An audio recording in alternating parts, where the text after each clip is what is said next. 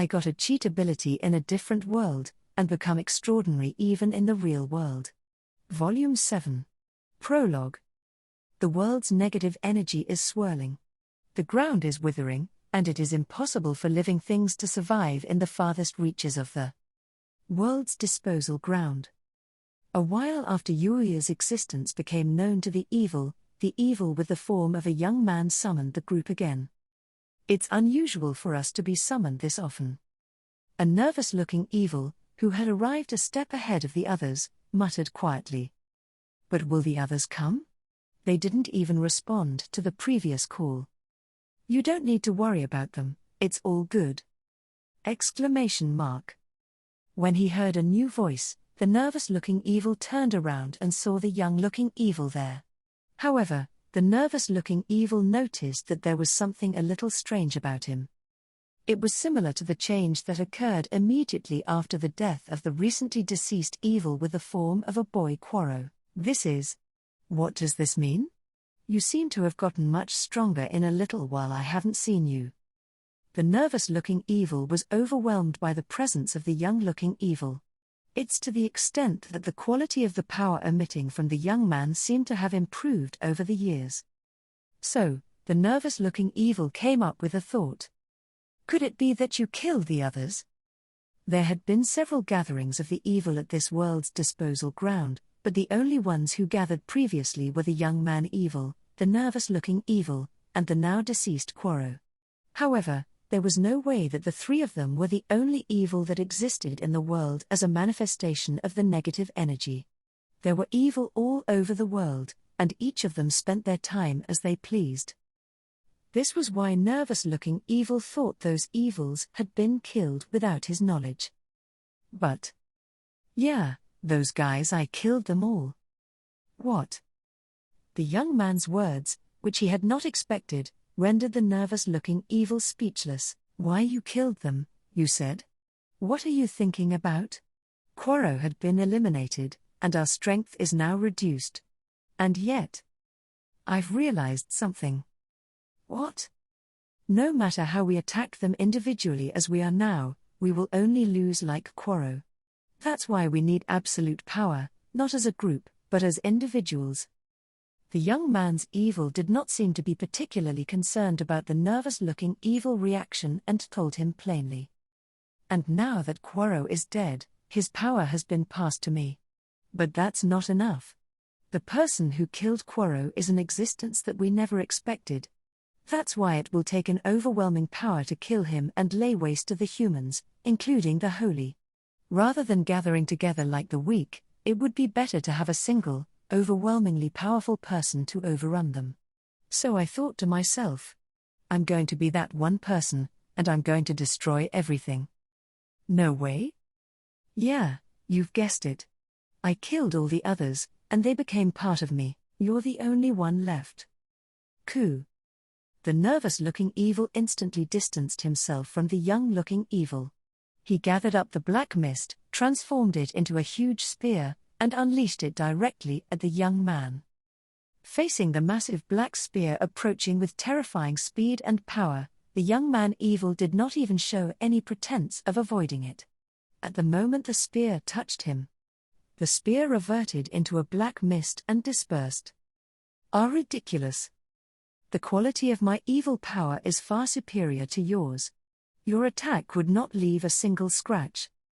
When he heard the young man's words, the nervous-looking evil, thinking that he had a slim chance of winning, immediately gathered up the black mist to try to flee from the place. However, what? The black mist that the nervous-looking evil desperately gathered up had dissipated again, and in contrast, it gathered around the young-looking evil. I told you already. The quality of my evil power is vastly superior to yours. Which means that all the negative power in the world has gathered around me. There is not a single evil power you can control anymore. No way. Before this unreasonable power, the nervous-looking evil was at a loss for words, and the young man smiled. But, it's painful for me too to just kill you after we've been through so much together. That's why. I'll show you the true power of my ultimate perfected evil. The dense black mist hovering around the young man's evil suddenly wriggled and transformed itself into the shape of a hand. Eventually multiple hands appeared as if they were growing out of the back of the young man's evil. Furthermore, these hands formed by the black mist were holding a variety of weapons. And when he saw the variety of weapons, the nervous-looking evil noticed something and opened his eyes. Those weapons are the weapons of the fallen saints? That's right. I killed the other evil as well as the fallen saints, and this was an unexpected harvest. As you can see, I've even acquired all the skills of the fallen saints. Originally, each and every individual evil was already overwhelmingly powerful. In order to counter them, the human race up until now had managed to combat the evil by acquiring the title of holy for those who have mastered the skills in various fields. However, the young-looking evil was not only powerful as an evil, but he had also acquired the skills that the holy had acquired and was becoming a more perfect being. Now, I'll take care of the rest. You can disappear in peace. See Tenjou Yuuya. The nervous-looking evil was releasing the faint remaining evil power desperately. And at the same time, the jet-black spear that the young man unleashed had pierced through the nervous-looking evil with ease. Gah! The nervous-looking evil had been pierced in the stomach and could no longer move properly, glared at the young-looking evil with eyes filled with tremendous murderous intent. Why, you bastard? To do something like this to me? It's become tedious. Just shut up and become my food. At that moment, a black mist gathered around the feet of the nervous-looking evil. The mist took on the shape of some kind of jaw and ate the nervous-looking evil. Gah-ah-ah-ah. The sound of ripping flesh, shattering bones, along with the scream of the nervous-looking evil was heard as he was being chewed. In the end, when the sound disappeared and the black mist dispersed, the young man noticed something unusual with his body. Uck. Oh, ooh. The negative power surrounding the world's disposal ground was gathering around the young man. In addition, new energies that were still created by the negative emotions around the world were also flowing into the young-looking evil. The energy turned into a jet-black sphere that completely enveloped the evil. Eventually, the jet-black sphere cracked, and the young man appeared from within. He had long jet-black hair that seemed to consume everything and black eyes that looked like bottomless holes. The power of the evil, concentrated to the utmost limit, was leaking out of his body in a faint aura. The young man looked down at his reborn body and stared at his hands. Ah, I was right after all. When the young man gathers the power of evil in his right palm, a jet-black sphere the size of a marble emerges. The moment he randomly threw it in front of him, a thunderous roar echoed throughout the world's disposal ground. Is the power still not completely accustomed to my new body? The young man's evil glared at the distant sky and laughed ferociously. Just wait, you outsider. I'm going to wipe you out without a trace. For the first step, I will go to the country where Quoro was killed to say hello. After evolving into the ultimate perfect form, the god of destruction Avis disappeared as if melting into the world. Chapter 1, Sweet Practice. Part 1. It's been a few days since I defeated Quoro, one of the evil. As Master Usagi had said, my training had become more severe than before. 1,000 spear piercing. Humph. I transformed to the evil and unleashed the spear saint technique that I had acquired during the battle with the fallen saint. I had awakened a new power during that battle. Thanks to the evil den's eye, I was able to use some of the spear saint's technique. But neither the evil den's eye nor the spear saint technique were reflected in my status. It seemed that I had acquired them as my own unique skills. With my new skills, countless spear attacks were directed at Master Usagi. However, Master Usagi didn't seem to be overwhelmed by the number of attacks and just brushed them off with his legs. Seriously? Do you think that your attacks which aren't equipped with the magic attire would hit me? Here, do not let your mind wander. Whoa. After Master Usagi parried away my attack lightly, he accelerated straight at me and mercilessly directed a kick at my face. I managed to avoid it by turning my upper body. Then I countered by kicking Master Usagi while upside down. Oh! Master Usagi seemed a little impressed by my action, but he casually used my kick as a foothold and moved away from me. You used to be too preoccupied to avoid it, but now you're fighting back. It looks like you're growing up, at least. I wonder if that's true. I'm not confident at all. After all, my attacks were all deflected, so I didn't feel like I was growing up at all. I know that if I don't use magic attire, I won't be able to land an attack, but this training also has the purpose of raising my natural strength, so I didn't use it on purpose. Well, that's fine. But if you only attack with your spear and kicks, it won't be any different than before, right? I know that. I put away my absolute spear and took out my Omni sword. And then single sword flash! Exclamation mark. By applying the kicking technique that was handed down by Master Usagi to attack, I was able to approach Master Usagi with tremendous momentum, and then I was able to swing the whole sword that was in my hand to the side. This technique was a sword saint technique which was taught by Iris-san. The strike contained my full power, and for the first time in today's training, Master Usagi took evasive actions instead of just brushing aside my attack. But my attack was not over yet. Heavenly rotation. What? One of the sword saint techniques was the heavenly rotation, which was an attack that launches a tornado of slashes by slashing the sword upward from the bottom. I learned this technique from Iris-san, but I am not yet able to create a tornado as large as hers. Even so, if I unleashed it at close range, even Master Usagi wouldn't be able to avoid it. Humph. Interesting. Huh?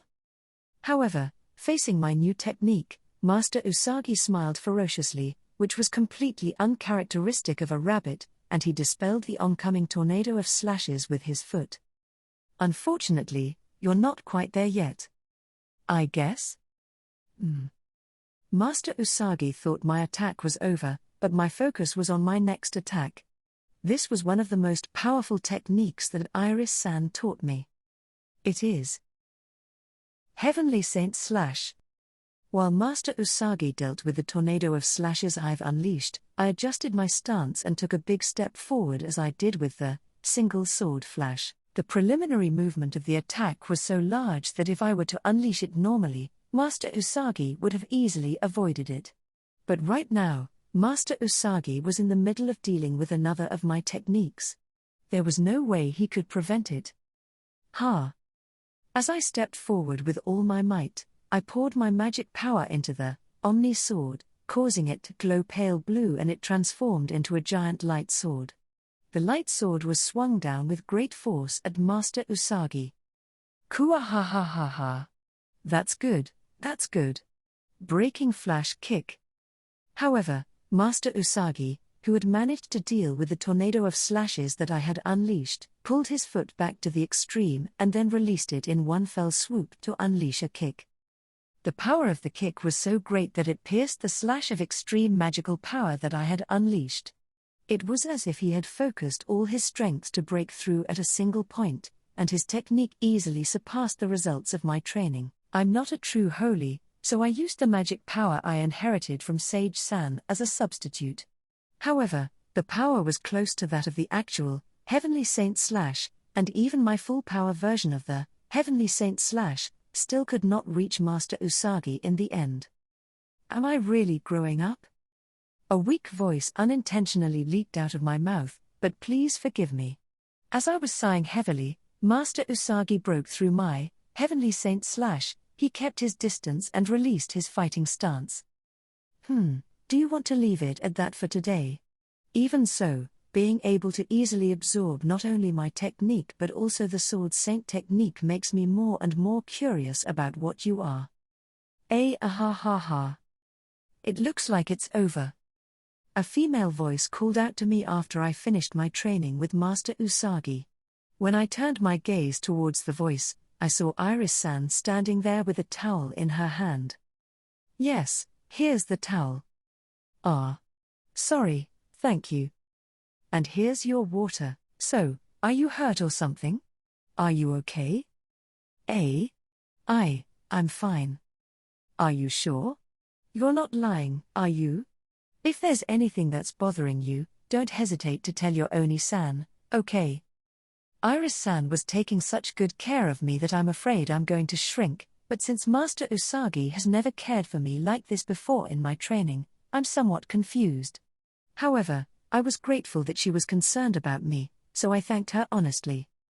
Thank you very much. Thank you so much for doing this for me. It's okay, I want to be with you as much as possible like this. It's nothing. As you may have guessed from Iris-san's presence here, after Quoro's attack, not only did the intensity of my training with Master Usagi increase, but Iris-san also began training me.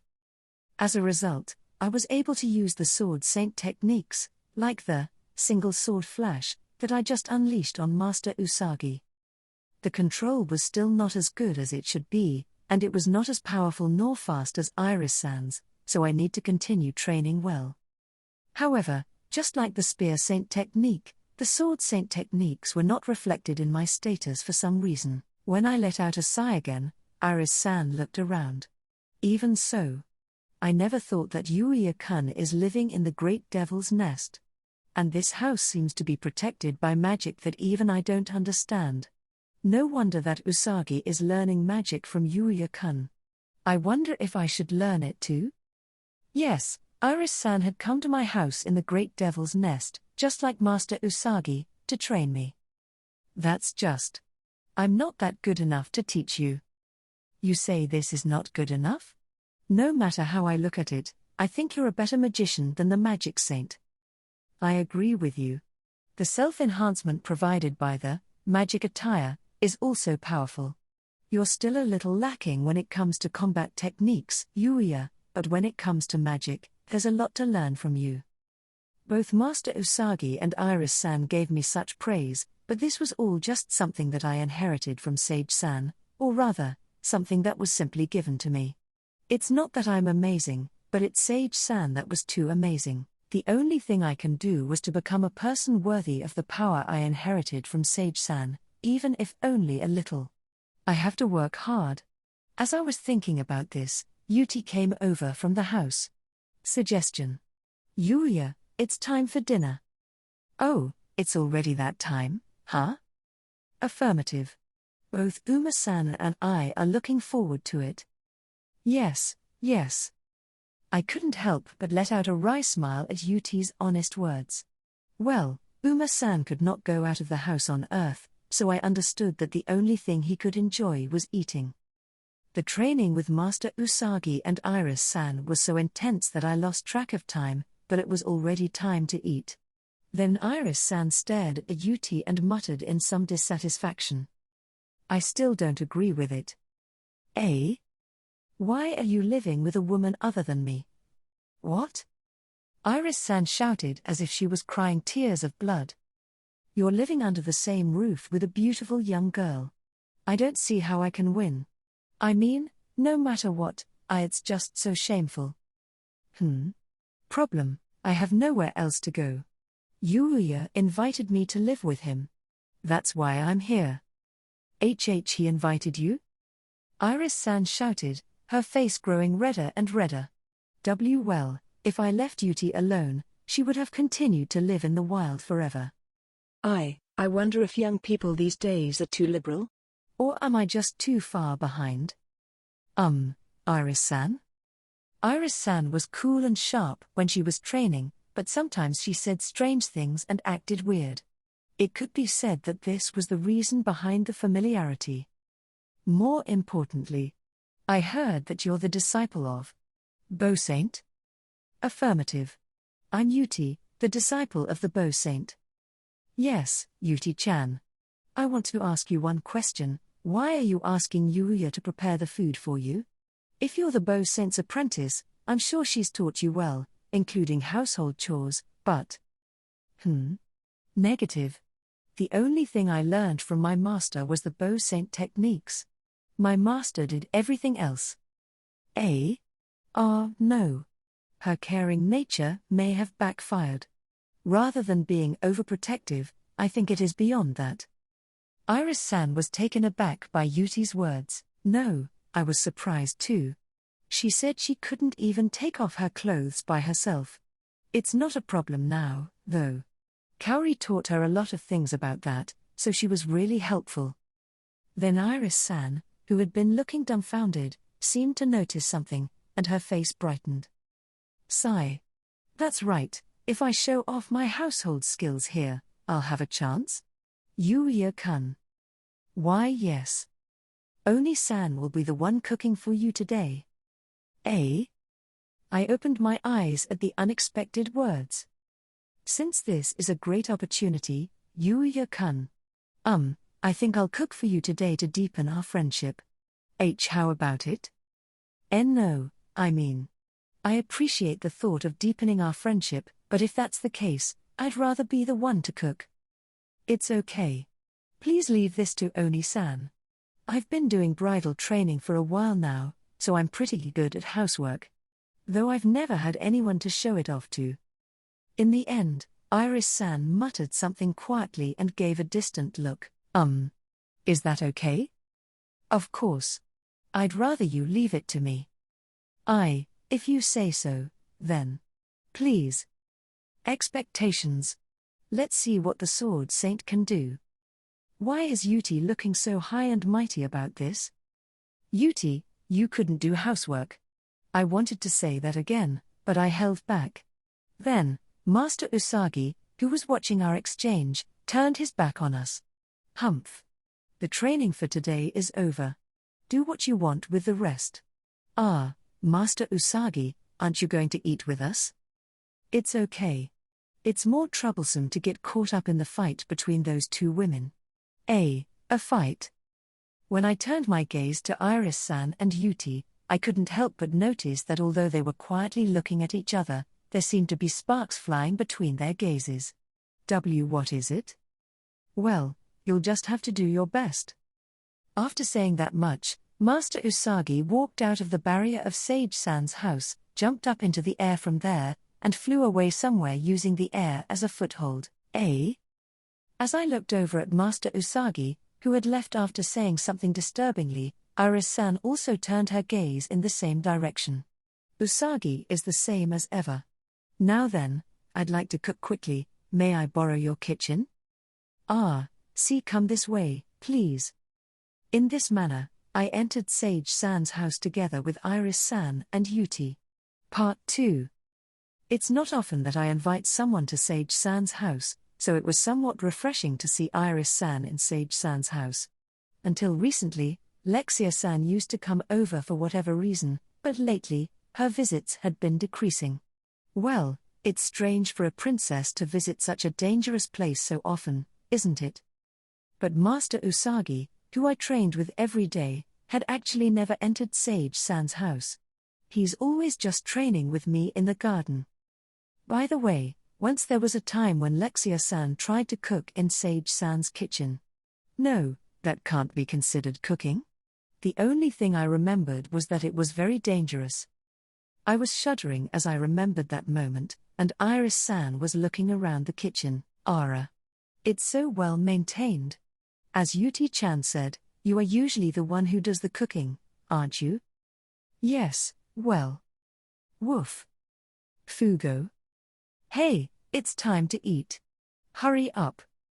As I explained the cooking utensils places to Iris-san, Knight, Akatsuki, and Uma-san also came to the kitchen. When Iris-san saw Knight and the others, she widened her eyes. Come to think of it. I've been wondering about this since we met at the Regal Kingdom. Oh, I haven't introduced them to you, by the way. This is my family, Knight, Akatsuki, and Uma-san. Woof. Fugo. Humph. Knight sat up neatly and let out a single bark, while Akatsuki responded at his own pace as his usual self, raising his right paw in a carefree manner. And Uma-san, needless to say, showed no interest in Iris-san and laid down comfortably on the floor. As I smiled at the three of them, Iris-san froze. What's wrong, Iris-san? Be Black Fenrir? Knight, is it? Apparently, He's from such a race. I heard they're rare and very strong. A black Fenrir is not something that can be described in such simple terms as rare and very strong, you know. A. Affirmative. Yuuya, your perception is a little odd. T. That's. I've been told the same thing by Yuti, but did I say something so strange? Uma-san said that if it's only about strength, it's a race that is comparable to himself, but I don't really feel that way about it either. More importantly, when I see Knight in his daily life, he doesn't seem to be as unpredictable as Uma-san, and he's very smart, so I don't really understand such a statement. Well, whatever it is, Knight is Knight, right? When I stroked Knight with this in mind, he narrowed his eyes and rubbed his body against my hand. As I thought, he's cute. Then, perhaps envying Knight, Akatsuki slipped under my other free hand and pressed his head against it. Bui. Fugo tilde. Yes, I'll stroke you too. By the way, what's that red pig? Akatsuki? I heard that Akatsuki's race is called Muju, but I don't know much about them. Master Usagi said that they are one of this planet's self-purification mechanisms, and they play a similar role to those of the holy such as Iris-san and Master Usagi. Then, what about the little dragon? Uma-san is an existence from the legend called the Genesis Dragon. I don't know much about the details, but I heard that he is incredibly strong. Well, I've never seen him fight. Considering how intimidating he was when I first met him, there was no way he was weak. In fact, it's hard to believe that an existence that has been alive since the time this planet was created would be considered weak. More than that, when I introduced Knight and the others again like this, it made me realize that I still don't know much about these three at all. However, they are still an important part of my family. When I finished introducing everyone, I looked at Iris-san again, and she had a dumbfounded expression on her face. You Iris-san? Sigh. I am really surprised at how crazy it is. Wait, no. It's just strange. How can you be so calm? It's Black Fenrir, you know? It's a race that all of us holy, and even our enemy, the evil, would be no match for even if we all joined together. In addition, there is also a holy beast that is born with a special power to fight against evil. And to top it all off, the Genesis Dragon, you say. It's really unbelievable. Affirmative. Your reaction is just right. In response to Iris-san's exclamation, Yuti nodded quietly. Well, Uma-san is surely an extraordinary existence, but are Knight and Akatsuki really that much of a cause for concern? They're just cute and dependable family members of mine. Then Uma-san, who seemed to have been listening to Iris-san's words, opened one eye from his prone position and turned his sharp gaze on Iris-san. Ho? Little girl. You don't believe that I'm the Genesis Dragon, do you? Huh? It does not affect me, but I could tell that Uma-san was intimidating Iris-san because her complexion instantly turned white, and she began to sweat profusely. Seeing this, I hurriedly warned Uma-san. Hey, Uma-san. Don't be so quick to threaten people like that. What is it? Yuuya, you say that, but it would be nice if someone can just accept that Uma-san is the Genesis Dragon, but it is a problem if you had to react every time like this happened. You're right, but and today's meal will be made by Iris-san. If Uma-san intimidates her, she won't be able to cook. What? It would be bad. I'm hungry already. The food must be prepared as soon as possible. Uma-san seemed to have stopped intimidating Iris-san when he replied in a panic to my words, and Iris-san was gasping for air over and over again. Ha. Iris-san. Are you okay? Ha. Why, yeah. Thank you. No problem. I'm sorry, too. It's okay. I also made a rude remark. Uma-sama. Right? Please forgive my rudeness. Iris-san said and bowed to Uma-san. Then, Uma-san snorted. Humph. Just remember that. And there is no need to address me as such. It's annoying. Yes. I understand. Thank you very much. The one who can speak strongly against Uma-san is only Yuuya. Looks like it. Eh? I don't think that's the case. But I do believe that Uma-san would understand if I explained it properly. When I thought about that, Iris-san turned her gaze to me once again. As expected, your family's fighting force is crazy. It feels strange for us to be worrying about evil. Well, isn't that okay? However, Uma-san said that he wouldn't participate in the battle against evil. Is that so? When it comes to the Genesis Dragon, he probably won't be interested in our fight. But will the Black Fenrir Knight be participating? Yes. Knight will fight with us. He's still a kid, though, so he's still growing up, just like me. No, even though he's still growing up, it's very reassuring to have the legendary Black Fenrir as a companion. Knight-chan, please take care of me, okay? Woof. Iris-san bends down and gently pets Knight.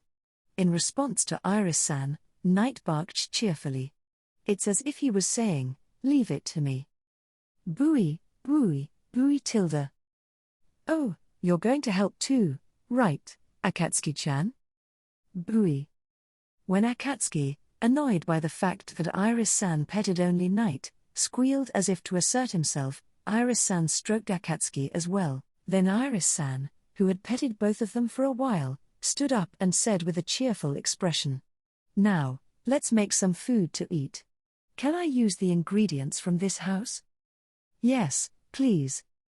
I've got many ingredients, from the outrageous vegetables from Sage-san's garden to the monster materials I've acquired from training with Master Usagi and from my personal explorations of the Great Devil's Nest.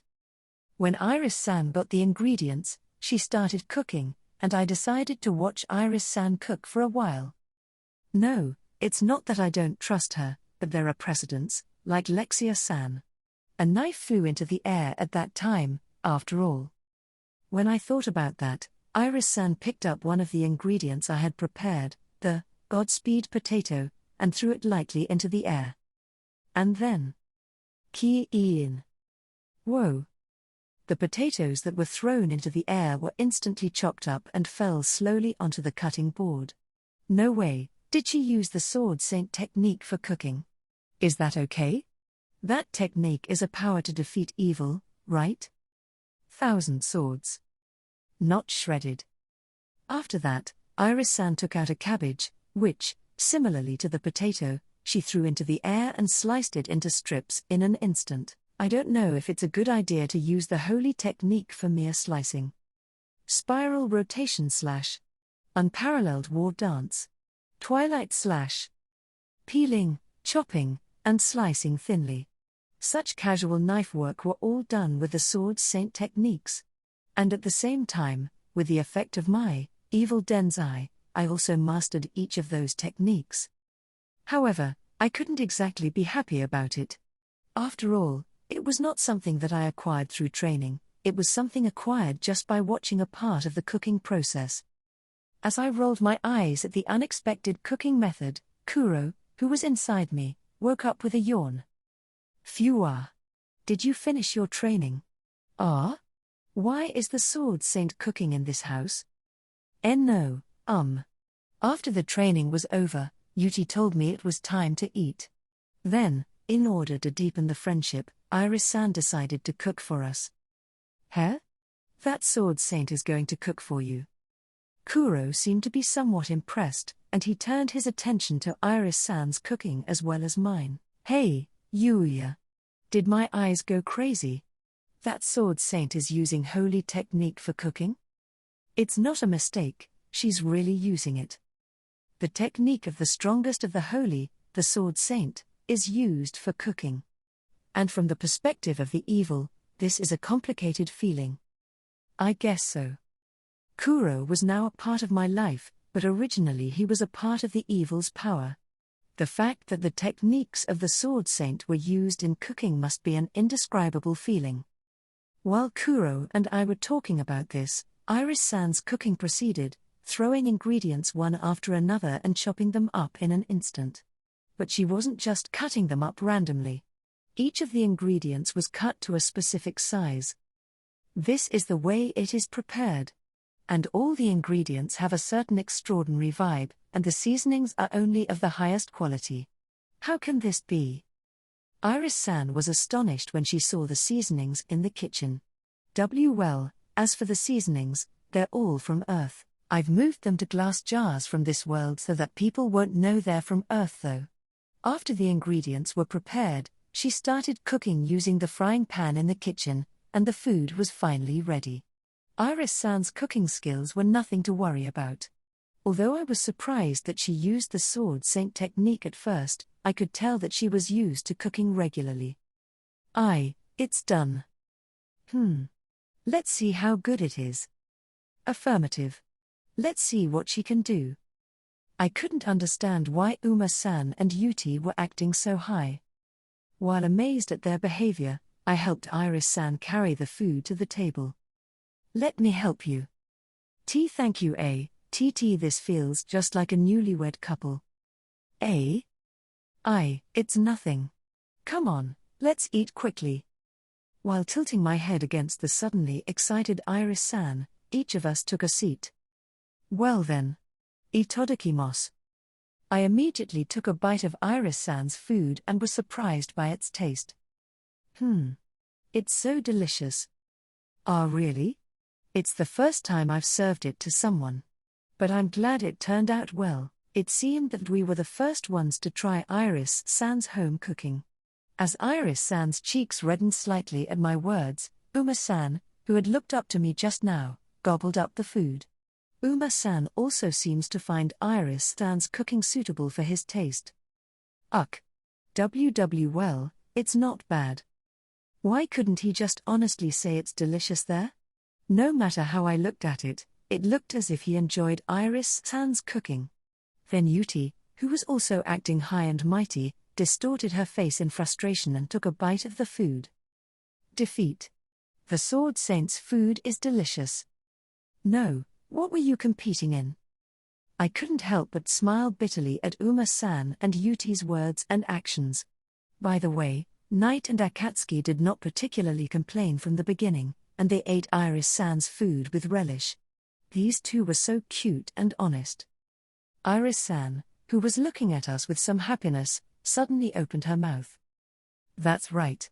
As one of your masters, I'm going to continue to teach you many things. And whenever you train with me, I'll cook for you, If you want, I can do your cleaning and laundry too. No. I can't ask you to do that. I'm your apprentice, after all. That's why. If I do the housework for you, you can use that time to train yourself, right? No, that may be true, but it's okay. You can leave it to Oni-san. Yuuya-kun should train without worry. What should I do? Iris-san is spoiling me so much. I've been training with Iris-san for a while now, and I've found that she's been more lenient with me than I expected. Of course, the training was tough, but she didn't push me as hard as Master Usagi. She suggested many breaks and tried to take care of me. That's very helpful, but if she spoils me too much, I'll become a good-for-nothing. When I was confused by Iris-san's words, she was somewhat taken aback by the euphoria. Oh. My efforts are paying off. If it keeps going like this, we're going to get married. As I looked at Iris-san, who occasionally departed to some distant world, I pondered how I should persuade her. Part 3. So, Yuuya-kun, I'm going to give you a massage. What's the reason for that? After we finished eating, Iris-san suddenly said that with a lovely smile. And then she tilted her head in wonder. Is there something wrong?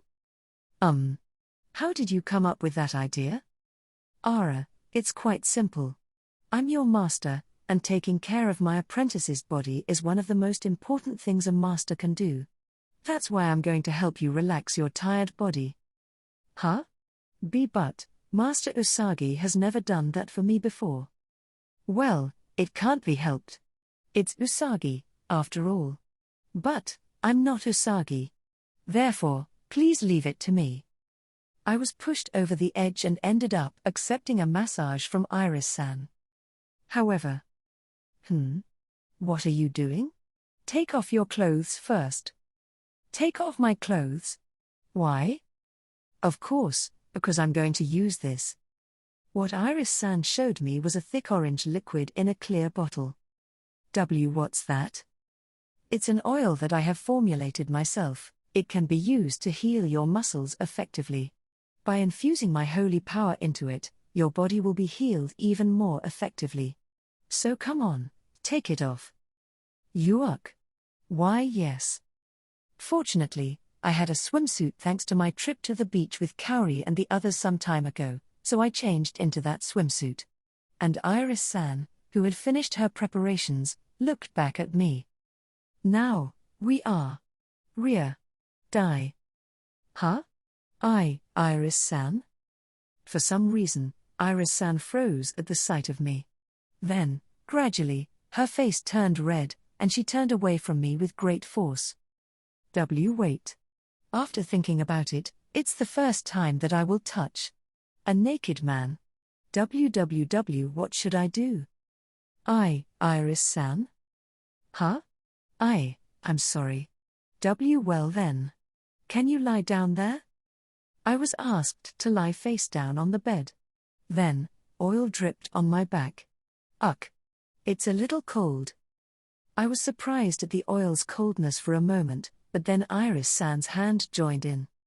At first, it was very ticklish and embarrassing because of the feeling of the thick oil and the fact that someone was touching my body, but Iris-san's massage was very pleasant. What can I say? Iris-san was right. I could feel that she was rubbing and healing my muscles that I had overworked during my training. Of course, there were no wounds on my body. Still, as Iris-san massaged me with the power of the holy, I felt the fatigue that had built up in my body disappear, and I was healed from the core of my body. This was going to be addictive. But rather than that, I was starting to feel sleepy. A message suddenly appeared in front of my eyes as I began to doze off over the pleasant feeling.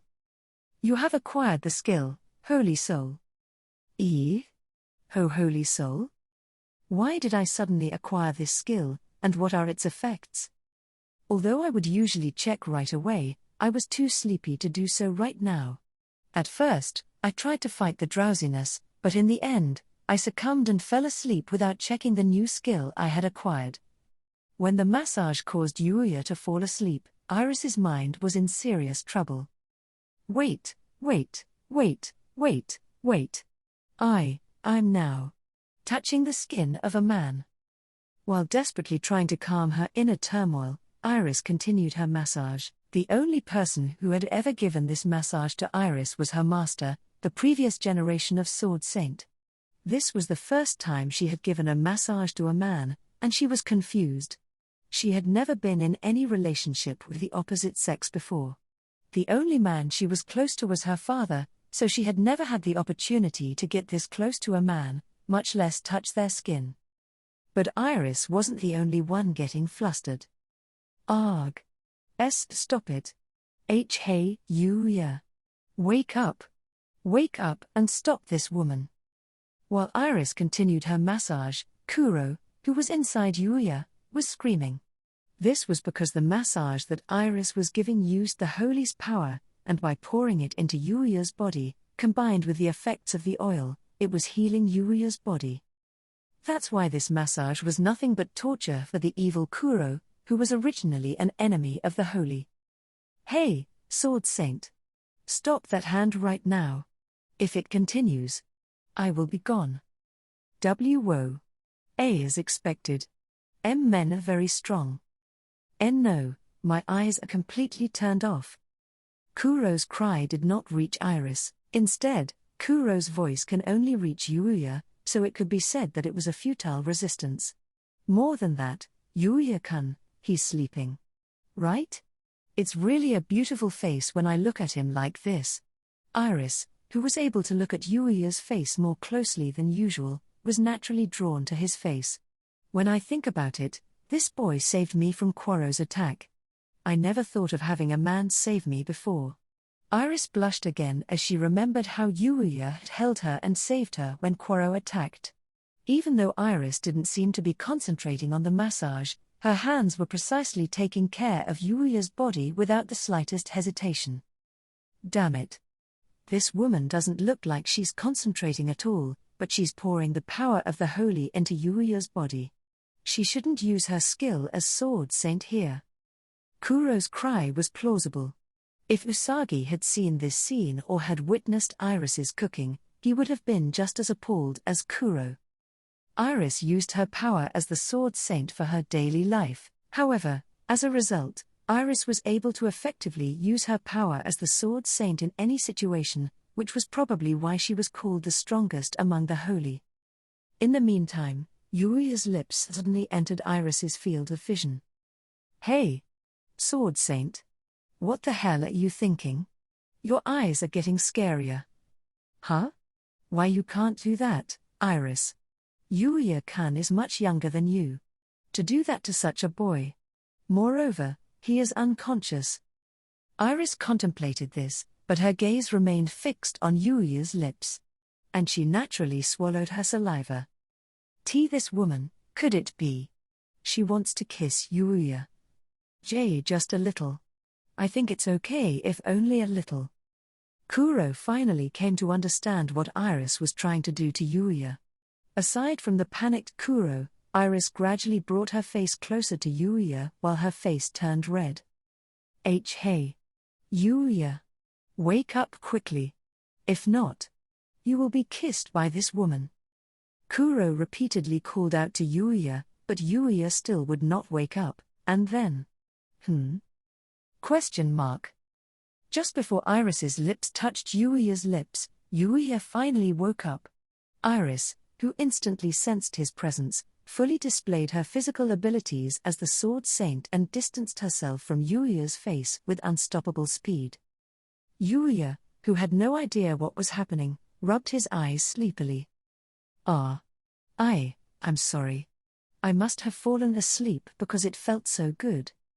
Iris then shook her head with all her might to Yuuya, who said that with an apologetic expression.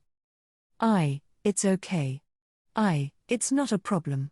You must be tired from the training. It can't be helped. Thank you very much. What's wrong? Huh? Iris made a strange voice in response to Yuuya's question. But Iris did her best to maintain her composure as she answered Yuuya. It's nothing.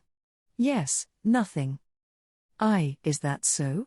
That's fine then. For Yuuya, who twisted his head with a somewhat strange expression, Kuro was relieved that the power of the holy was no longer pouring into Yuuya's body, but he also cursed. Nothing, my ass. She afflicted me with a lot of pain, and then she tried to give Yuuya a strange kind of trouble. Strange kind of trouble. Jaiku. While confused as to why Kuro seemed to be in a bad mood, Yuuya recited Kuro's words. Then, Iris froze when she heard it. What are you talking about?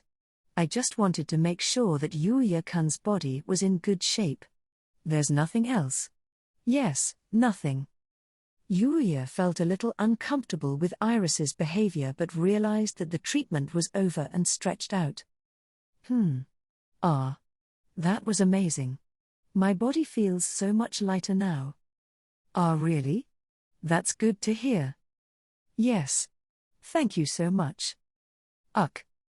In front of Yuuya's innocent smile and his ignorance of this whole event, Iris turned her face away. However, Iris did not intend to end here. Then, for the future training. Yes. Whenever you finish your training, I will give you a massage, so keep that in mind, okay? This is not the only time? Yuuya raised his voice in surprise at Iris's words, and Kuro raised his voice of disgust from the bottom of his heart. However, Kuro's voice could not reach Iris, of course, so Iris continued without any sign of concern. It's natural, isn't it? If you don't take care of your body every time you finish your training, it's meaningless. It's not that you dislike it, is it? That's, well. Hey, Yuuya. I don't like it. I almost died while you were sleeping. Why? Of course it's because she poured the power of the holy into me. I'm the evil. The holy's power is a deadly poison to me. Oh, that's right. What do you mean by that? Kuro was speechless when Yuuya's answer was too simple. But it's also true that my body felt great. Gah. It's certainly true that the massage itself is painful, but my body is also more comfortable now than before. Is that so? Yuuya did not understand, but it was no exaggeration to say that Kuro lived in Yuuya.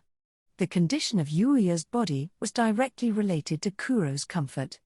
Therefore, the healthier Yuuya was, the more comfortable the environment would be for Kuro. Knowing this, Kuro couldn't argue strongly with Yuuya's words.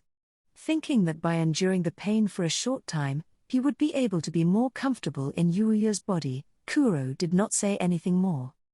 Iris tilted her head at Yuuya, who was lost in conversation with Kuro. What's wrong? It's nothing. Really? Well, anyway. I'm going to keep massaging you, so please keep that in mind, okay? Why, yes. Well then. Please take care of me. Iris made an agreement with Yuuya for massages and inwardly posed a gut pose.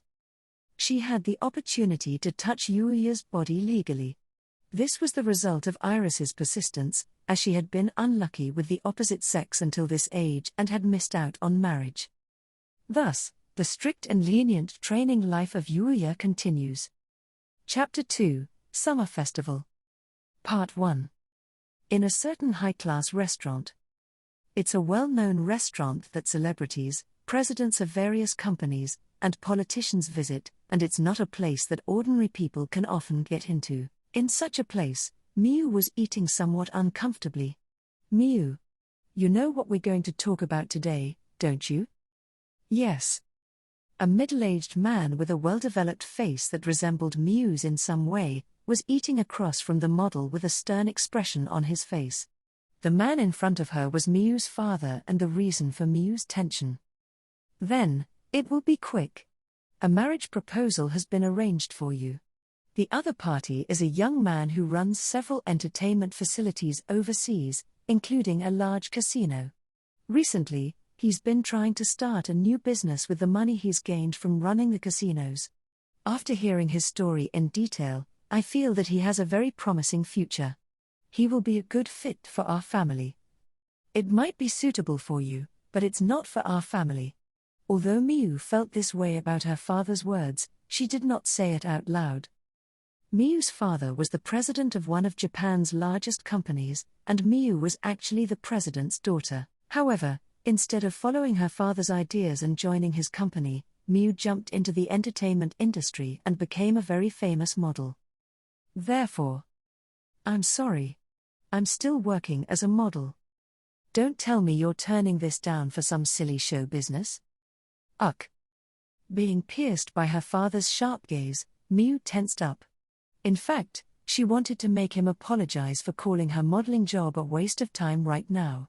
However, she couldn't control her body's response, which was a subconscious reflex ingrained in her for years, and she could only remain silent. Miu's father spoke to her as if he was talking to a poorly taught daughter. Miu, I approved your entertainment activities because I believe it will lead to an enhancement of our company's image. But apart from that, you have also promised to help our company grow if there is an opportunity to do so. Don't tell me you've forgotten that.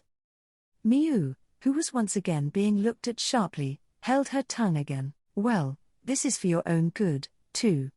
I don't know about modeling or whatever, but your future is secure if you work for me instead of being in the unstable and unpredictable world of entertainment. Why can't you understand that? You don't know how I feel about being a model. I don't know. And I'm not even interested in that. Huh? No matter what you say, I intend to proceed with this marriage proposal.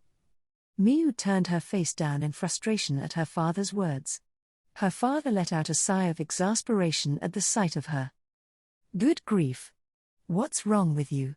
If you marry someone I introduce you to, your future will be secure. I'm not looking for that. Miyu. Don't disappoint me too much. Miyu's body tensed up at the sound of her father's cold voice. You lack awareness as a member of the Midu family. For the sake of the development of the Midu family and for your future, this marriage is very important.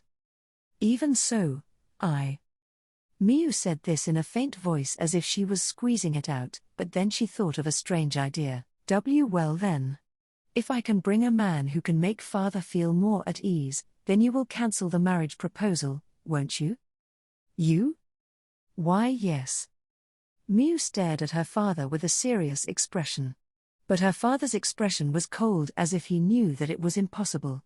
I've told you many times that this marriage is for your future and will greatly affect the development of the Midu family. However, if you can bring a similar, no, an even better partner, I will have no complaints. Well then. Well, I don't think you can. I have some knowledge of your social circle. There has never been a man in your life that you have gotten to know personally, has there? I don't expect you to be able to bring someone who can meet those requirements out of the blue at all. After saying that much, her father resumed his meal. It was as if he had nothing more to say, and Miyu couldn't say anything else either. Just when I was getting used to training with Iris-san, I was told by Master Usagi and Iris-san that today would be a day off, as I had been doing a lot of training recently. However, since I was ready to train again today, I was puzzled by the sudden break. What should I do? I've already finished my summer vacation homework early so that I can hang out with Kaori and the others before, and since I have a break from my usual training, I might as well stop doing voluntary training as well to rest my body. I groaned for a while, but then an idea occurred to me. That's right.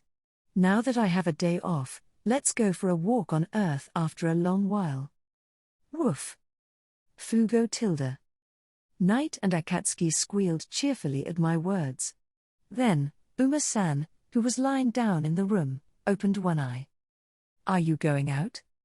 Yes. I see. Well, I don't think it's going to be a disaster, but be careful. Eh? I felt the presence of evil before, even here on Earth. Since the worlds are connected through that door, it's not surprising that anything can happen. When I went to visit Kaori's vacation house, I met the evil beast in the place where we did the test of courage, and it seemed that Uma-san had sensed the presence of it while he was in this house. As always, he's amazing. What about you, Yuti? Stand by. I'll stay home. I haven't finished my homework yet. Is that so? I smiled bitterly when I saw Yuti struggling with her summer vacation homework spread out on the table. Not only did she need to study for junior high school, but she also needed to catch up on the material from elementary school in order to keep up with her classes, so she needed to study more than others.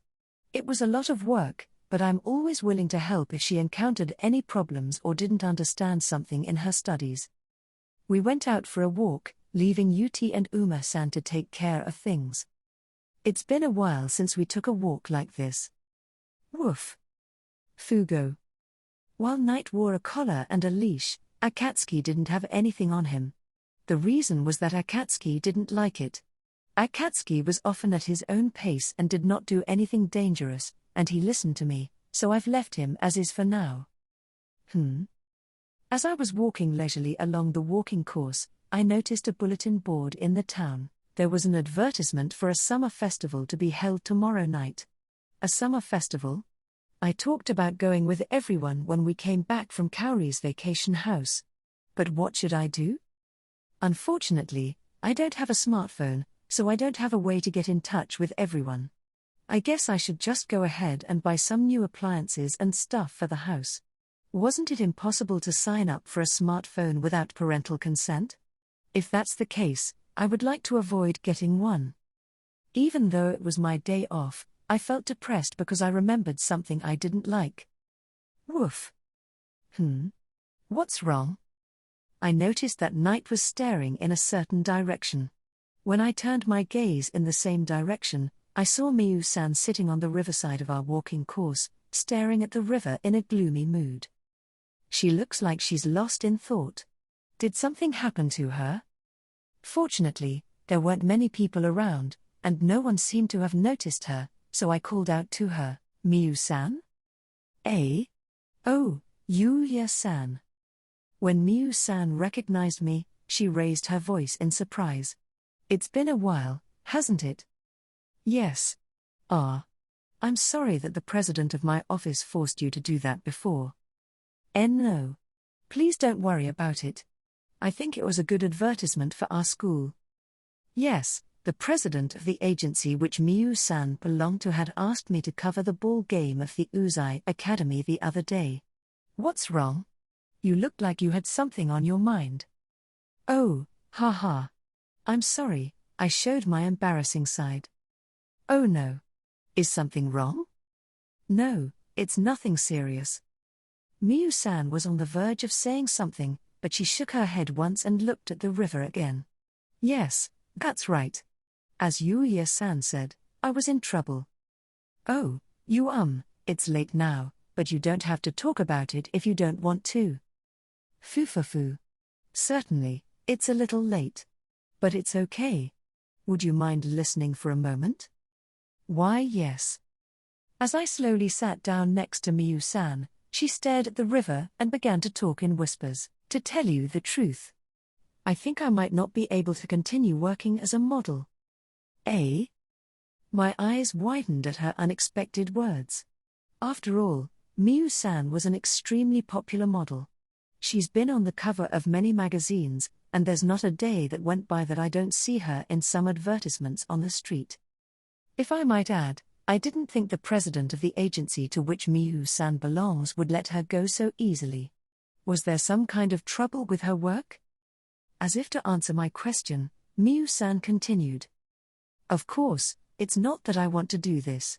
It's just that my family doesn't think I should continue working." "Your family?" Miyu-san's words brought my parents' faces to my mind again, but I quickly shook my head to dismiss the thought. I love my job as a model. I love modeling, and I don't want to quit. But it's not a world where I can continue to work while there's friction with my family. I didn't know much about the entertainment industry, so I couldn't say for sure, but I'm sure the problems she was facing were pretty complicated. Besides, I've never met Miyu-san's parents, so I couldn't say anything about them, and I shouldn't get involved in their family affairs. I couldn't say a word to Miyu-san, who struggled with her thoughts and itching to say something. Miyu-san laughed, looking a little refreshed. "I'm sorry for talking about this to an unrelated Yuuya-san." "Oh no. I'm not. No. I like my job. I just wanted someone to hear that I love my work and that it's something I can be proud of. My father denied me that." I was at a loss for words when Miyu-san smiled sadly at me. Suddenly, Miyu-san stood up and stretched as hard as she could. It's been a while since I went for a walk, but I was able to meet Yuuya-san like this, and more importantly, Yuuya-san listened to me. It's a good idea to take a walk. I've been a little depressed lately." When I saw Miyu-san acting cheerfully to hide the mood she was in earlier, my mouth naturally moved. "Miyu-san." "Yes? Do you have time tomorrow?" Oh, you mean tomorrow? I don't have any work tomorrow, so I do have time. I heard there's a summer festival near here tomorrow. It might take your mind off things a bit." TTTT, that will be a DD date. The second half of her words were too small to be heard, but I continued. "Of course, as long as you're okay with me." No. It's okay. There's no problem." For a moment, I was pressured by Miyu-san, who seemed more excited than I expected, but then I breathed a sigh of relief. "I'm glad.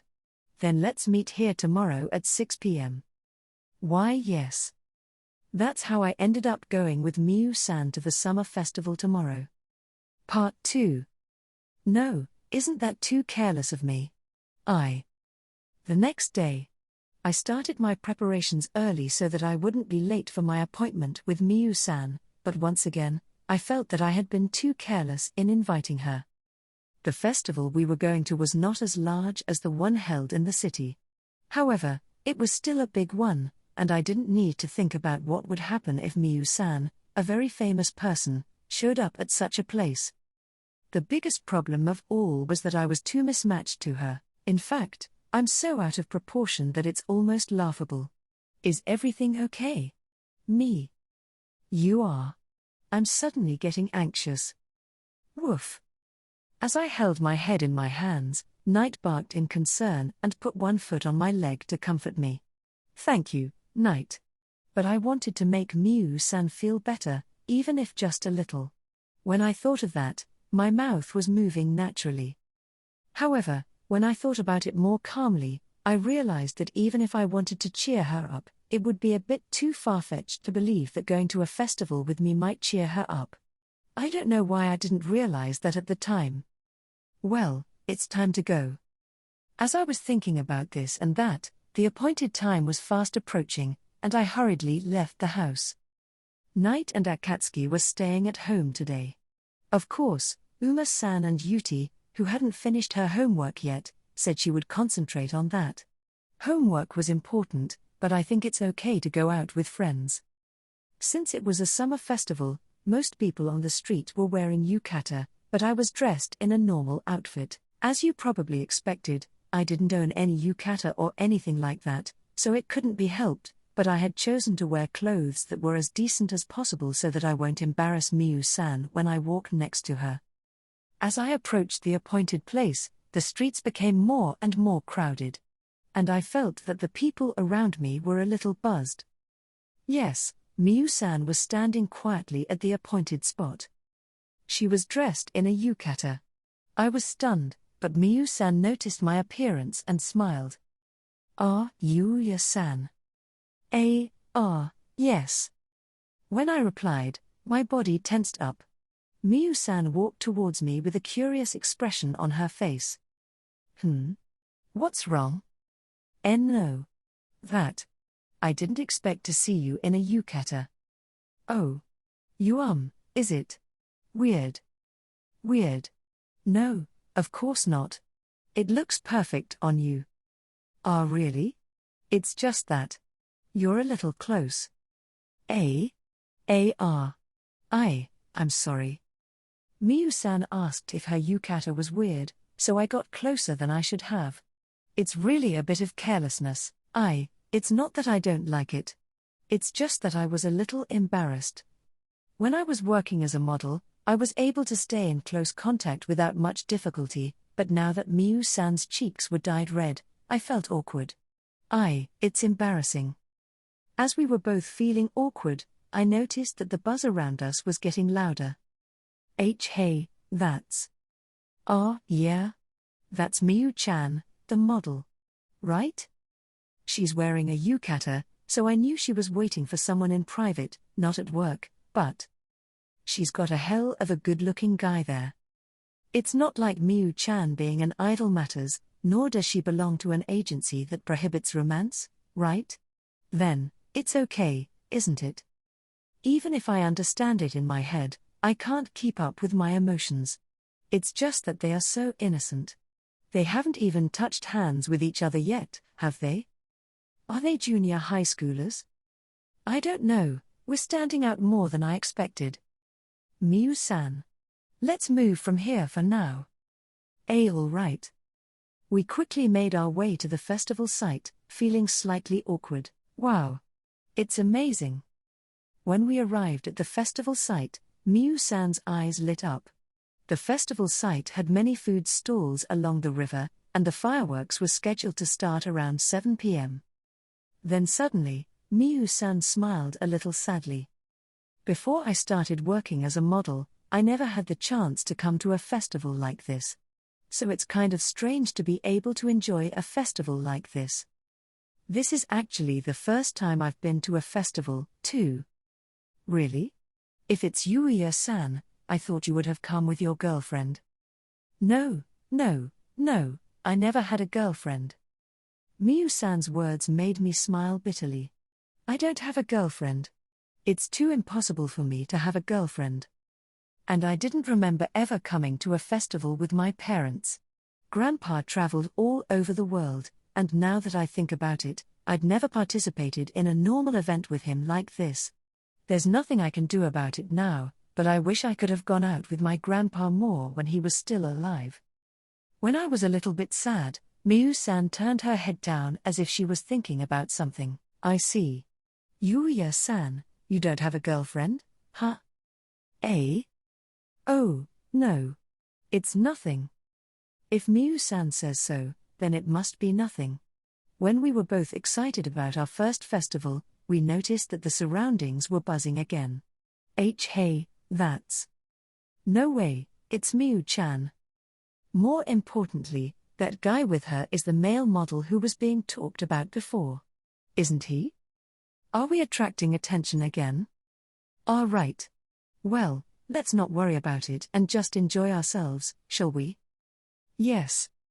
I'm worried about the stares around us, but we can't do anything about it if we care too much, so we decided just to enjoy the festival. Wow. There are so many different food stalls. Yes, there are. Oh, would you like to eat something? There's a shaved ice shop there. Let's try it. I immediately lined up at the shaved ice shop I saw and ordered some. It's been a long time since I've had shaved ice. You can't have shaved ice unless you have a chance like this. We took a break from the stall and ate the shaved ice we had bought. Did you get the blue Hawaii flavor, Yuuya-san? Yes, and Miyu-san has the strawberry flavor, right? Yes, speaking of which, I heard that shaved ice syrup actually tastes the same. Is that true? Apparently, the base flavor is the same, but just by changing the scent or color, it tastes different. If that's true, then it must be an illusion of the brain. Human beings are mysterious. As I stared at the shaved ice in my hands, Miyu-san chuckled.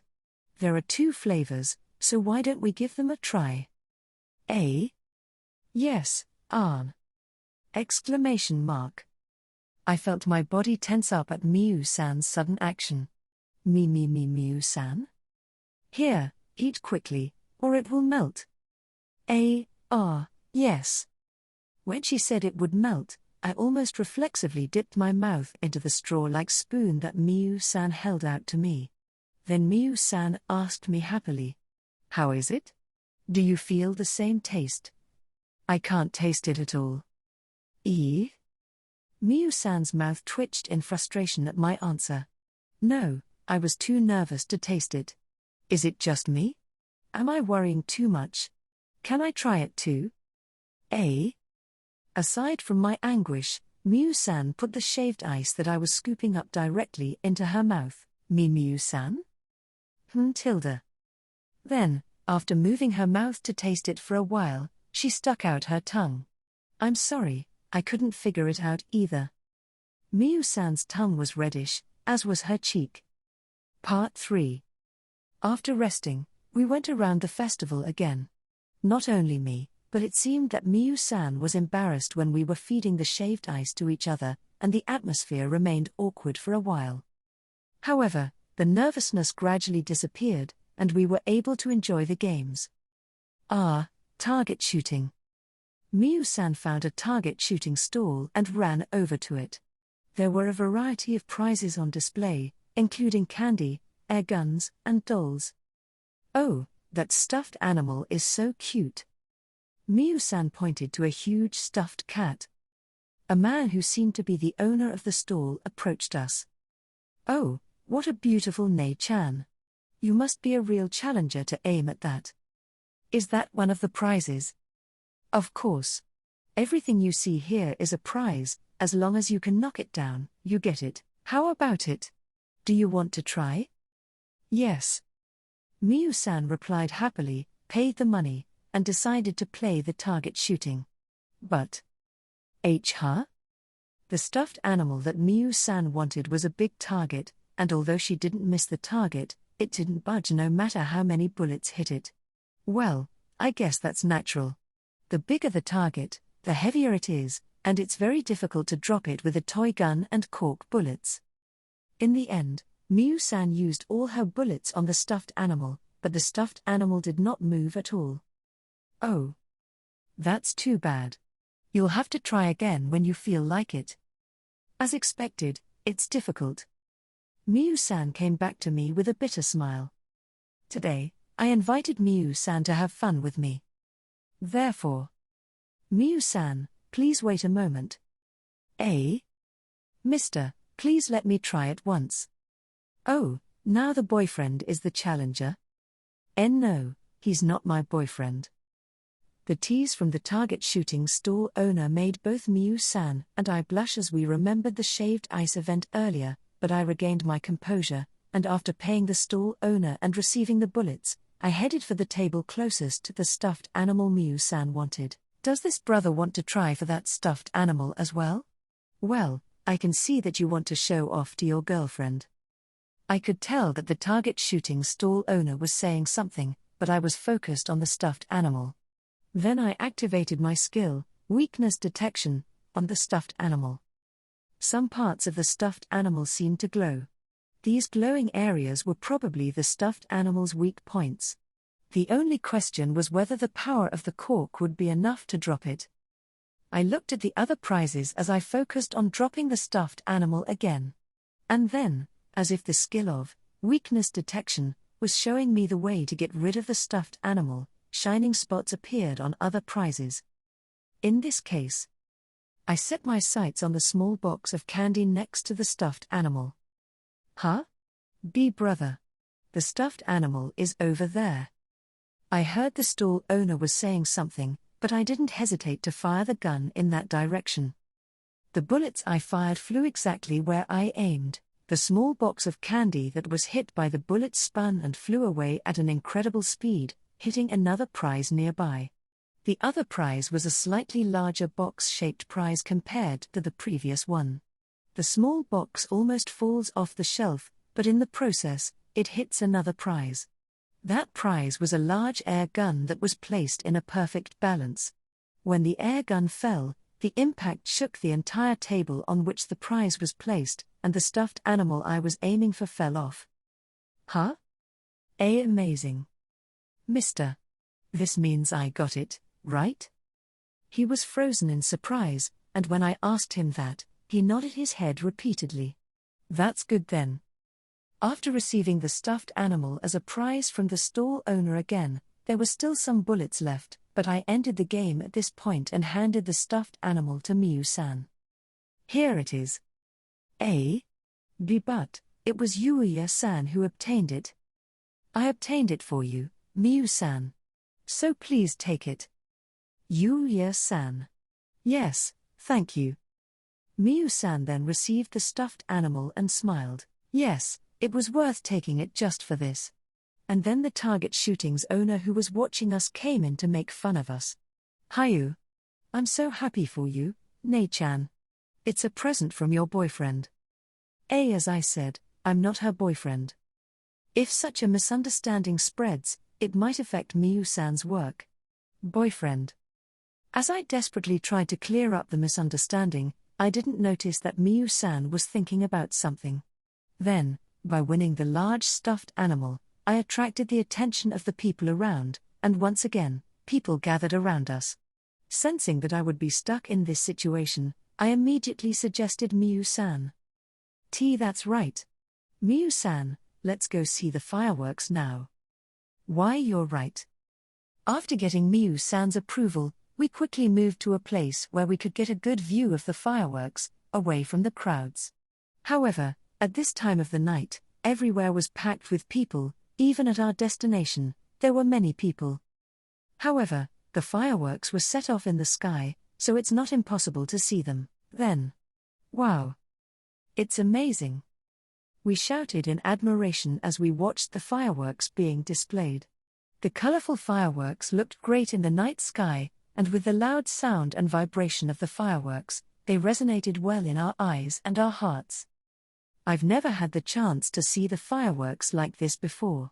Of course, I knew that there were fireworks displays and festivals, but I had never had the time to enjoy them before.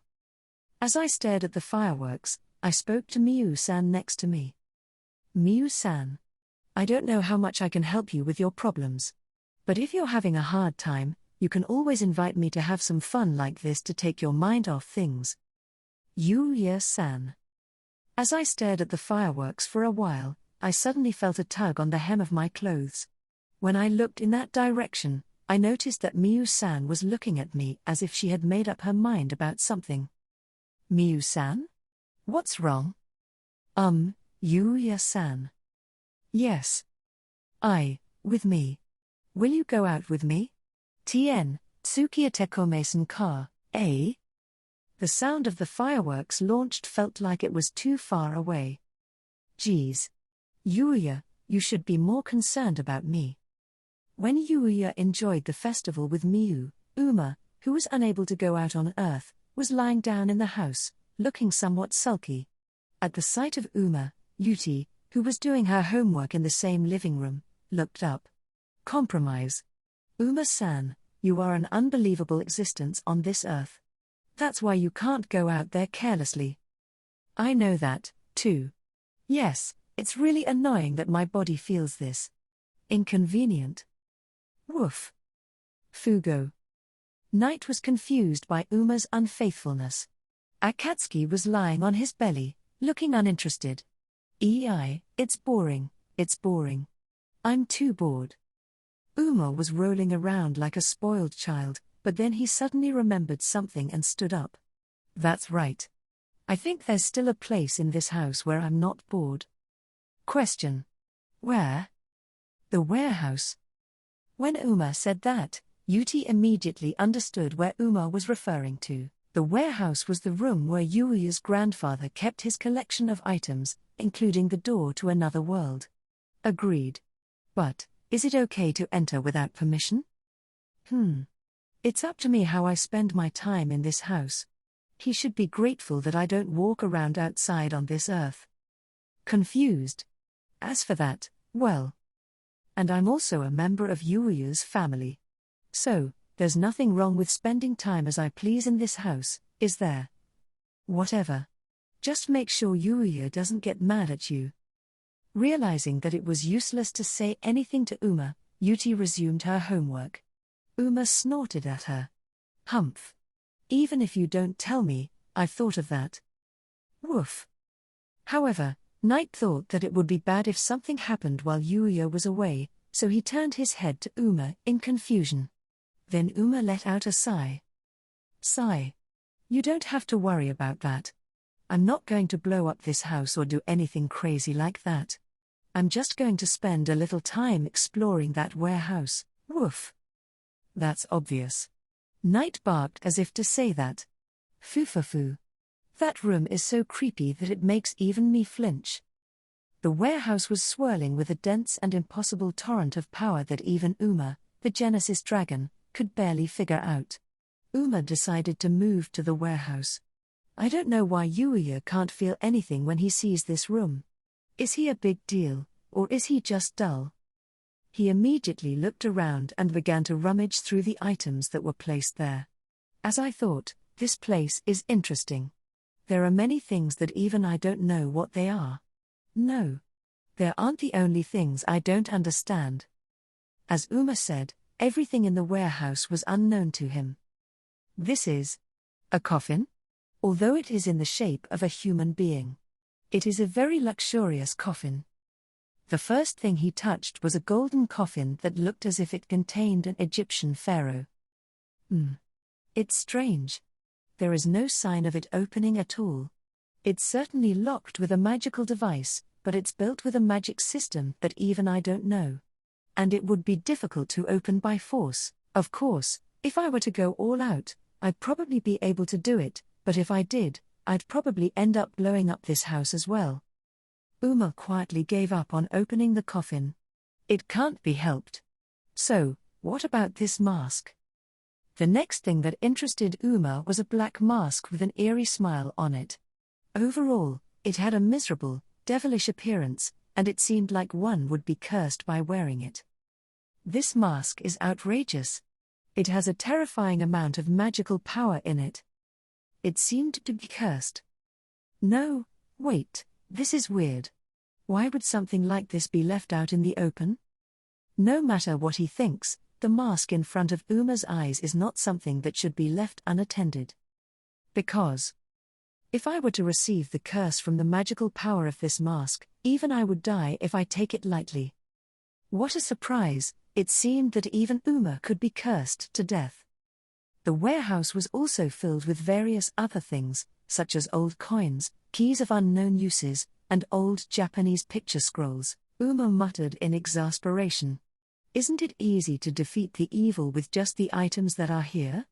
At least, by using the magical power of that mask, it would be over in one shot. Well, first of all, it shouldn't even be touched, so it can't be carried around. In fact, some of the items in the warehouse have far more dangerous powers than the cursed mask, but Uma and Yuuya, they do not have the option to use them without knowing the details. Well, I feel the similar powers from other things as well. As Uma was about to say that, he turned his gaze to a certain object. I can't feel any power from this. What is it? This is. What Uma was looking at was a cubic object floating on a pedestal. The cubic object has several blue-white lines running through it, giving it a somewhat mechanical appearance. The base on which the cube was floating also had a blue glow in the center. What is this thing? I don't feel any magic or spell power. Uma approached the object and touched it cautiously. Umu. As I thought, it's a material I don't know. And this pedestal is strange, too. I was thinking maybe it was the wind that was keeping it afloat, but to my surprise, I couldn't feel anything. Uma moved his hand through the space between the pedestal and the cubic object to ensure there was nothing there. Then, what about this? Uma jumped up and clung to the cube, which was floating in the air. Oh. Can it withstand my weight? Phew. Then, how about this? While clinging to the cube, Uma poured his magic power into the cube. He wanted to see if the cubic object would react to some kind of magic. Uma kept pouring his magic into it, but there was no response at all. As a result, the cubic object was filled with an amount of magic so strong that it could wipe out a whole galaxy. Uma, who had been clinging to the object for some time and pouring magic into it, eventually let out a sigh. Even after all this, the response is still. The moment Uma was about to say that much, the blue light that was shining in the center of the pedestal suddenly disappeared. Then, when the light faded, the cube object floating in the air fell to the floor. Uma was flustered by the cubic object that had fallen to the floor. It was apparent that it was Uma's fault. Oi. Why did it suddenly fall? It didn't seem to be a problem at all until now. Uma wandered around in front of the cubic object and slapped it with his hand in a panic. Float. Float again. Otherwise, Yuuya will scold me. The Genesis dragon was concerned about being scolded by Yuuya. Although having said that, Uma was incapable in front of Yuuya. He desperately took the cubic object to the pedestal and hit it with his hand. But the cubic object did not float. However, Suddenly, a blue line of light running across the surface of the cube object shone strongly, and something translucent emerged from the cube object. What is it? This is. The thing that emerged from the cubic object was a so-called hologram, and it looked like a blueprint of some kind. Someone with specialized knowledge or the official owner of the object might have understood what it was, but Uma had no idea what it was. Umu? What is it? This unfamiliar figure is. Uma tilted his head in front of the blueprint, but after a while, the blueprint disappeared. Good. I didn't see anything. That's it. Uma's final decision was to pretend that he hadn't seen anything at all. Uma nodded in satisfaction, placed the cube on the pedestal, and walked back to the living room. Chapter 3, Perfect Evil. Part 1. Do I have to go again? You have to go. Yuuya-sama is the savior of the regal kingdom, you know. I was currently traveling with Lexia-san and the others in a carriage to the regal kingdom. The other day, when the evil attacked the regal kingdom, I defeated it with the help of Master Usagi and the others, and they said they wanted to thank me for that. Of course, this gratitude was not only in words but also in the form of a reward. However, it seemed that they had to rebuild the city that was caused by the evil beast right after the incident, so they delayed the invitation. As for me, I'm afraid I don't deserve any thanks, but... Well, I understand what Yuuya is trying to say, but you have to give up on this one. By the way, I heard that the Kicking Saint and the Sword Saint are already on their way to the Regal Kingdom. So masters were invited too. Master Usagi seemed to be uncomfortable with this kind of formality, but he said that he would go there. No, I don't know if Iris-san forced him to go there or not, though. There were many things to be concerned about, but Lexia-san and the others have prepared a carriage for me, so I can't refuse them now. Fortunately, it was during the summer vacation that I was able to get away with it, but if it had been after school started, it would have been difficult to make time for it. I have things to do over there, too. Eh? Did you say something? No, it's nothing. I was talking about Miyu-san's case. I was just surprised at what Miyu-san suddenly said to me that day, but when I listened to her carefully, I heard that she was being forced into an arranged marriage that she didn't want and that she needed to introduce her boyfriend to her father in order to stop it. In other words, I was asked to be her temporary boyfriend. I thought she had confessed her feelings to me, and I thought my heart was going to stop. I wondered if it was okay for me to be there or if it was okay for me to get involved, but Miyu-san asked for my help and I want to help her as much as I can. She said that she should bring her boyfriend along, and there wouldn't be much for me to do. But what do I wear? A jacket? A suit? Whatever it was, she asked me to prepare formal wear, so I'd have to do something about that. I don't know where or how to prepare formal wear. But the best thing to do would be to ask Tsukasa-san, Kaori's father, but I don't think I could meet the president of the school without an appointment and Tsukasa-san must be busy. If I had his phone number, I could have contacted him, but I don't even have a smartphone. I should go directly to the school and hope that I can meet someone I know. I'm relying on my luck stats at this point. While I was thinking about this and that, we finally arrived at the Regal Kingdom, exhausted. It was long. Well, we've been sitting for a while, haven't we? While Yuti, who came with me, said this with a slightly tired look, I couldn't help but smile. It was impossible to fall asleep in a chair like in the bullet train on Earth, so it was painful if you weren't used to it. Yuti had probably traveled alone on foot rather than in a carriage until now. Even so, the degree of our fatigue was still low, probably because the interior of the carriage was luxurious as it was also ridden by Lexia-san, a member of the royal family. If it weren't for that, I would have thought of using transfer magic to sneak around. When the townspeople saw our carriage, they waved at us with bright smiles and thanked us. When I was surprised by this, Lexia-san stretched out her chest. Yuuya-sama. You should be more proud of yourself, okay? It's thanks to you that this country has been saved. And no, I don't really feel that way. But if everyone can be happy like this, I'm glad. At the urging of Lexia-san and Luna, I showed my face through the carriage window and waved my hand lightly. That action alone made the cheers louder and more frightening, but Yuti didn't seem bothered and rather waved proudly. It's amazing. I envied her mentality. Knight and Akatsuki also participated in this event, but they don't seem to be particularly interested in the scenery outside, so they stayed quiet in the carriage. As for Uma-san, well, he hadn't fought, and he didn't show much interest to begin with. When we arrived at the royal castle safely, we were led directly to the place where the king of this country August-sama was. I'm not wearing formal wear this time either, but I hope he'll forgive me. It's just too sudden. I didn't want to think that I would have many opportunities to meet with such a great person, but I also had to prepare proper formal attire for Miyu-san's situation.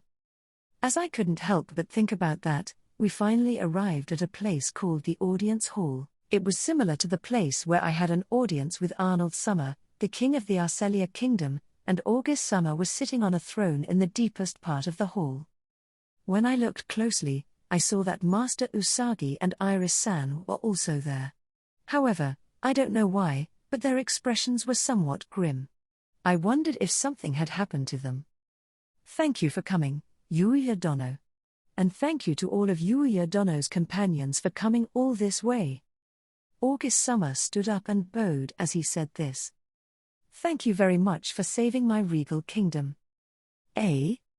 Please raise your head. I don't know if I should say this, but when a great man bows to me, I feel like I will get a stomachache from the stress. I'm not that great of a person.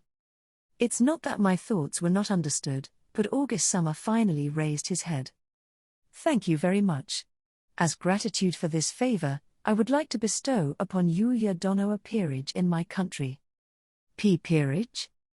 I've already received it in Lexia-san's country, and it's already too much for me. I couldn't do anything about the numbers of peerage increasing further, but I knew it'd be hard to refuse when I already received a peerage in the Arcelia kingdom, and then August Summer unexpectedly turned his gaze towards Lexia-san. Speaking of which, I heard that you received a peerage in the Arcelia kingdom. But how about it?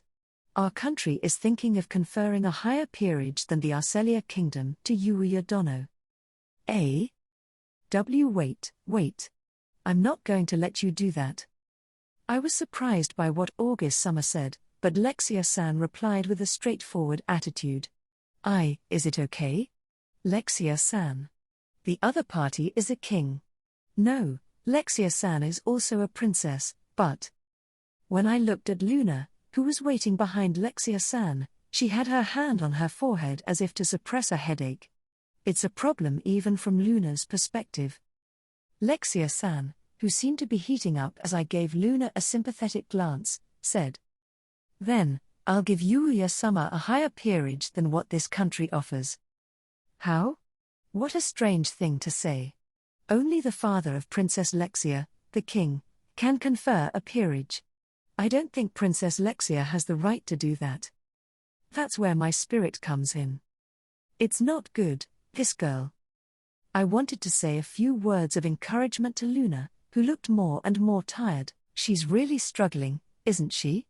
But, Lexia-san. Even though I don't know anything about politics or rules of the country, I understand that she can't just give someone a peerage based on her spirit. Although Lexia-san and August Summer continued to glare at each other for a while, August Summer suddenly relaxed his expression. Phew. Well, that's okay. Let's talk about this matter after the main topic. I had no choice but to nod in response to August Summer's words.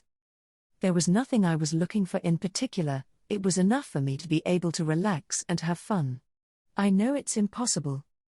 But I only heard about it from Lexia-san, who said that the regal kingdom wanted to express their gratitude once again, but it seems that there was something more.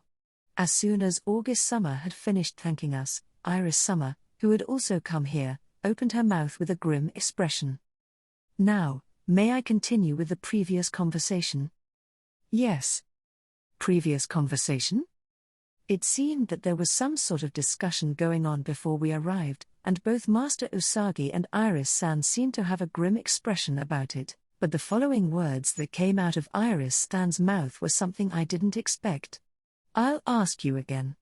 Is it true that you have summoned a saint from another world? Huh?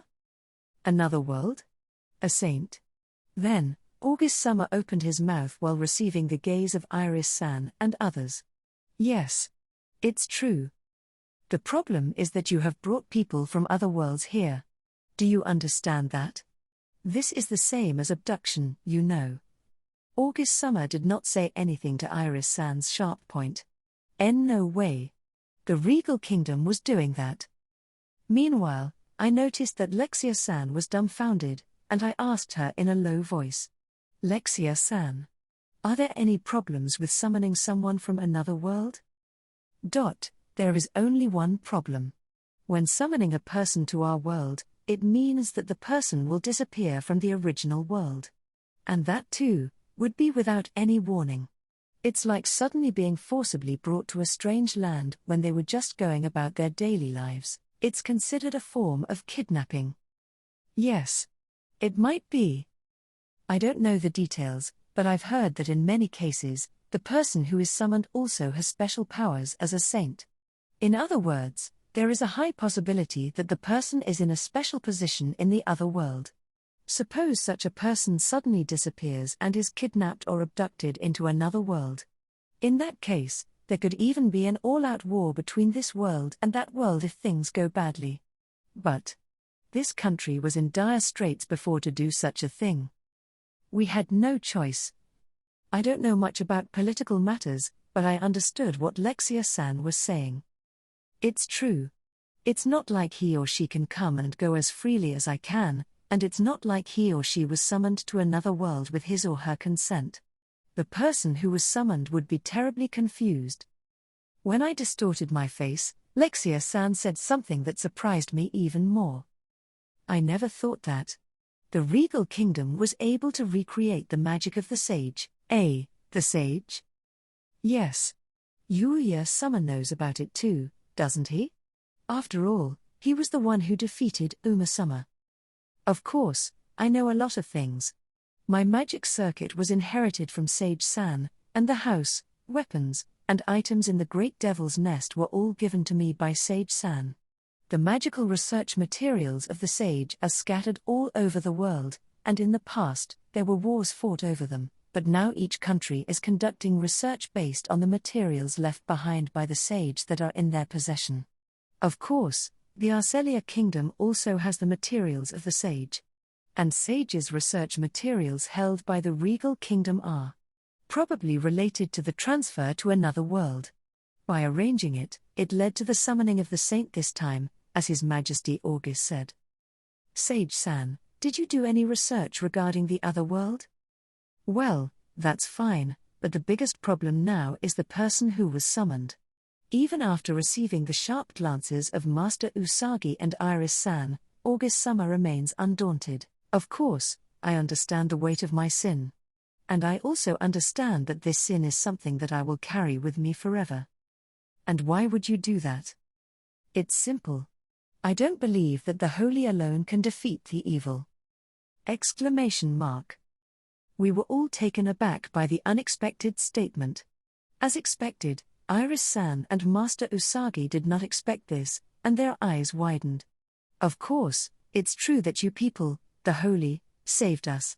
I am truly grateful. But before my eyes, I found out that several holy people had turned to the enemy. I know that it takes several holy people to deal with one evil. Meanwhile, many of the holy, who are our source of hope, have betrayed us. There is no longer any chance that the holy can defeat the evil. Don't you think so? Iris-san was about to say something, but she silenced herself in frustration. I could understand what August-sama was saying. In order for humanity to survive, evil must be defeated. When I suddenly turned my gaze to Yuti, Yuti had a complicated expression on her face. Yuti's master, the bow saint, was eventually killed at the hands of the humans she was protecting. Then, August-sama turned his gaze towards me. However, if there was one miscalculation, it was that there were other beings in this world besides the holy that could defeat the evil. Well, when it comes to this, it's not because of me, it's because of the items that my grandfather collected. Also, the power of the evil den's eye, obtained by taking in Kuro, was significant. Then Yuti opened her mouth. Question. The power of the holy is indeed insufficient.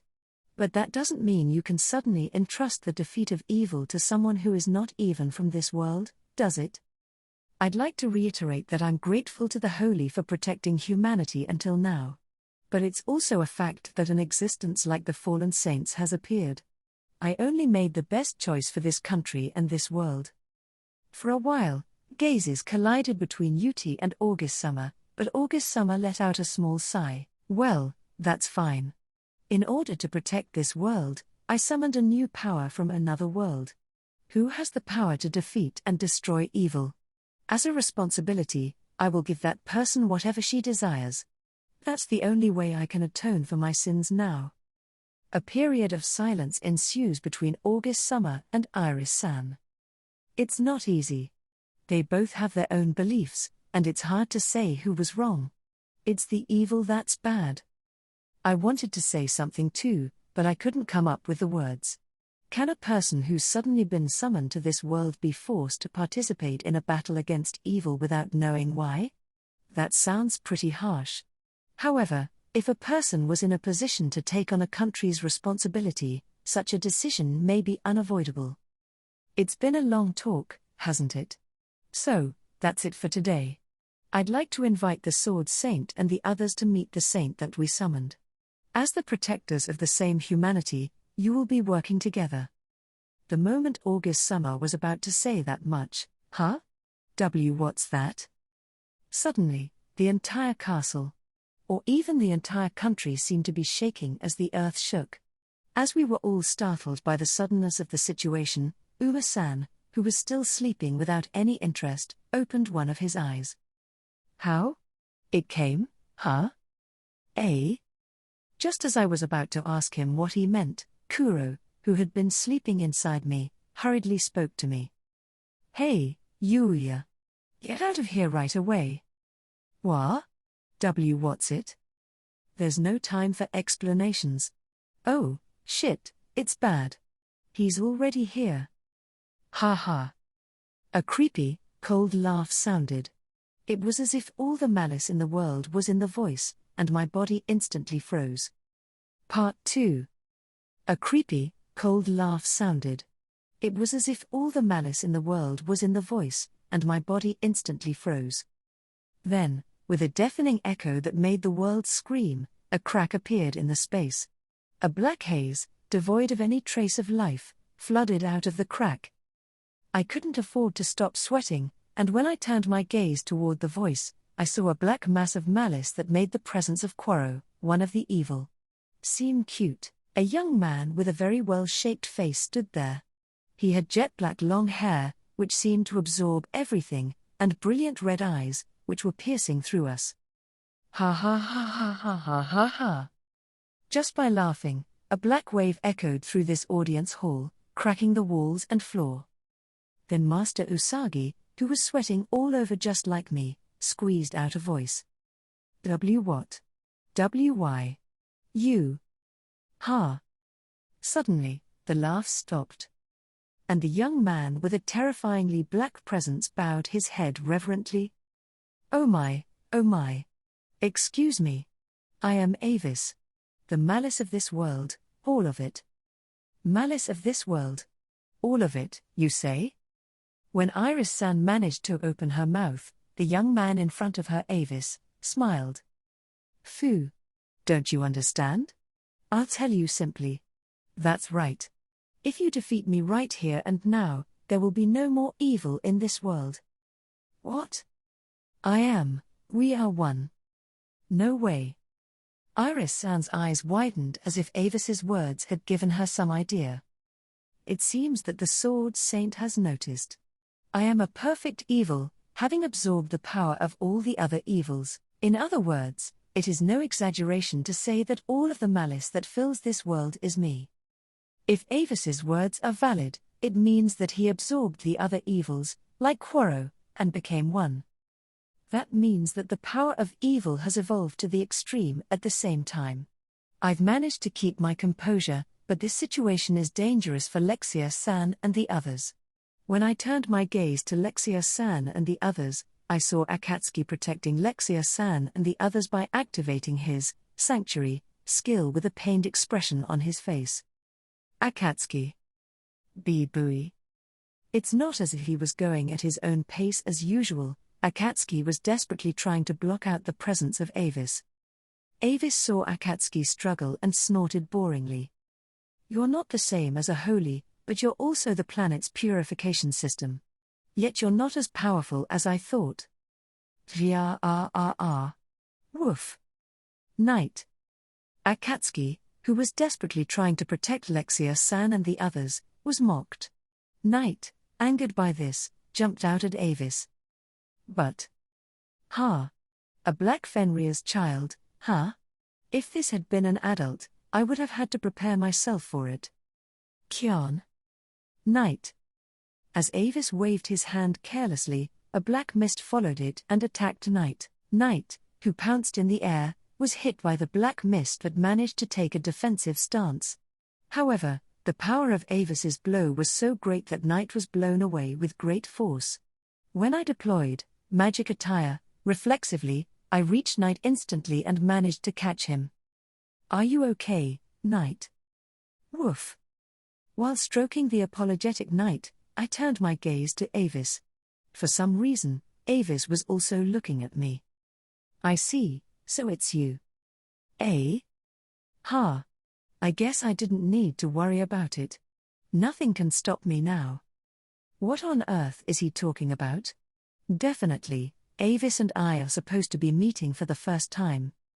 While staring at Avis with caution, Avis's gaze shifted to August Summer. August Summer was in a position outside the effect of Akatsuki's sanctuary, so he was completely intimidated by Avis, as his face turned pale and trembled. The soldiers guarding him were also standing by, but they could not move a finger in the face of Avis's intimidation and simply froze. "The King of Regal. I was only going to say hello to you today since I have yet to be fully accustomed to my powers. It's not a bad idea to say hello and continue with the unfinished business that my compatriots have started, right? Ha. Ha. Ha." As looking at a stone on the roadside, the gaze of evil's unemotional eye is pierced, and August Summer desperately gasps for air. "Now, here's a gift from me, Perish. Iris. Usagi." As Avis pointed his palm towards August Summer, more and more black mist gathered in his palm, and eventually, it was released as a ray of black light. However, just before the attack was unleashed, Iris-san and Master Usagi jumped out as if they had been hit by a bullet, shouting each other's names, and intervened between August Summer and the black light. "You. Ha." The two of them unleashed the full force of a blow they could deliver right now at the black light. But Ka. The two together could not hold back the black light for a moment, and they were blown away with tremendous force and slammed into the wall. The two of them went limp and did not move, as if they had fainted. But just before the black light reached August Summer, Yuti held August Summer in her arms and she succeeded in dodging it. Coup. However, although the direct hit was avoided, the shockwave from the passage of the black light almost blew away Yuti. "Are you okay?" Avis looked at us like that and opened his mouth in a boring way. "Phew. It's not much more than a mouthful. And you're already so cautious of this kind of thing." "What?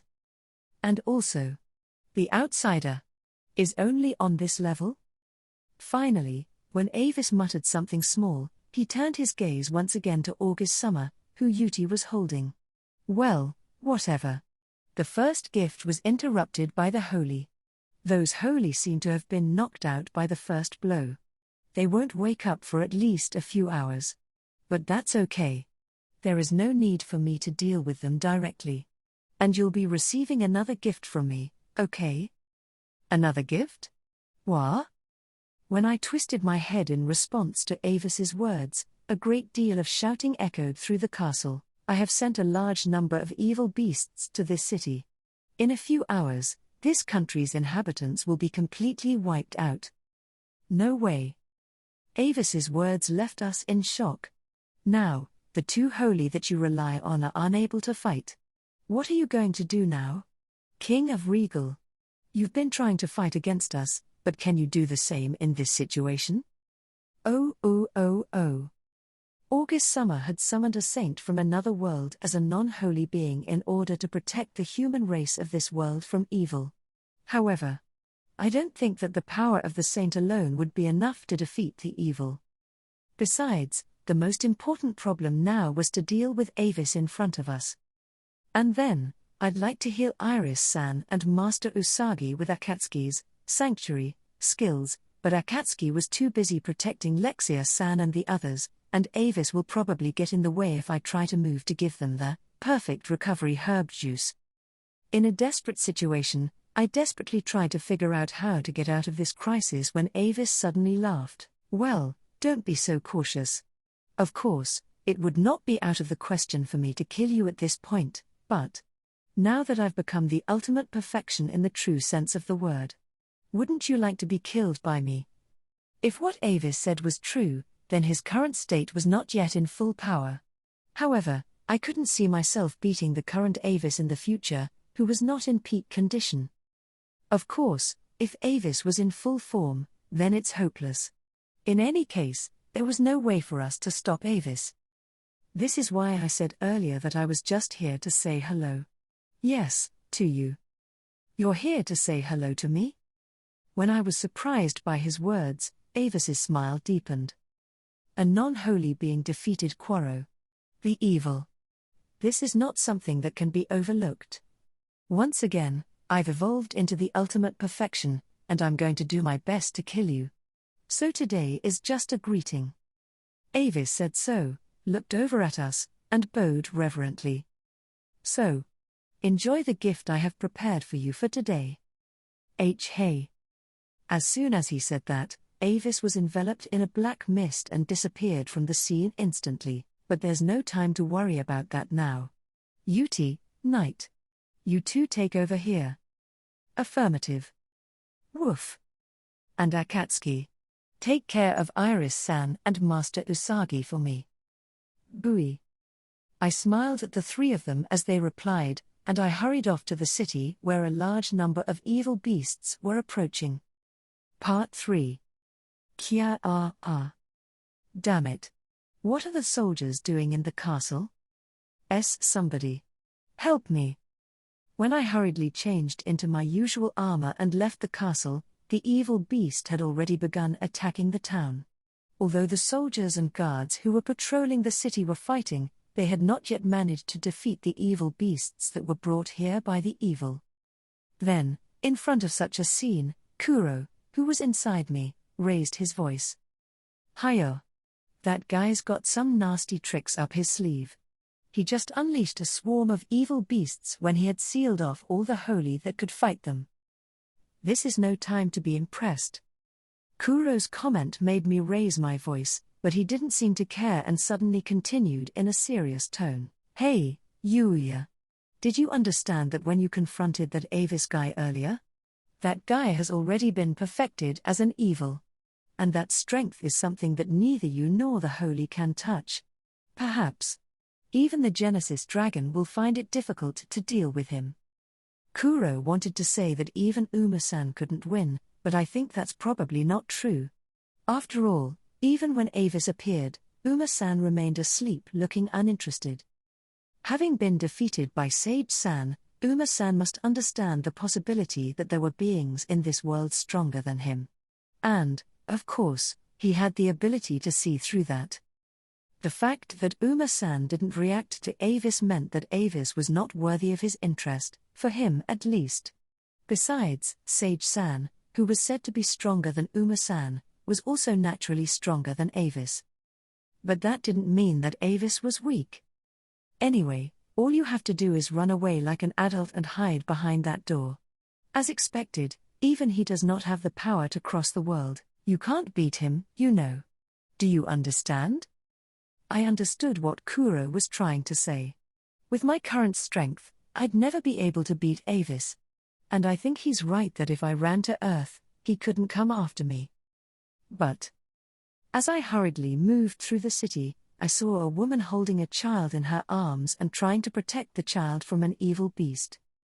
Ha! Gagyaa. I took out the Omni Sword from my item box in an instant, and I cut down the evil beast. Are you okay? Why yes. Thank you. I helped the woman up who was staring at me in a daze and told her to run towards the castle. The castle would probably accept the people. While seeing the woman off, I answered Kuro. I don't want to get involved in something like this. If possible, I want to live a happy and peaceful life. But I can't just sit by and watch everyone suffer in front of me. When Kuro heard my true intentions, he let out a sigh of exasperation. Sigh. You're really stupid. Do whatever you want, I'll only lend you my power when you ask for it. Yeah, thanks, Kuro. K. In response to my words, Kuro looked embarrassed and then fell silent. Now that I've got Kuro's support, I'll immediately. Why are you here? Huh? A voice that I had heard before reached my ears. When I turned my head to react to the voice, I saw Kagurazuka-san. When I went on a trip with Kaori and the others, I met a shrine maiden, my Kagurazuka, who was there when we had a courage test. What are you doing here? That should be my line. What are you doing in this world? We both asked the same question, but it didn't stop the evil beasts from attacking us, and one of the nearby evil beasts attacked us. Ga-ah. Get out of my way. Gugya. Gaga-ah-ah-ah. Then Kagurazuka-san took out that mysterious talisman and threw it at the evil beast. The black mist from the evil beast's body leaked out and dissipated, and the evil beast disappeared in agony. I also used the Omni Sword in my hand to cut down another evil beast nearby. Then Kagurazuka-san's expression became distorted. By the way, this monster also appeared when you guys came for the test of courage. It was your work at the time, too, huh? No, that's not true. I don't even know why this guy showed up that time. So why are you here? You would not be here if you had nothing to do with it, or maybe you were summoned just like me? Summoned? Before coming here, I suddenly remembered the conversation that August Summer and Iris-san had before we came in. In August Summer's story, he said that he had summoned a saint in order to counteract the evil. Could it be that the saint who was summoned was you, Kagurazuka-san? That's right. When I was suddenly summoned to a place I didn't recognize, I was told that the world was in crisis and they needed my help. I don't know what that means at all, but I couldn't just ignore it. As if to vent her frustration, Kagurazuka-san threw out talismans one after the other to eradicate the evil beasts. The evil beasts disappeared in a puff of smoke at the slightest touch of Kagurazuka-san's talismans. As was the case at that time, there is no doubt that Kagurazuka-san has an extraordinary power against evil, and the fact that she came to this world, and perhaps the technique that summoned her may have done something that strengthened that power. However, even though she had an incredible power to fight against the evil, summoning Kagurazuka-san from a different world out of the blue and making her fight against evil was just. When I was stuffed with words, Kagurazuka-san's tone became more and more intense. And from what I've heard, I can't go back to Earth anymore, can I? They suddenly summoned me and asked me to fight for this world. I don't know why I should be involved in such an unreasonable situation. But if there's someone in trouble like this, I can't just leave them alone. ! I believe that Kagurazuka-san must have been bewildered, upset, conflicted, and troubled by the reality that she was suddenly summoned. Even so, when Kagurazuka-san realized that there was someone in need of help right in front of her and that she had the power to help them, she chose to fight like this. Tears well up in her eyes as she deals with the evil beast. Really? Why me? I'm scared, I don't understand, but I cannot just ignore it. Then Kagurazuka-san looked at me again and gave me a soft smile. But I'm glad I know at least one person who can help me. You were probably summoned to this world just like I was, right? You were amazing at that time. Even now, you're wielding a sword like that and killing the monsters. No, I'm. First of all, let's work together to save as many people as possible. Oh, Kagurazuka-san. As soon as she said that, Kagurazuka-san started to move away from me. She probably thought that by splitting up and dealing with the situation, she could help as many people as possible. However, it was still dangerous. Damn. There's too many of them. The number of evil beasts rushing into the city was too much for me to handle one by one. I would like to use magic to wipe them out, but then the damage might be done to those who have not yet escaped. What the hell should I do?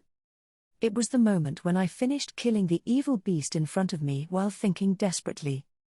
You have acquired the Holy King title. Huh? A semi-transparent board appeared in front of me.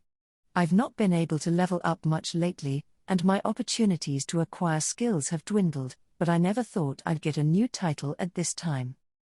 And what's more, it has a ridiculous-sounding name. I immediately checked the effects of the title. Holy King, the sole title given to those who have defeated more than 100 of the evil with the soul of the holy in their body and have mastered at least 3 of the holy techniques. The liberation of the Holy King's authority. I'm not even a holy.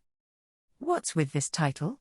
As a matter of fact, it looks like it's the pinnacle of the holy. And what is it? This, Holy King's authority, is. When I turned my attention to the skill, Holy King's authority, its effect was now displayed. This is. I opened my eyes and moved to the center of the city, defeating the evil beast. And then. I don't know, but. I have to do it. As I held the Omni Sword in my hand, I gathered my strength. Then, a golden light began to surge from my body. And when the golden energy is concentrated on the sword, I swing it out as hard as I can in a circle. Holy King's authority. At that moment, a wave of golden slashes, like a dragon, was released from the Omni Sword. The wave is divine, and its momentum is increasing and spreading throughout the city. If I had just released the slash normally, it would have destroyed the surrounding buildings and affected the people as well. But. Kya. Gooch. The waves of golden light dispersed the evil beasts one after another, without harming the surrounding terrain, buildings, or people. Furthermore. This light. It's warm. Oh. Hey, look at this. My wound. My hand. My hand's back to normal. Surprisingly, the wounds of those who were bathed in the light of the Holy King's authority began to heal. This was the effect of the Holy King's authority, which could only be used by those who had earned the title of Holy King. The power to exert the desired effect only on the things I want. However, it could not be activated without any risk. Ha. It's so intense. I involuntarily kneeled down so that I could support my body with the Omni Sword. Yes, it seems that the Holy King's authority consumed a lot of the user's life force when it was activated. Even if it's only one time, it's already enough to cause a lot of discomforts. If it's used twice in one day, it would definitely shorten my lifespan. As I was resting, unable to take another step, Kagurazuka-san came back, looking flustered. Hey, there was some kind of divine light coming through, and then those monsters disappeared. Was that you who did that? Well. Hey. You're sweating like crazy. Are you okay? Don't worry about me. More importantly. The evil beast? Evil beast? Do you mean that monster? If it's that monster, when it's caught in that light, it disappears. I took a quick look around before I got here, and I didn't hear any commotion, so I'm pretty sure they're all gone. I see. Then, that's good. When Kagurazuka-san's words unintentionally distracted me, I fell on my butt on the spot. Hey? Ha. No need to worry, it's just my power is waning. Geez, please don't make me worry. I don't want to be alone in this world, even though I've just met someone from the same world. I told Kagurazuka-san, who looked somewhat frightened, something I hadn't been able to say to her earlier. I failed to mention earlier that I wasn't summoned. In my house in Japan. There is a mysterious door that allows me to travel between this world and Earth. No way. Kagurazuka-san's eyes widened at my words. Well, normally, it would be hard to believe, but Kagurazuka-san was summoned to a different world like this. So, if you want to go home, Kagurazuka-san, you can always go back to Earth. That's. Kagurazuka-san was stunned by my words. Eventually, she let out a big sigh as if she had cleared her head. I see. You could go back and forth between this world and Earth, and that's why you were able to exert such power at that time. That's what it is. I managed to recover my strength, so I stood up and replied, and Kagurazuka-san gave me a stern look. Even so, that power is strange. I was summoned to this world and was taught many things, including magic and the concept of skills and status. No matter how I look at it, your power is way out of line with normal people, isn't it? I'm not aware of that, but... Well, okay.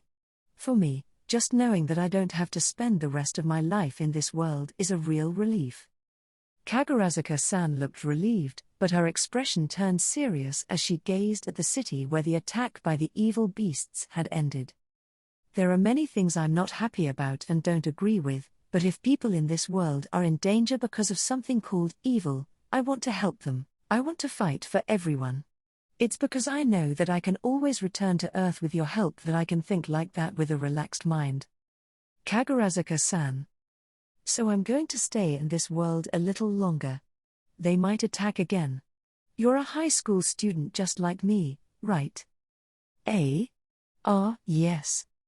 As you can see, I'm on summer vacation right now, so I'll be here at least during the summer vacation to watch out for those monsters. She's a really nice person, isn't she? I understand. I'll come back for you at the end of the summer vacation. Although I ended up meeting Kagurazuka-san again in an unexpected place, I'm glad I was able to get through this attack safely. I took a deep breath as I remembered Avis's words that would eventually come back to haunt me. Part 4. No, really, there are too many things happening. Affirmative. Thanks for the effort. After the attack, we were able to return home safely. In the end, due to the reconstruction work and other factors, it was inconvenient for us to receive the hospitality of the Regal Kingdom, so we finished our business and were allowed to go home first. I never thought I'd see Kagurazuka-san again like that. Oh, by the way, I forgot to ask her to keep the fact that I came from Earth to this other world a secret from the people of this world. Well, I don't think anyone would go out of their way to ask Kagurazuka-san about me, so I guess it's okay? Lexia-san and the others stayed in the Regal Kingdom to help with reconstruction and for diplomatic discussions, and Kagurazuka-san said she was not returning to Earth yet, so I could return with the usual members in a relaxed manner. When I left, I made sure there was no one around and used teleportation magic to return directly to my house. It would take a long time if I had to use a carriage. So, I'm tired from all the things that have happened. Isn't it kind of noisy outside? Affirmative. I can hear sounds of fighting. As soon as I got home, I noticed that there was a strange noise outside the garden of Sage-san's house. I really wanted to ignore it because I was tired, but it seemed that the fight was more intense than I expected, and I could feel the vibrations even inside the house. I couldn't calm down without knowing, so I had no choice but to go outside to check. Gah. Gaga. Then I saw two monsters fighting fiercely, something I had never seen before. It looked like an ogre and a goblin, but... What is that? Unknown. But it looks really desperate. As Yuti said, the ogre and the goblin didn't seem to take a step back from each other, they were just concentrating on killing the enemy in front of them. First of all, since this is the first time I've seen these monsters, I'm going to use identification on both of them. Kaiser Ogre. Level 2. Magic, 5,000. Attack, 50,000. Defense, 10,000. Agility, 3,000. Intelligence, 1,000. Luck, 1,000. Emperor Goblin. Level 2. Magic, 3,000.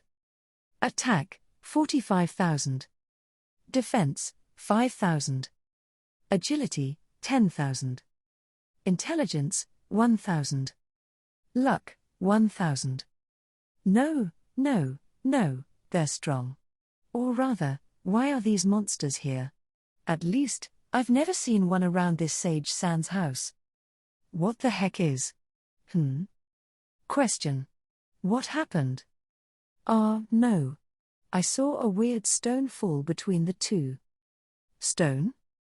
Yes, a beautiful blue stone shaped like an egg has fallen between the fiercely battling monsters. I've never seen such a stone before, So I was wondering about it, and for some reason, the Kaiser Ogre and Emperor Goblin that had been fighting seemed to notice my gaze, stopped fighting, and suddenly attacked Sage San's house. Gah. What the heck? Speculation. Those two are fighting over that stone over there. Why? Unknown. But when Yuuya stared at the stone like you wanted it, they thought you were an enemy. Isn't that too unreasonable? I have no intention of wanting that stone. I don't even know what it is in the first place. I mean, what's with all these monsters all of a sudden? It's stronger than the Goblin General and the Bloody Ogre. King. They're the king of the ogre and goblin species. In other words, the pinnacle. That means they're the strongest of the goblin and ogre species? Affirmative. I really don't know why such monsters are fighting in front of this house.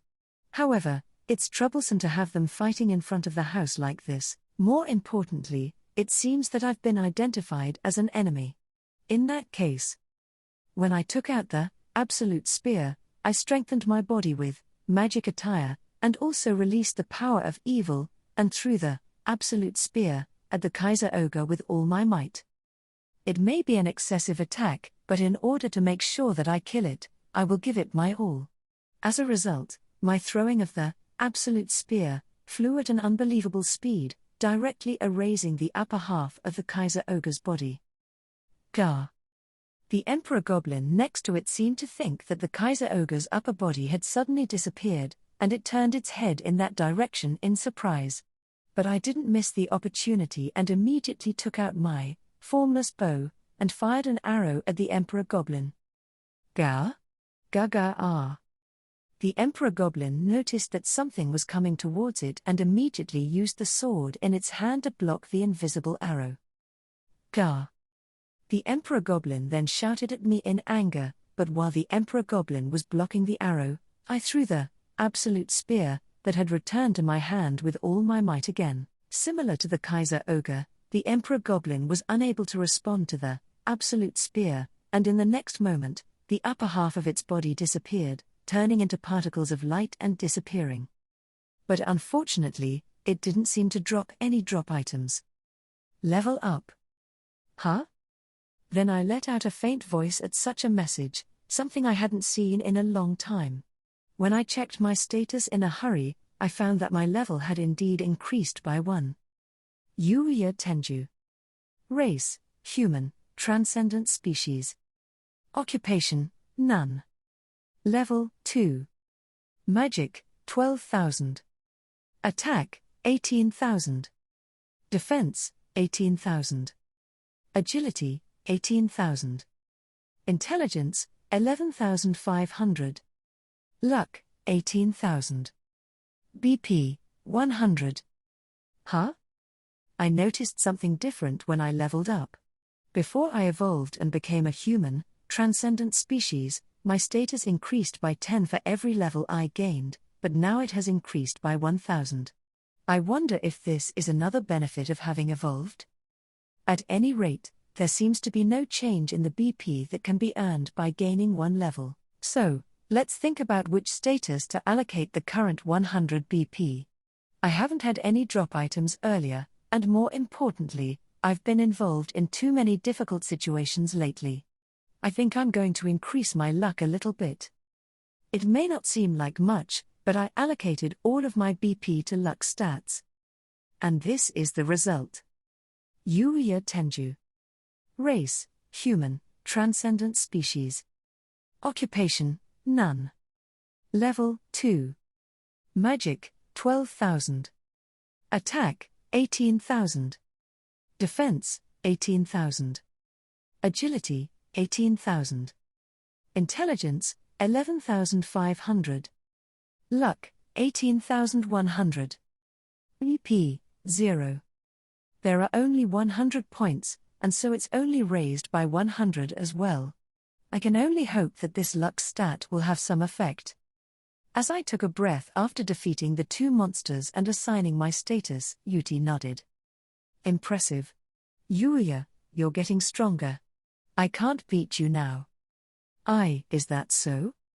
In addition to training with Master Usagi, I also started training with Iris-san, so I do think that I am stronger than before. For the time being, I went to see the stone on the ground that seemed to be the source of the fight between the monsters earlier. If I just leave it here, the monsters might fight in front of this house again, so I collected it. So, what do you think this is? Unknown. No idea. Woof. Fugo. In the house, I took a closer look at the stone I had retrieved. However, it seemed that even Yuti, Knight, and Akatsuki didn't know what it was. In this situation, the only person I could ask was Uma-san. Who? This is a very unusual thing to pick up, is it not? A. Do you know what this stone is? Yes. Incidentally, it's not a stone, it's an egg. I see, an egg, huh? An egg. As expected of the Genesis dragon, he knew what this beautiful blue stone or egg was. I knew it was egg-shaped, but I didn't think it really was an egg. If so, what kind of creature would hatch from this egg, I wondered. Uma-san nodded with a triumphant expression, but his expression quickly clouded. Well, I can't be sure, but... It can't be helped. If it is the egg of the creature I imagined, it is a very extraordinary thing. Is that so? You must hatch it quickly to be sure. Hatch it, you say? No, it won't hatch that fast, will it? And after all this time, can I raise it on my own? It's really too late for that. Don't worry. If my prediction is correct, it will be of a similar type to the Akatsuki and will be of a species that has no parents. But if not? That's too much to ask. Just hatch it quickly. Uma-san tapped my foot. I get it. So, how do I hatch it? Umu. You need to let your magic power flow into the egg. Fumu. And then? That's it. That's it? No way. Is that all it takes for it to hatch? It's an egg, so shouldn't it be warmed up or something? My question seemed to show on my face, and Uma-san continued with a dumbfounded look. Well, that egg is different from a chicken egg, you know? That's true, too. Then, I'll immediately. Expectation. I'm excited. Yuti was looking at the egg somewhat happily, too. The same was true for the Knight and Akatsuki, who were looking at the egg in my hand with great interest. As I poured my magic power into the egg, it gradually began to warm up. A crack appeared in the egg, and the crack gradually spread. Finally, the creature appeared from inside the egg. Pie. Wow. What came out of the egg was a small bird with transparent blue feathers. In the beginning, the bird was just chirping with its eyes closed, as if it had just been born and its eyes weren't accustomed to it, but eventually, it opened its eyes and stared straight at me. Pie. So cute. Woof. Fugo. Knight and Akatsuki nodded at my words and looked at the bird chirping cheerfully in my hand. Beautiful. It's like the blue sky itself. The bird in my hand made Yuti smile, too. However, only Uma-san was excited in a different way. Oh. I knew it was as I expected. That bird is a sacred bird called Luan. As I mentioned earlier, it is similar to Akatsuki in terms of the species type. Fugo. T/N, in Chinese mythology, it is a mythical bird related to the Feng Huang, phoenix. For this reason, it's also called a phoenix at times. The Luan's plumage is blue, as opposed to the red or multicolored plumage of the Feng Huang. After hearing Uma-san's words, Akatsuki tilted his head as if he didn't understand it well.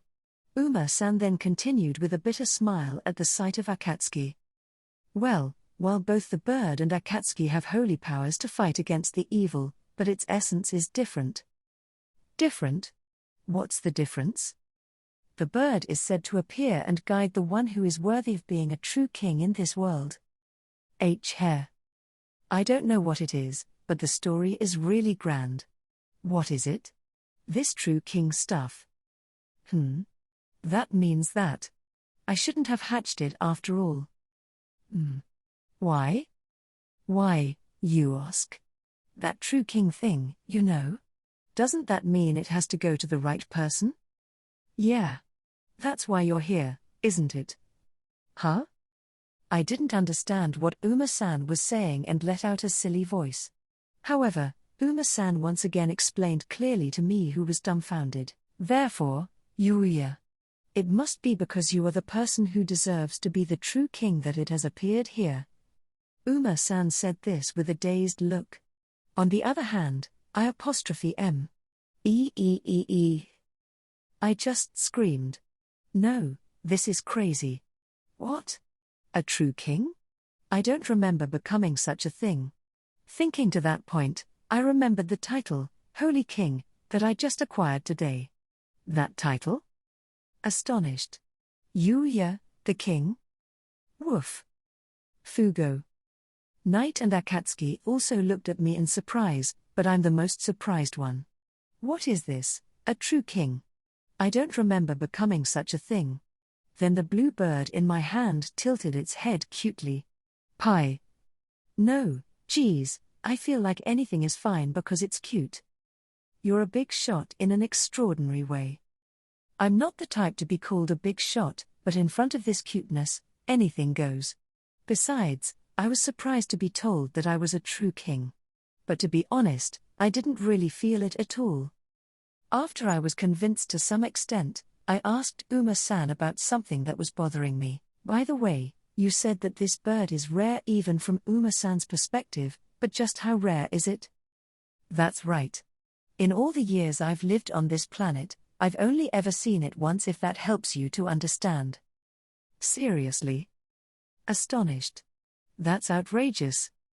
I've said it many times, but Uma-san has been alive since the creation of this world. Even for Uma-san, he's only ever seen it once, so the rarity of it must be pretty serious. That's why I don't know much about the bird's biology. And what kind of abilities it has. I see. I tried to activate the identification skill on the blue bird that was sitting quietly in my hand. Luan. Level 1. Magic. Attack. Defense. Agility. Intelligence. Luck. Skills: Hades Return March, Resurrection, King's Guider, Blue Flame. T/N, I'm not sure about this, the kanji is, so please let me know if someone can help with a better name. W. What is this? It's so ridiculous. Uma-san, who can read the status just like me, was just as puzzled as I was. First of all, none of the statuses are displayed, and all I could see were the names of the skills. And even the names of those skills had a dangerous vibe, to begin with. What? This, Resurrection. Can't it die? In addition, Hades Return March, there are only words there that sound dangerous.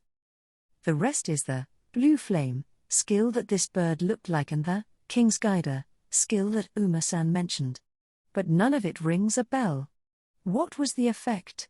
Blue Flame, as the name implied, was probably to manipulate blue flames or something like that. Uma-san. I'll tell you in advance, I don't know any of these skills. I was about to ask him, but he said it first. However, to have skills that even Uma-san did not know. It's too mysterious. It's just a super cute looking bird, though. When I stared at the blue bird in my hand, the blue bird shyly hid its face with its wings and twisted its body. So cute. You've been saying that for a while now. It's because it's cute. When I was relaxing my cheeks, Yuti asked me a question. What are you going to name this little one? Confirmation. This child is going to be part of the family, right? The blue bird repeatedly nodded, as if in sync with Yuti's words, and looked at me expectantly. It's dazzling. I don't have much of a naming sense, but just like when I named the knight and the others, I remembered that it reminded me of a clear blue sky when I first saw this child. Therefore, you are Seal. What do you think of the name Seal? I believe it means sky in French. P. In my words, the blue bird.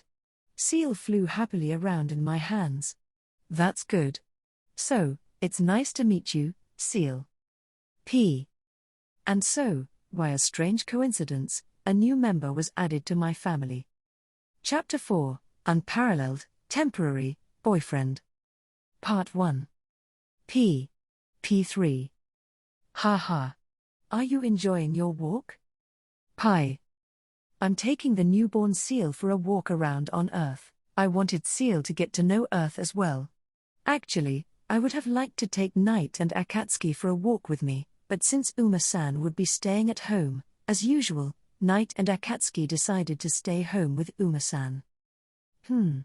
I wanted to show Uma-san around Earth somehow, but in order to do so, I have to make sure that nobody would find out that he was a dragon. If someone were to find out, it would be a big problem. That's why, unfortunately, I have no choice but to ask Uma-san to stay at home for now. P3. Looks like you're having fun. P. Seal was perched on my right shoulder, rubbing his body against my cheek as she sang happily. Oh, what is it? P3. You're so cute. Seal looked at me as if to say, I love you. Maybe he has been emotionally attached to me. Perhaps he's recognized me as his parent since I hatched him from an egg. T/N, I don't know about Seal's gender yet, so I just used him for now. It's not strange for a bird like Seal to be here on Earth, but with his beautiful blue feathers and the fact that he was perched quietly on my shoulder, he caught the attention of many people on the street. Well, I guess it couldn't be helped.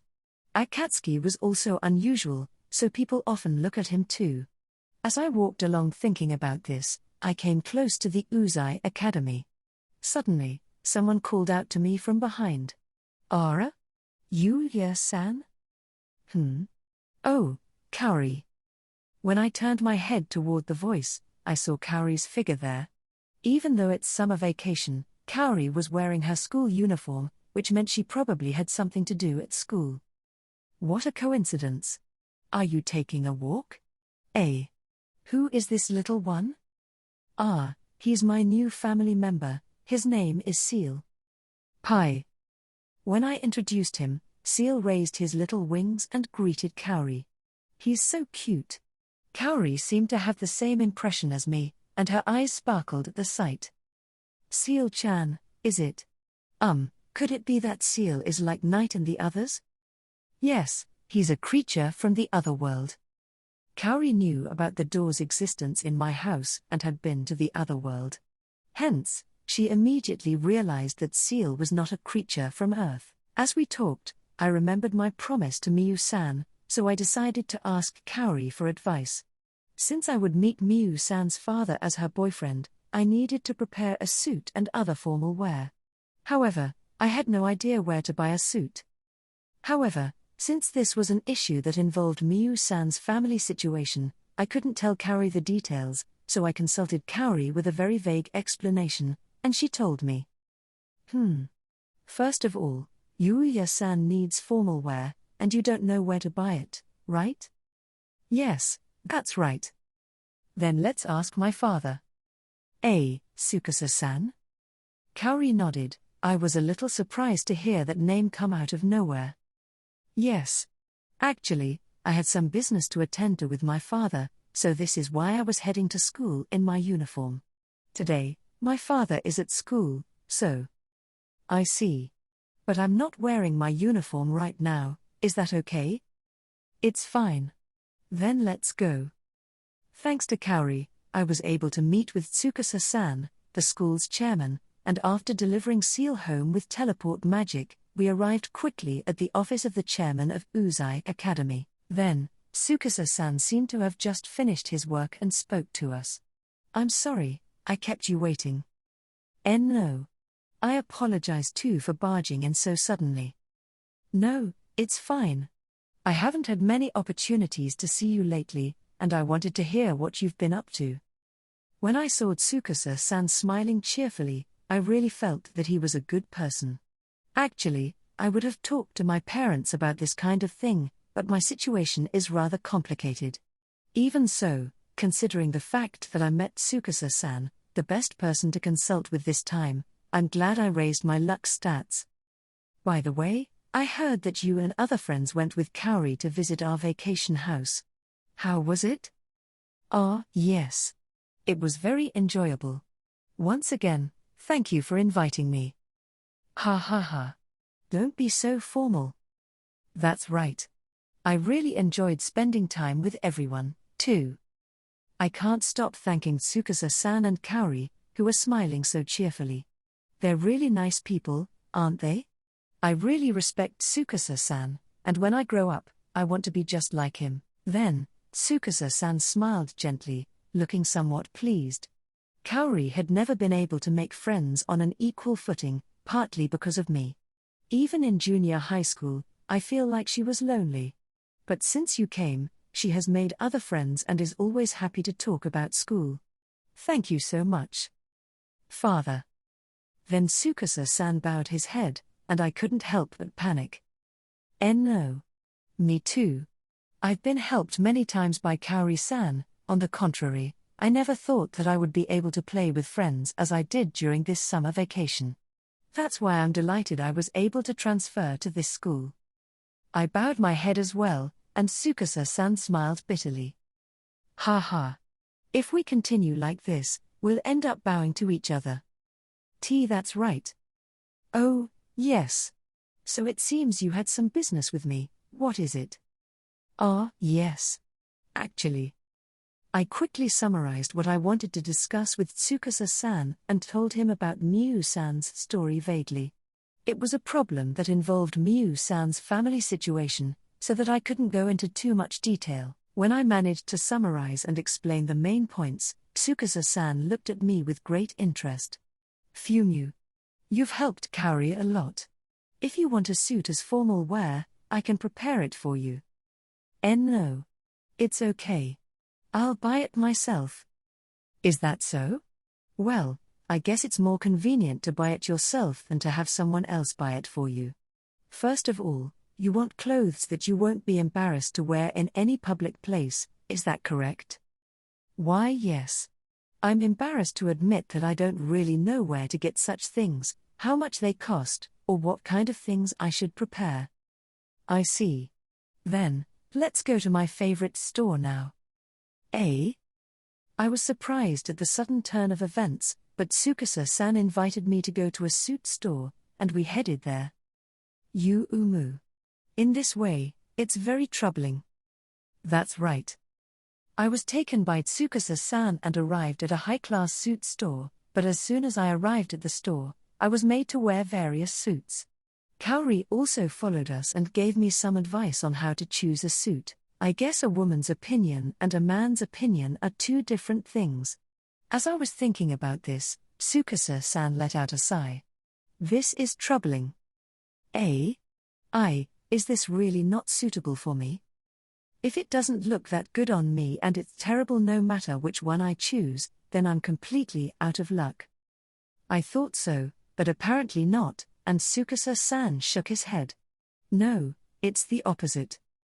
The opposite? You look too good in every suit, Yuuya-san. I was taken aback by Kaori's words, but I wondered if it was true. There are various patterns of suits. Because of the difference in fabric, the number of buttons, the collar, etc., it is possible to decide on a good combination of all of them, but no matter which one you wear, it will look good on you. I was embarrassed when Tsukasa-san said this to me with a smile. I don't really know what makes a good suit, but when someone says it like that. However, it was still difficult to decide, and Tsukasa-san and Kaori couldn't help but groan when a new customer walked into the store. Ara? You are Yuuya-kan? Hikari-san. He was the photographer who had worked with Miyu-san when we did a model shoot for a magazine. What a coincidence. I never thought I'd met you here. That's right. By the way, did you go shopping for a suit? Yes. I'm thinking of using a suit for an upcoming photo shoot. Ara? You are. When Hikari-san noticed Tsukasa-san and Kaori, it seemed that Tsukasa-san knew Hikari-san, and they greeted each other. In the meantime, Tsukasa-san seemed to have come up with a great idea and asked Hikari-san about me. When he heard what Tsukasa-san had said, Hikari-san's eyes lit up. I see, you came here to buy a suit for Yuuya-kun, but you can't seem to decide. That's right. Then leave it to me. Eh? It's just a coincidence that we met here. I'm a professional in this field, and I'll help find the perfect suit for you. With Hikari-san's words, my suit selection process began again. As expected of a professional, Hikari-san immediately decided on my suit, which Tsukasa-san and Kaori had struggled with so much. Indeed, Yuuya-kun looks good in any suit, but from what I've heard, it's better to be seen as earnest as possible, so I think an English-type suit is good for you. An Italian-type suit is also sexy and perfect for you, but I want to show that I've made a good decision here. Also, a three-piece suit looks better on you. The words related to suits kept popping up one after another, but unfortunately, I couldn't understand any of them. However, thanks to Hikari-san's help, I managed to decide on the suit I would buy. What do you think? Yes, it's good, I think. It suits you very well. The suit was well received not only by Hikari-san but also by Tsukasa-san and Kaori, so I bought a set of formal wear coordinated by Hikari-san. After I finished buying, I thanked him again. Thank you, Hikari-san. It's okay, don't worry about it. I had a lot to choose from, and most importantly, it was fun. Ah, really? Yes. It would be best if you had more confidence in yourself, Yuuya-kun. I don't know the details, but if you don't have confidence in yourself, you'll lose out wearing that suit. Yes. Hikari-san was right. I've had a lot of trouble choosing the right clothes. In order not to be embarrassed by the suit, at least for the time I'm wearing it, I should be proud of it. With that thought in mind, I purchased the first suit of my life. If it's a bunch of evil beasts of that level, you can easily get rid of them, huh? A few days after Yuuya and my Kagurazuka worked together to defeat the evil beasts, Avis, who had returned to the world's disposal ground, muttered with some admiration. He looked at his own hand, moved it a few times, and then held it up to the world's disposal ground. From his palm, a ray of ultrafine black light shot out. That light ran through the world's disposal ground and then quietly disappeared. Then, the space where the black light ran was torn apart by the black flash, and exploded. With a tremendous crashing sound, the space exploded, and black flames enveloped everything in the world's disposal ground. Originally, there was already nothing in the world's disposal ground, but everything was completely obliterated with a single blow from Avis. As if a part of the world had been hollowed out and nothing was left, there was no barren land spreading but a pitch-black space of nothingness. Ha ha! It's wonderful. Wonderful. In front of that scene, Avis laughed like a madman and looked at his hands again. This is the true power of evil. Look. This is a blow that gives nothingness. Everything was literally obliterated. Ha ha ha ha ha. It's not just the power to clear the surface of the other world, as Avis said, but the terrifying power to literally reduce the very existence of something to nothingness. Phew. It's good that my body is finally familiar with my full power. I see. That's why I couldn't find that outsider until now.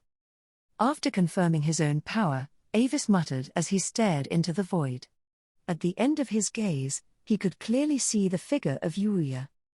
The great devil's nest, I didn't expect a human to live in a place like that. His eyes glittered with madness, and Avis smiled ferociously. Now that I'm accustomed to the power, it's time to finally kill you, outsider. As Avis laughed loudly, he dissolved into a black mist and disappeared. Part 2. It's been a few days since I bought the suit. The suit that Hikari-san chose for me was of a perfect size, and the material was very high quality. Moreover, I am now wearing the royal silk shirt and dragon god's leather shoes that I received from Sage-san. These are probably of a much higher quality than anything that could be bought on Earth. I'm nervous. I arrived early at the meeting place arranged with Miyu-san. The place was also lined with high-class stores, and I did not usually come here. Or rather, what kind of person is Miyu-san's father? From what I've heard, he seemed to be very rich, but although I was curious about what kind of person Miyu-san's father was, I was more concerned about myself at the moment. Hair, isn't it weird? I hope it's okay. In addition, this time, I had my hair appropriately styled so that I would not embarrass Miyu-san as I would act as her boyfriend. I've only had my hair cut lightly at a barbershop in the past, so it was refreshing to have my hair styled professionally.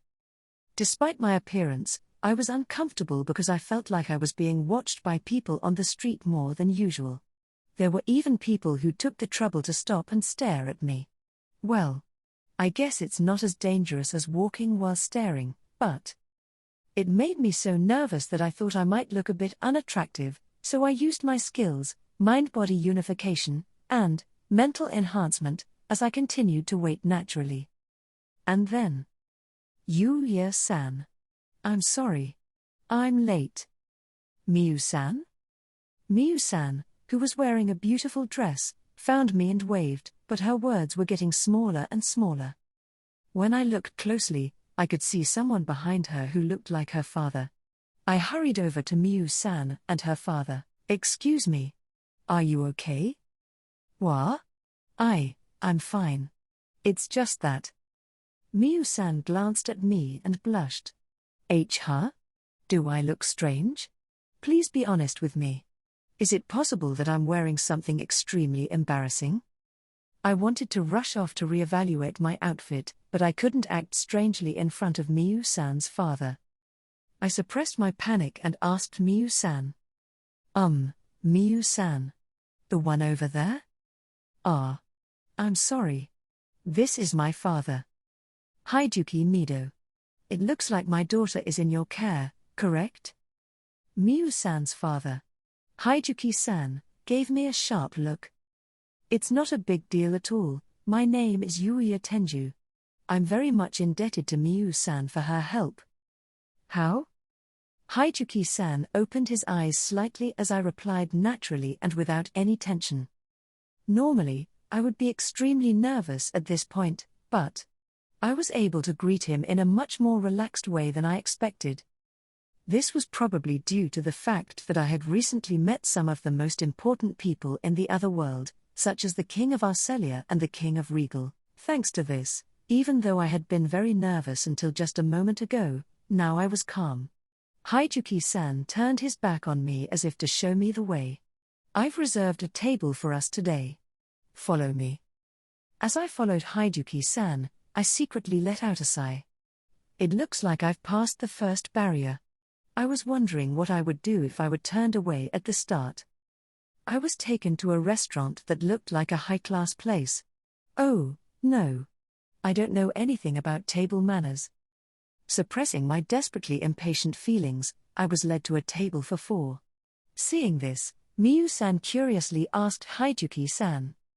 Father, it's just the 3 of us today, isn't it? No. There will be one more person here with us. The man that is coming is the candidate for Miyu's marriage proposal. Miyu-san was surprised by Hideki-san's words. Of course, I was surprised too, but it seems that Miyu-san hadn't been told about it either. Despite Miyu-san's surprise, Hideki-san continued without hesitation. Since we're here, I'm thinking of letting the boyfriend that Miyu brought with her and the marriage partner that I introduced to you meet. Why you didn't say anything about it? What? Do you have a problem with my decision? In front of Hideki-san's sharp gaze, Miyu-san became silent. Wow. Hideki-san, you are completely unwilling to listen to Miyu-san's words. As for me, I never thought that Miyu-san's arranged marriage partner would come. But now that it has come to this, I have no choice but to behave honorably as Miyu-san's boyfriend. More than that. Table manners, seriously, what should I do? As soon as I took a seat, a person who seemed to be Miyu-san's arranged marriage partner came over to our table. I'm sorry, Haijuki-san. I was a little overwhelmed with work. The man who showed up was in his mid-20s, dressed stylishly in a good quality suit. He had short brown hair and a neat face that gave him the look of a successful young boss. Oh no, am I already losing? As for me, look at me, my appearance. I look like someone who just put on a suit. On the other hand, the man in front of me is perfectly dressed in a suit. He looked like he's older than me. But what should I do now? Then, when Haijuki-san saw the man who appeared, he smiled for the first time today and stood up. No, it's no problem. I'm sorry I bothered you. Oh no. It was Haijuki-san's invitation, and more than anything, I wanted to talk to Miyu-san too. Ha ha ha. I'm glad if you say that. His communication skills are amazing. I was a bullied child, so no matter how I tried, I couldn't compete with him, right?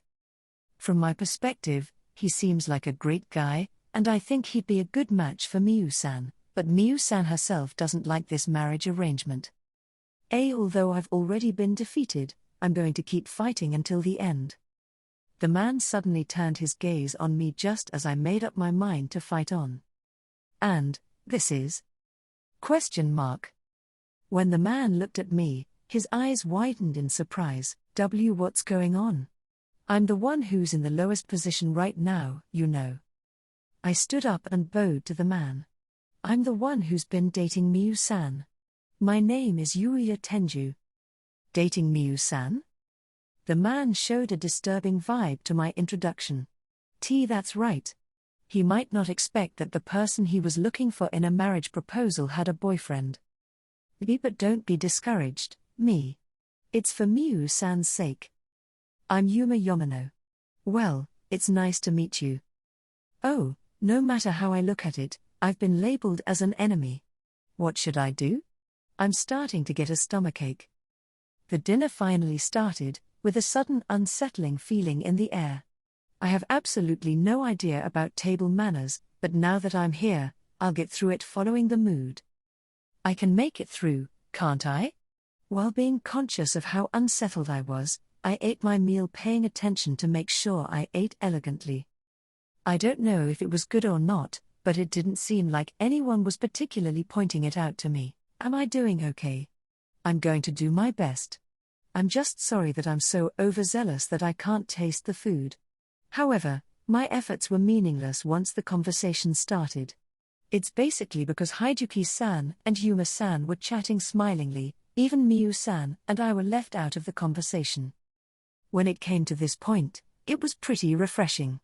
As I continued to eat in silence, Miyu-san spoke to me covertly. I'm sorry, Yuuya-san. I'm sorry that I involved you in this kind of situation and that you were treated like this. No, it's okay. I'm just trying not to embarrass Miyu-san by being her boyfriend.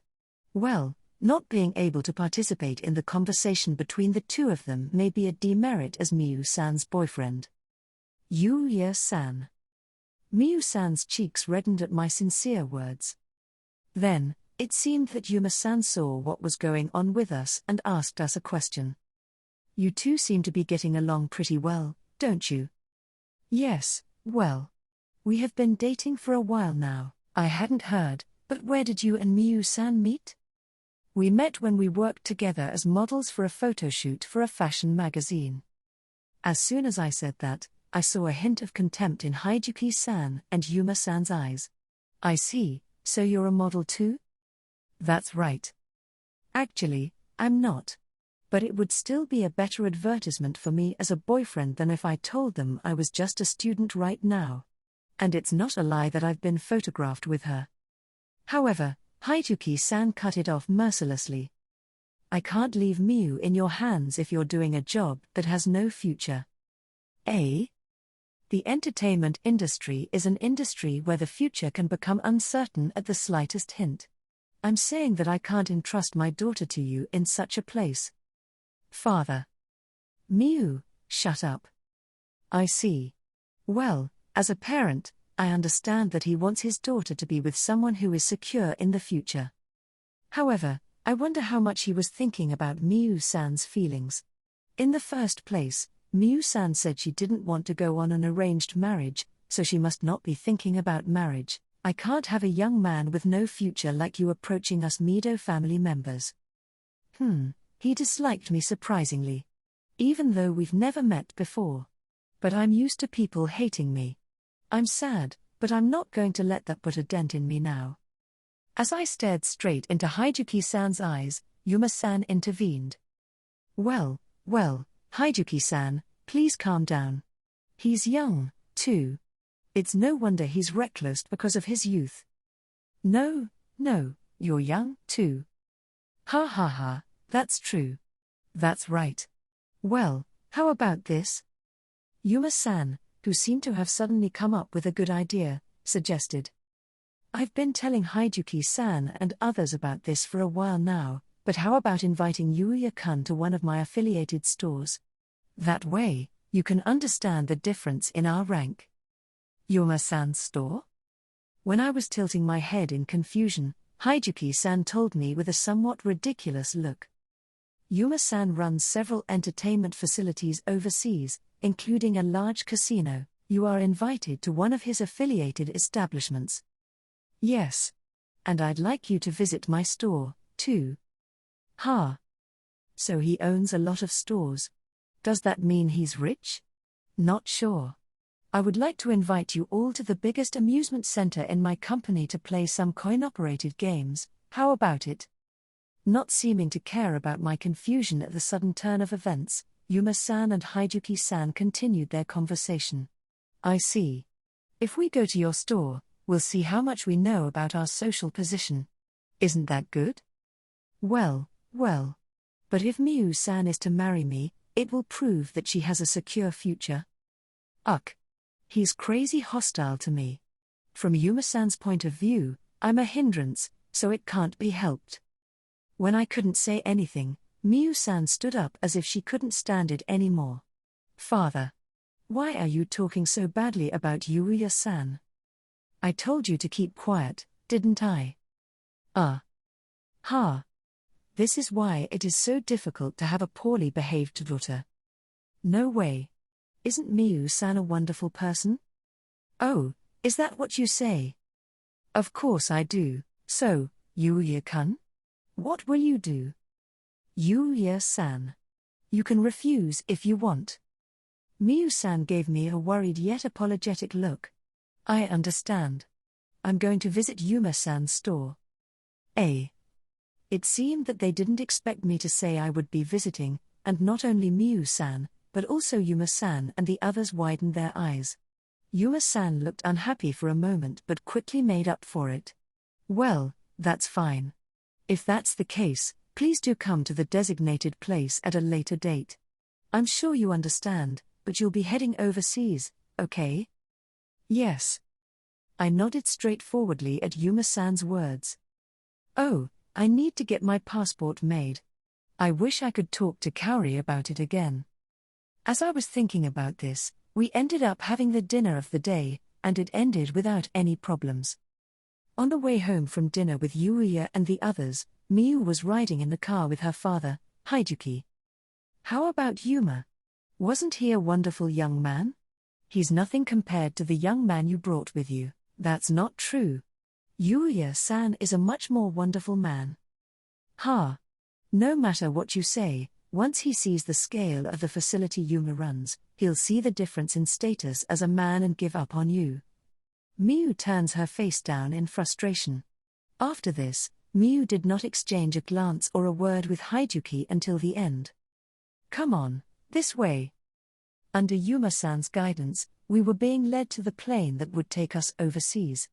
After that dinner, with the help of Kaori, Tsukasa-san, and the others, I got my passport without any problems and came to the airport that Yuma-san had designated for us. I'm still dressed casually today, but since Yuma-san's affiliated store is said to be a magnificent facility, I don't know what the correct attire is, so I brought the three-piece suit I wore for dinner the other day. As I hadn't had much experience going abroad, let alone going on a long trip, I tried not to look around too much. I just have to be graceful and have a relaxed attitude. As if mocking me, Yuma-san led us to a certain plane. Well, this is my private jet. Oh. Haijuki-san seemed impressed by Yuma-san's words, but Miyu-san didn't seem to be interested at all. Miyu-san said that she actually had a modeling job today, but Haijuki-san forced her to cancel it to accompany him. To be honest, I had no idea how great Haijuki-san was, so when I talked to Tsukasa-san about the passport, I asked him if he knew who Haijuki Mido was, and he told me that he was the president of the Mido Group, one of the largest corporations in Japan. Although I have seen the name Mido in many places, including in electrical appliances, I had no idea that he was the president of such a large company. I was also surprised to find out that Miyu-san is the daughter of the president of such a company. Well, from my perspective, everyone is an amazing person, so it's not like I'm going to change how I treat Miyu-san and her father. Anyway, if he is the head of such a large company, it must be easy for him to cancel Miyu-san's job. However, since Miyu-san takes pride in her work as a model, I can understand why she doesn't like Haijuki-san's methods. More importantly, private jets really existed, didn't they? I thought it was something that only existed in fiction. When I boarded the plane thinking about this, Yuma-san approached me with a smile on his face. I hadn't told Yuuya-kun about this, but I work overseas, so all the attendants are foreigners. I don't usually use Japanese either, so please use English if you need to ask for something. Well, if you don't speak English, I suggest you keep a low profile.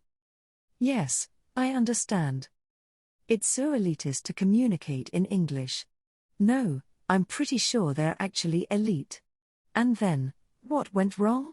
Yuma-san clicked his tongue when he heard my words. TSK. How long can you afford to keep that up? Eh? I could hear the clicking tongue, but I couldn't hear the words that followed it. What did he say? Probably not a very good one. Then, eventually, the plane started moving. Miyu-san was sitting next to me, and Haijuki-san and Yuma-san were sitting across the way from us. Miyu-san, are you okay? When I called out to Miyu-san, who looked somewhat depressed, she gave me an apologetic look. Oh. I'm sorry. I'm fine.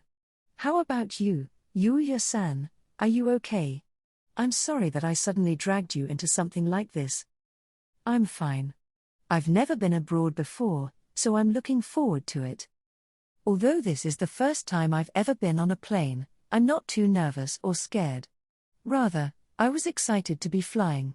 If I could, I would have brought Knight and the others with me, but I played the role of Miyu-san's boyfriend this time, so they were all staying at home. Seal was a newborn, and I wanted to stay close to him, but I had to be patient. Once I'm settled in the hotel over there, I'll use teleportation magic to get home. A short time after the plane took off, Yuma-san called the attendant and spoke to her in English. Coffee, please. Very well, sir. Yes, would Yuuya-kun and the others like to order something too? Huh? Oh, yes. I was momentarily surprised to be suddenly spoken to in Japanese by Yuma-san, and so I asked the attendant. Do you have any kind of menu? Yes, we do. Would you like me to bring it to you? Yes, please.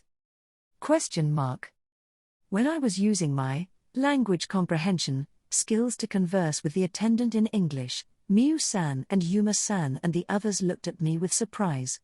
Hey, what's going on? Then the attendant brought me a menu, and I thanked her. Excuse me, thank you. No problem.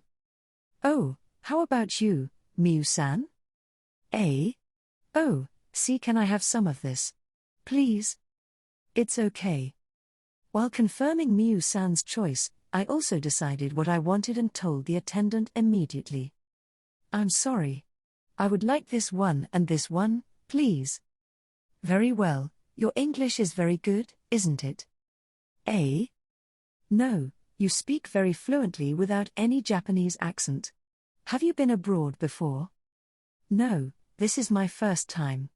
Ha ha ha, it's nice to be praised for my English by an English speaker, foo. Oh, I'm sorry. I'm sorry to interrupt you, but I'll have it ready in a moment. Please. The attendant smiled at my words and went back. As I watched her go, Miyu-san spoke to me with a somewhat excited look on her face. Yuuya-san, you speak English too? Why, yes. Sometimes. It's all thanks to my language comprehension skill, so it's a bit of a cheat, but please forgive me this time.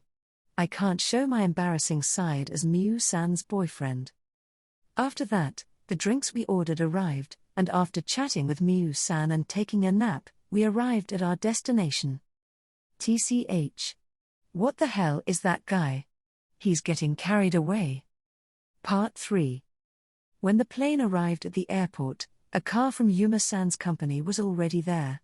I got in the car and drove to the hotel, where I changed into formal wear and went to the amusement center that Yuma-san ran.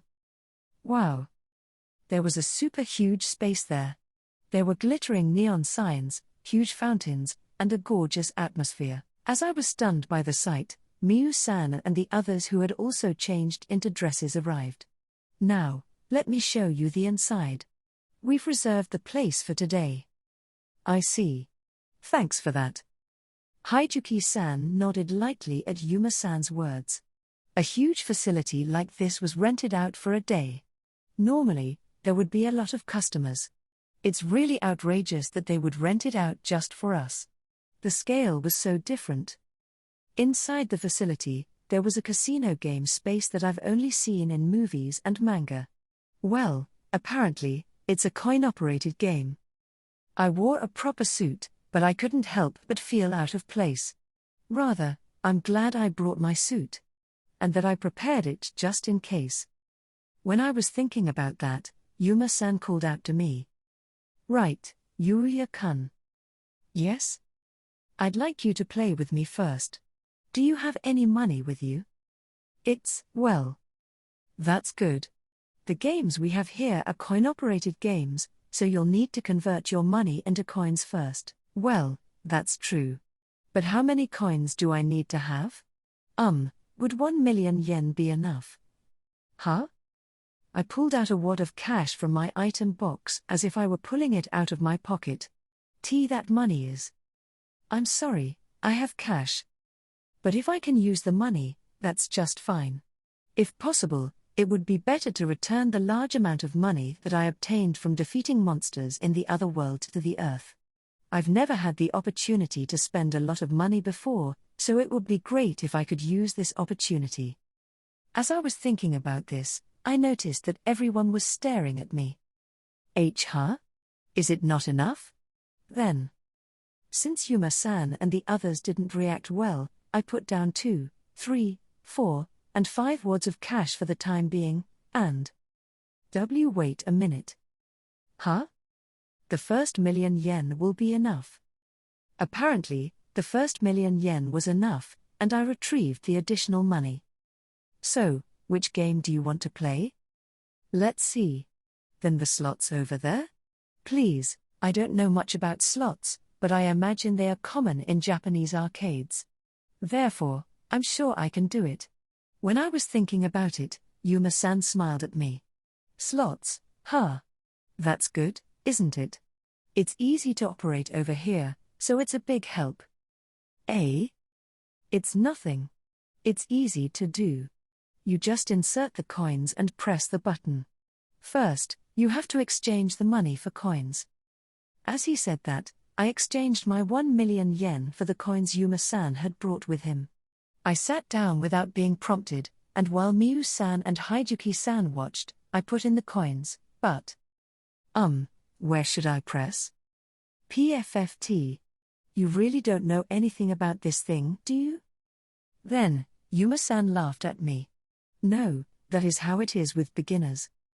I pressed the button he told me to press, and the machine began to rotate. I didn't know what to do to win, so I pressed the 3 buttons at the right time, and the slot machine stopped. At that moment, the The word jackpot appeared on the screen with a flashy sound and effect. Jack. Pot? What? No way. How? I don't know what's going on, but it seems I've won. Impossible. I'm sure I gave them the proper instructions. Why? Yuma-san was muttering something in a somewhat troubled manner, so I couldn't ask him what a jackpot was. However, a lot of coins came out of the machine, so I guessed I had won. I continued to play and saw the word jackpot again.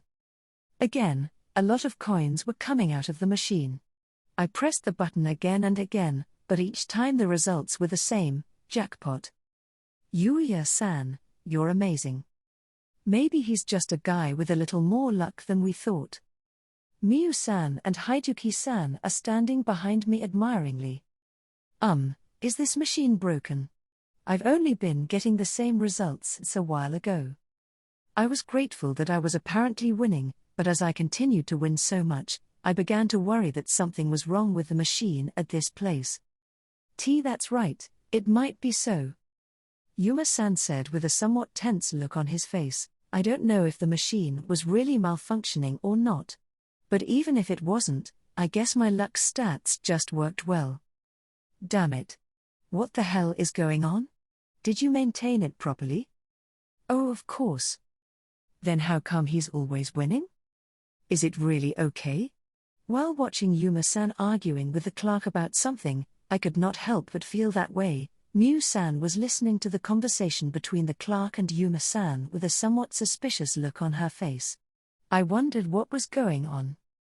Then Yuma-san, who had been talking with the clerk, recommended that I play the next game. Well then, how about roulette next? Roulette, huh? Yes. It's a traditional game, too. As expected, I don't like it when people stick to just one game. You can also play games that you can't normally experience with the coins here. As for me, I think I've also had enough, but it can't be helped. Okay. Well, I'd like to try out some of the other games, so can you tell me the rules as we go? So, I was taught the roulette rules for a while, but then Yuma-san came up with a suggestion. That's right. It's a rare experience. Why don't you try something that you don't usually do? Something I don't normally do? Yes. If you're a man, why don't you try putting all your coins on a single number?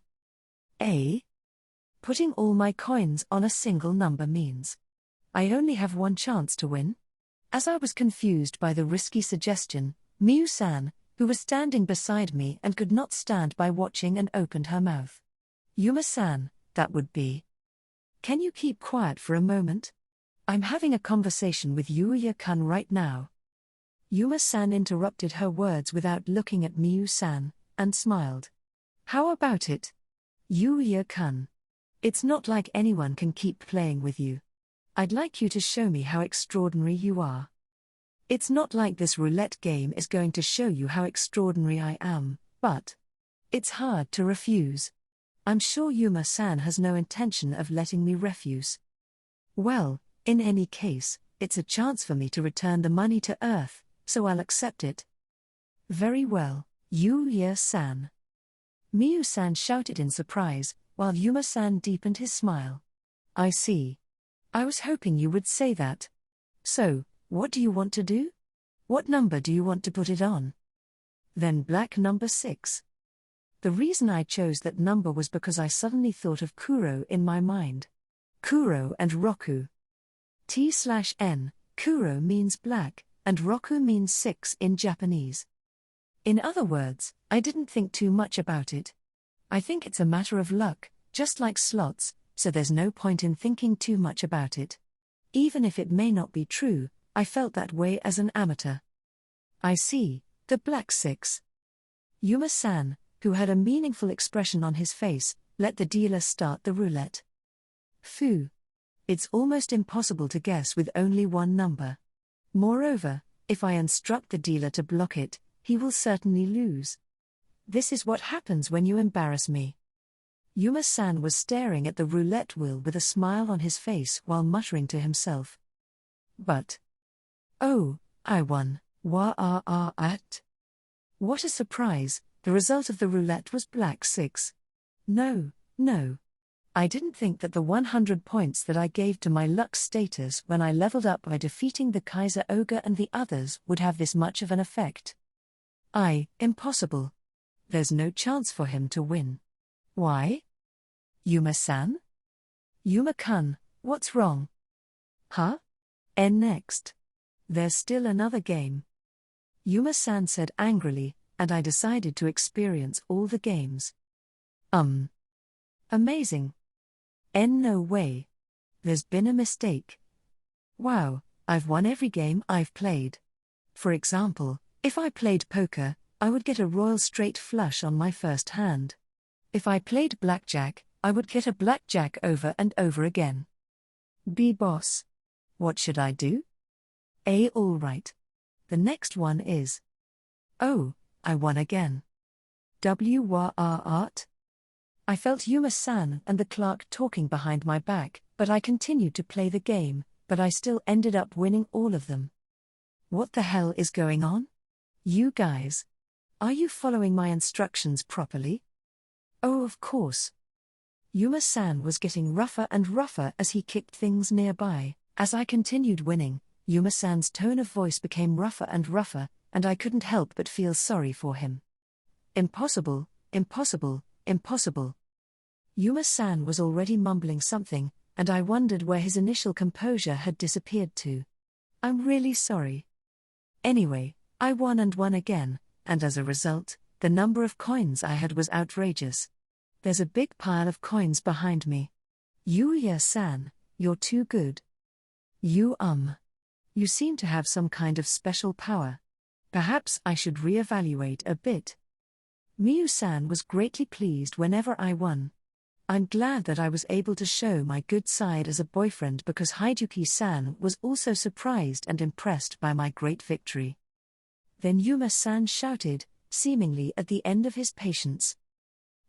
It's cheating. You must be cheating. Even if you say it's cheating. No, my luck stats are more than just cheating. It's not something that was visible, and there was no way to confirm this. Even I, who actually benefited from it, couldn't say anything about luck because it's invisible to the eye. As Yuma-san glared at me, Miyu-san finally opened her mouth. You're the one who's cheating, aren't you? I know you've been doing something dirty behind our backs. What did you say? I have a recording of the conversation between you and the staff here. Gah. Surprisingly, Miyu-san was doing that while I was playing the game.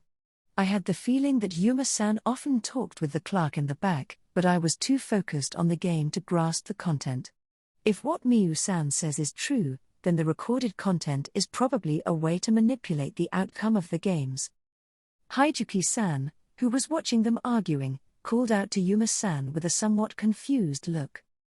Yuma-kun? Is it true? I don't believe you would do such a thing. Shut up. Father? Suddenly, Yuma-san punched Haijuki-san, who called out to him. What are you doing? When I hurriedly tried to help Haijuki-san stand up, a group of men dressed in black showed up around us, with the appearance of those who specialize in violent activities. This is Yuuya-san. For the sake of Miyu-san, who has an anxious expression, I quickly stood in front of her to distance her from the men, and Yuma-san let out a big sigh. Everything is ruined, isn't it? Yuma-san? Don't you dare to call me casually like that, you little brat. Yuma-san glared at me with a murderous glare. Miyu-san, and most especially Haijuki-san, who was at the feet of Yuma-san looking up at him dumbfounded, could not hide our surprise at the sudden change in his atmosphere.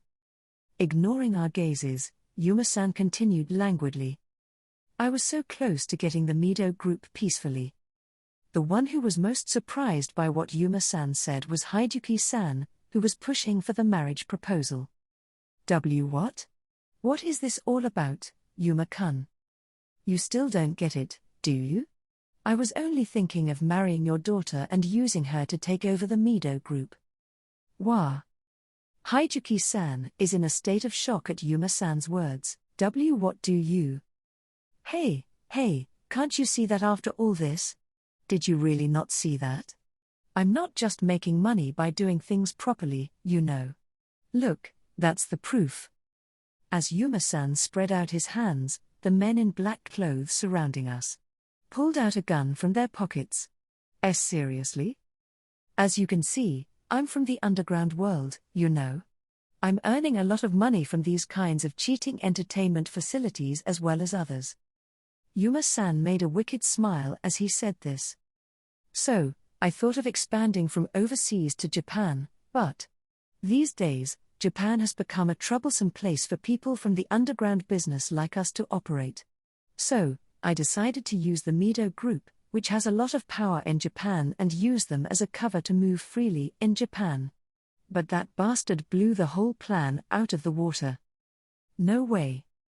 Haijuki-san was stunned, apparently not expecting that the person he had been pushing for a marriage with Miyu-san out of concern for her future was a person from the underground business world. Miyu-san trembled in fear as a gun was pointed at her head. Yuuya-san. Miyu-san. Please rest assured. I will definitely protect you. Eh? Miyu-san asked back in a daze. As if to reassure her, I turned back to Miyu-san and smiled. Because I'm your boyfriend, right? Eh? Miyu-san's face flushed red at my words. Thank goodness, she seemed to have calmed down. Then, seemingly unhappy with our exchange, Yuma-san shouted. Damn it. Enough, get rid of that little brat first. Yuuya-san. As soon as Yuma-san gave the order, one of the men dressed in black shot a gun at me. I was trying to be strong in front of Miyu-san, but of course, I've never dealt with a gun before or even seen one. I fought many battles against monsters in the other world, but I don't know if my powers would really work against a gun. I had been thinking about how to fight against a gun. Huh? The moment a bullet was fired from the gun, the speed of the surroundings suddenly slowed down. And the bullet that flew towards me was clearly visible as if in slow motion, so I grabbed Miyu-san in my arms and pulled her close to me, avoiding the bullet. Then, the speed of the surroundings returned to normal, and the bullet passed through the position where Miyu-san and I were just now and made a hole in the wall behind us. What? You avoided the bullet? Yuma-san was surprised, as he didn't think that the bullet would miss the target. When I thought about it, once a bullet was fired from the gun, as long as there were no interference from the outside, the direction it traveled could be easily predicted. It's easier to deal with a bullet since it wouldn't suddenly change direction like Yuti's arrow or split into countless branches like the spear of the spear saint. In addition, the speed of the bullet was surprisingly slow, which I did not realize until I was actually shot at. I know this was abnormal, but I didn't expect the power I acquired in the other world to be so great. Nevertheless, for this occasion, I am very grateful. I didn't want the experience of being shot at if possible, but that's what happened. I mean, if the bullet was this slow, I don't think I'd even get a scratch if I actually got hit by the bullet. I'm too scared to try such an experiment though. I didn't know about it until now, but the training with Yuti, Master Usagi, and Iris-san, as well as the fighting with the monsters in the Great Devil's Nest, were all done at a speed that exceeded the speed of sound. I'm not aware of this, and I was also so busy keeping up with the daily training that I don't really care if I'm really going faster than the speed of sound now. Even so, I still couldn't keep up with the speed of Master Usagi or Iris-san unless I used the power of the magic attire, or evil. I have to work harder. More importantly, I slowly lowered Miyu-san, who was frozen in my arms with a red face, to the ground and looked over at the men dressed in black. For the time being, I'm going to neutralize them. Huh? Why you, guys? Just shoot all of them. Then the men dressed in black all fired their guns at once, but I caught the bullets that were about to hit us with my bare hands and dealt with them. Then, I scattered the bullets I had just caught on the floor around my feet. When Yuma-san saw this, he opened his mouth so wide that I thought his jaw would come off. It was the same for the men dressed in black, who were all looking at me in amazement. Yeah, I'm really far from human, aren't I? Even so, I still can't catch up with Master Usagi and the others, so the world is a big place. Well then. It's my turn now, right? Hi-yi. As I sneaked into the bosom of one of the men dressed in black, I used a technique that I had learned from my previous fight with the Fist Saint. Tearing Sky Pierce. This technique was a profound technique that unleashed an impact from a very close distance, and if used normally, the men dressed in black would be unable to withstand it. So, I withheld my strength and unleashed the technique with the image of letting the impact penetrate through. This technique of penetrating the impact was actually something that I had been aware of when using the Spear Saint technique during my training with Master Usagi and Iris-san. As the name implied, the technique of the Spear Saint used a spear, so basically, everything was based on the premise of piercing. I was able to make use of that technique in this battle. Ka. The man dressed in black, who had been hit by my attack, was knocked unconscious by the blow and collapsed. Okay, that went well. In the same way, I stunned the men dressed in black one after another. Then, at last, Yuma-san was the only one left. Yuma-san looked at me as I slowly approached him and shook his head. Avoiding and catching bullets, I don't understand it at all. What are you? What are you? You're not worthy of Miyu-san. After saying that, I activate Tearing Sky Pierce on Yuma-san. Yuma-san then collapsed and fainted. After that, Yuma-san was caught by the local police. Incidentally, the police told me that the number of coins I had acquired in the game had swelled to the point where I could exchange them for about 500 million yen. My stats luck was really outrageous. At the airport on the way back to Japan, I ended up sitting in on the discussion between Miyu-san and Haijuki-san. Miyu-san didn't respond to Haijuki-san's voice. From what I could see, their impressions of each other were completely reversed from when I first met them. Then Haijuki-san made a very pathetic and confused expression. I was. Up until now, Father has denied me of everything, of anything. I want you to tell me what I should do from now on, and I want to hear it from Father's mouth. Because of what has happened up until now, Miyu-san's words must have resonated strongly in Haijuki-san's heart. I couldn't interfere in any way in this matter. After all, it was a family matter. It would be strange for me, an outsider, to interfere. In response to Miyu-san's words, Haijuki-san tried to say something but eventually dropped his voice. I'm sorry. I thought I knew everything, but I actually didn't know a thing. I thought that if you married him, your future, and the future of the Mido group, would be safe. But I was wrong about everything. I'm sorry that I didn't see through his true nature, and I'm sorry that I didn't consider your feelings. I'm sorry for everything. Haijuki-san lowered his head sincerely. Seeing that, Miyu-san quietly opened her mouth.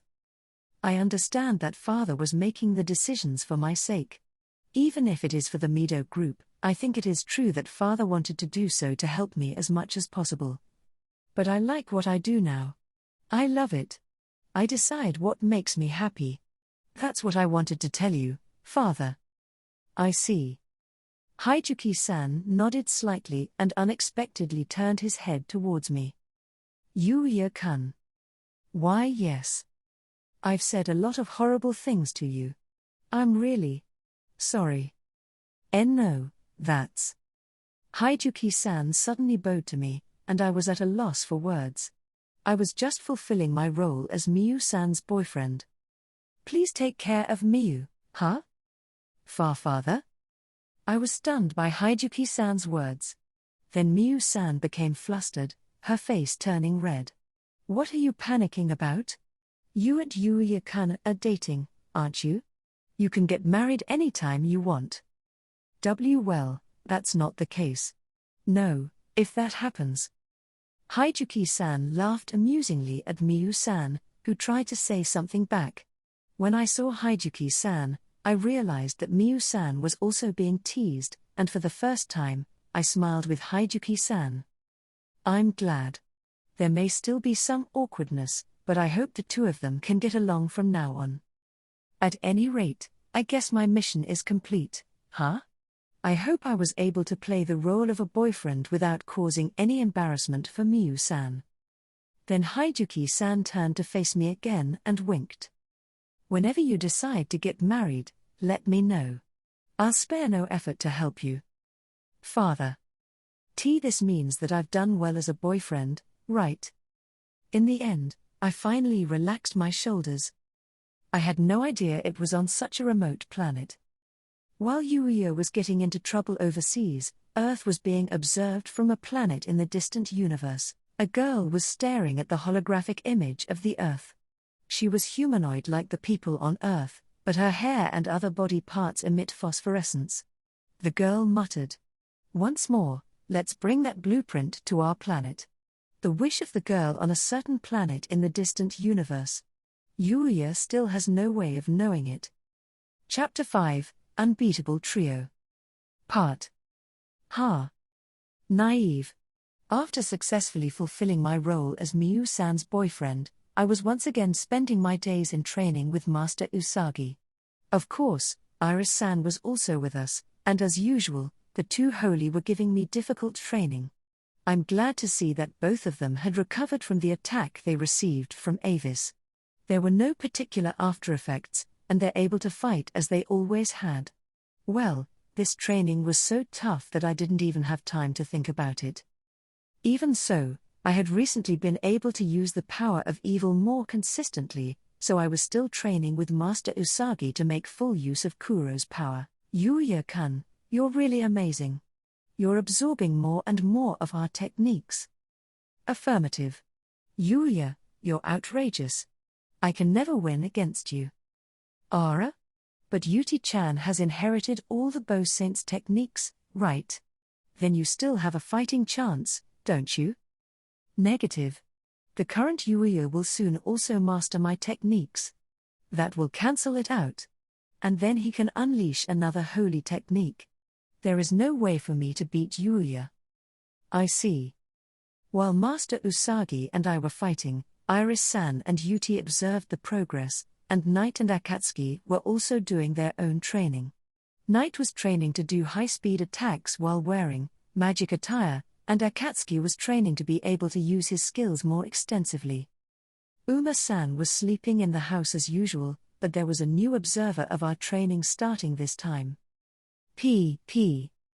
Seal, who had recently joined my family, watched the battle between Master Usagi and me, his eyes shining brightly. He was moving his tiny body as frantically as he could, cheering me on as if to say, "Do your best." With such support, I couldn't help but try my best. With the power of evil in my body, I deploy magic attire only on my hands and feet. Then, while making full use of the steps that Master Usagi taught before, I threw the absolute spear with all my might. The spear's power was so great that it left even the wind behind as it closed in on Master Usagi. As expected, Master Usagi did not have time to avoid the attack, so he caught the tip of the absolute spear with both his legs and ears, forcing the attack to deviate from its trajectory. To make this me finally use my ears. You've grown a lot. 3 divine steps. My attack did not end with just throwing the absolute spear. The step that I took when I threw the absolute spear earlier was a technique that Master Usagi used when he was dealing with the Scythe Saint during Kuro's attack. I used that technique to throw the absolute spear and simultaneously close in on Master Usagi's body. It was only because I had the Evil Den's Eye that I was able to recreate this fighting technique. Once I was in front of Master Usagi's chest, I already decided on my next move. I didn't even give Master Usagi a moment to breathe and unleashed my full power, using Iris-san's signature, single sword flash, by using the item box to change my weapon to the Omni Sword immediately. And then, the tip of my sword was pointed at Master Usagi's neck. It's a point, isn't it? Yeah. You win. No way. Usagi lost. Astonishing. No way. I was finally able to obtain a point from Master Usagi. Yes. I lay down on the spot and shouted. Finally. I finally scored a point against Master Usagi. Of course, if I try the same move the next time, it won't work, so I won't be able to repeat this. Still. This victory was the best proof that I was growing up. Master Usagi looked at me with a dumbfounded look. Geez. Even though you got a point. I don't know who is actually the winner here. Master Usagi was right, I was exhausted, but Master Usagi seemed to have already recovered. I knew Master Usagi was too strong. Well, whatever. You've won today. So today's training is over. But from tomorrow on, I will be even more strict, okay? Why yes. When I replied while lying down, Seal flew at me. Pi. P. Oh. Seal. Thank you for your support, I could actually feel it. P. Seal rubbed his face against my chest as if he was happy to hear my words.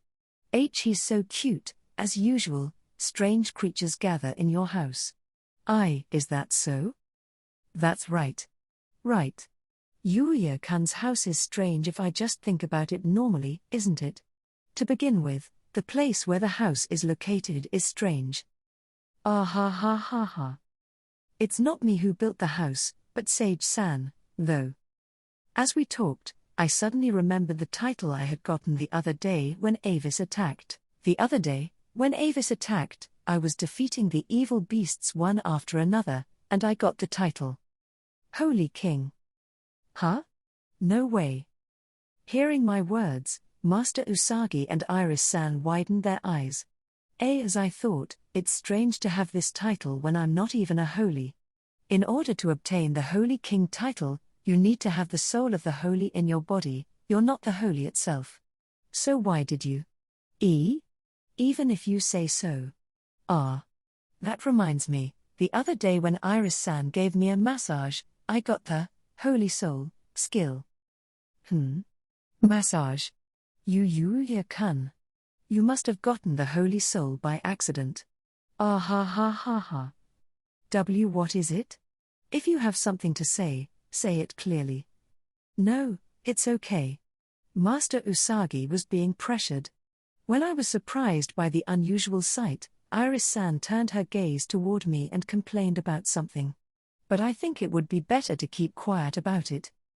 But, after all, the Holy Soul skill that I acquired at that time must have been related. While feeling the growth of my own body, I was thinking about such things in a carefree manner. Now, I'm here to fulfill my promise, okay? The voice of the god of destruction echoed. Suddenly, the sky turned dark red. What? Woof. Fugo. Knight and Akatsuki, who were also doing their training, noticed the sudden change in the sky and stopped their training to return to me. What is it? What on earth?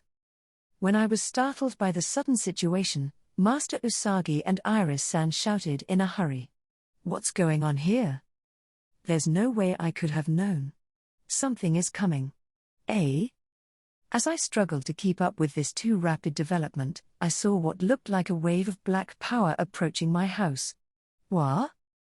Holy Sword Barrier. Holy Kicking Wave. Holy Ear Impact. The two holy did not hesitate to unleash their strongest technique, which they had also used when Quoro attacked. Those techniques were their profound skills, and they are also like special moves. In other words, to suddenly use such a technique meant. The technique released by the two of them flew out of the barrier of Sage-san's house and collided with the black wave, but it was only able to deviate the trajectory of the black wave slightly, and the black wave that has deflected landed behind the house. Then, a tremendous roar rang out all around. Wah! When I looked at the place where the black wave had landed, I couldn't help but exclaim. The reason was that the forest of the great devil's nest that stretched behind my house had been obliterated. Not a single plant or tree remained, and a cruel, desolate clearing spread out. In the cleared area, there must have been a bunch of special, incredibly tough trees called black hardwood that I had used in my training with Master Usagi.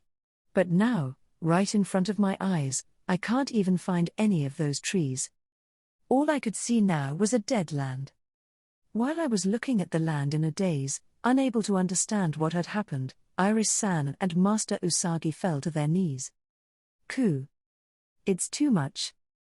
Iris-san, Master Usagi. As I hurried to rush over to them, Yuti, who was nearby, shouted while staring at the sky. Detected. Yuuya. That guy is here. That guy? Geez, what a creepy presence. Hey, not only did Yuti, but even Kuro inside me woke up and said that, which means. How? So you can handle that attack, huh? It seems that you are more powerful than I expected. Sword Saint, Kicking Saint. A young man was standing leisurely in the sky above my house. Yes, it was Avis, the one who had absorbed all the evil and evolved into the ultimate perfection. The fact that Avis had come here meant that his body had grown accustomed to the complete power of evil as he mentioned before. However, from the looks of it, you won't be able to prevent it for the second time, will you? Then let's begin. Die. As soon as Avis checked on Master Usagi and the others, he once again shot out the same black wave towards them. I immediately rushed to Master Usagi and Iris-san, who were unable to move from the recoil of the earlier technique. In the meantime, Yuti shot arrows, Knight used magic, and Akatsuki intercepted the black wave with his sanctuary skill, but all of them were instantly swallowed. We can't make it in time. Iris-san and Master Usagi forcefully stood up and tried to unleash the same technique again, but before they could, the black wave attacked Sage-san's house. But the barrier on Sage-san's house easily blocked even Avis's black wave. It's not only Avis who is surprised by this sight, but we as well. Sage-san, you. As expected, you're outrageous. The attack that we could not prevent even with all our might was easily repelled? Iris-san blinked several times and stared at the sky. It's hard to believe, isn't it? But Avis didn't give up because of that. How? It doesn't work, outsider? But even if it's blocked once, I'll just keep attacking until it gets through. As he said that, he created a large number of black masses that seemed to condense the power of darkness around him and shot them all at once at Sage-san's house. The power and speed of each shot were tremendous, and there was no way to intercept them in time. But what's going on? The barrier of Sage-san's house easily prevented them all. Avis was surprised at how unexpected this was. However, no matter what happened, I could only say that it's because Sage-san is amazing. I was able to get a little mental relief thanks to Sage-san's house, but that was easily blown away by Avis's next words. I don't know what principle you are using to prevent my attack. But if you're going to hold up in there, I might as well do that. It's just changing the order of my plan. I'll just destroy the Regal and Alceria kingdoms first instead of you. What? If you just want to wait here, then fine. I will just burn the sight of your precious human countries falling to your eyes. I can destroy those countries from here, after all. Stop it. Do you think anyone would stop if they were told that? Avis stared at me as if I were a fool and then pointed his palm in the direction of the Alceria and Regal kingdoms. At this rate, that black wave will be unleashed on the two countries. Now, take a good look at this. This is the true power of evil. Stuop. Avis stopped preparing for the attack and accepted my attack as I threw the absolute spear with all my might while activating the Holy King's authority. That power is the Holy King? Avis was looking surprised with his eyes wide open, but his expression quickly changed to a smile. Kukaku. Kuahahaha. If I kill you, the Holy King, there will be no one who can stop me. There is no shortage of opponents. Come and fight me. I don't need to be told. He might not be the kind of opponent that I could beat, but now that Master Usagi and Iris-san were unable to move due to the recoil from the technique they had unleashed, I'm the only one who could fight. I grasped the absolute spear that came back to my hand and immediately released the power of magic attire and evil to approach Avis. Ha! Ha ha ha ha ha ha! Come on, bring it on! Avis didn't even show any signs of running away in response to my attack, he's just smiling. And then, my full force attack was caught by Avis's one hand. How? It's strange magic, the same power as ours. Interesting. NN. My attack was caught lightly, but that was to be expected. Immediately, the Omni Sword appears in my free left hand, and I slash it at him. Single sword flash. This is. Avis opened his eyes lightly and caught my attack with his other hand, which was covered with a jet black mist. Do you also use the technique of the Sword Saint? Flying heaven! Exclamation mark. I continued to use the technique without replying to Avis's words. Avis now had both of his hands occupied catching my absolute spear and Omni Sword. That's why I slammed Master Usagi's technique into Avis's body. But just as I was about to do so, Avis covered his body in a black mist, and even my kick was blocked. In addition, Alvis used the momentum of catching my kick was to make a big leap from the position and created distance. Kukaku. Ha ha ha ha ha. After the Sword Saint technique, next is the Kicking Saint technique, huh? You're very versatile, aren't you? Avis smiled fiercely, showing no signs of injury after enduring all my attacks. Then Avis opened his hands and looked down at me coldly. Next is my turn, okay? Exclamation mark. Then the space behind Avis creaked, and several jet black hazes began to ooze out like black stains. The innumerable black haze produced gradually surrounded me from all directions, and a tremendous amount of jet black spears were formed from it. Die. Ha! With Avis' short command as a signal, countless jet black spears were unleashed at me. I desperately tried to block the attacks from all directions using my absolute spear. However, I was about to be swallowed up by the jet black spears that were being released in an overwhelming number of moves faster than I could wield the absolute spear. But you were ho! I activated the Holy King's authority with all my might and annihilated the jet black spears one after another with a wave of holy power. However, by using the Holy King's authority, now, I ended up with wounds all over my body. Ha ha ha ha. You still refuse to die, huh? You're pretty tough, aren't you? Avis was staring at me and laughing happily. If I just keep defending, I will surely die. But there's nothing I can do to damage him. What on earth should I do? I was desperately thinking about it, but then something suddenly pulled my ear. It hurts. Why is Seal on my shoulder? Stay away from me, it's dangerous. P3. I tried to persuade Seal, who was perched on my shoulder, before I even realized it, but Seal said he was going to defeat that Avis. No. Seal has just been born, right? You can't do that. P3. I tried my best to persuade him, but he just kept chirping as if to say, I will do it. Where did you get this confidence from? Pi. Aside from me, who was surprised, Seal said to Knight and Akatsuki, Senpais will do it too, right?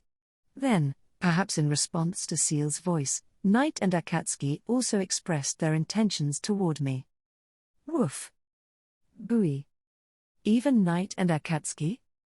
It seems that both of them were frustrated by the fact that they were outmatched by Avis the other day in the Regal Kingdom, and apparently, they wanted a rematch. No, I understand that they want revenge, but even Master Usagi and the others were no match for Avis's strength.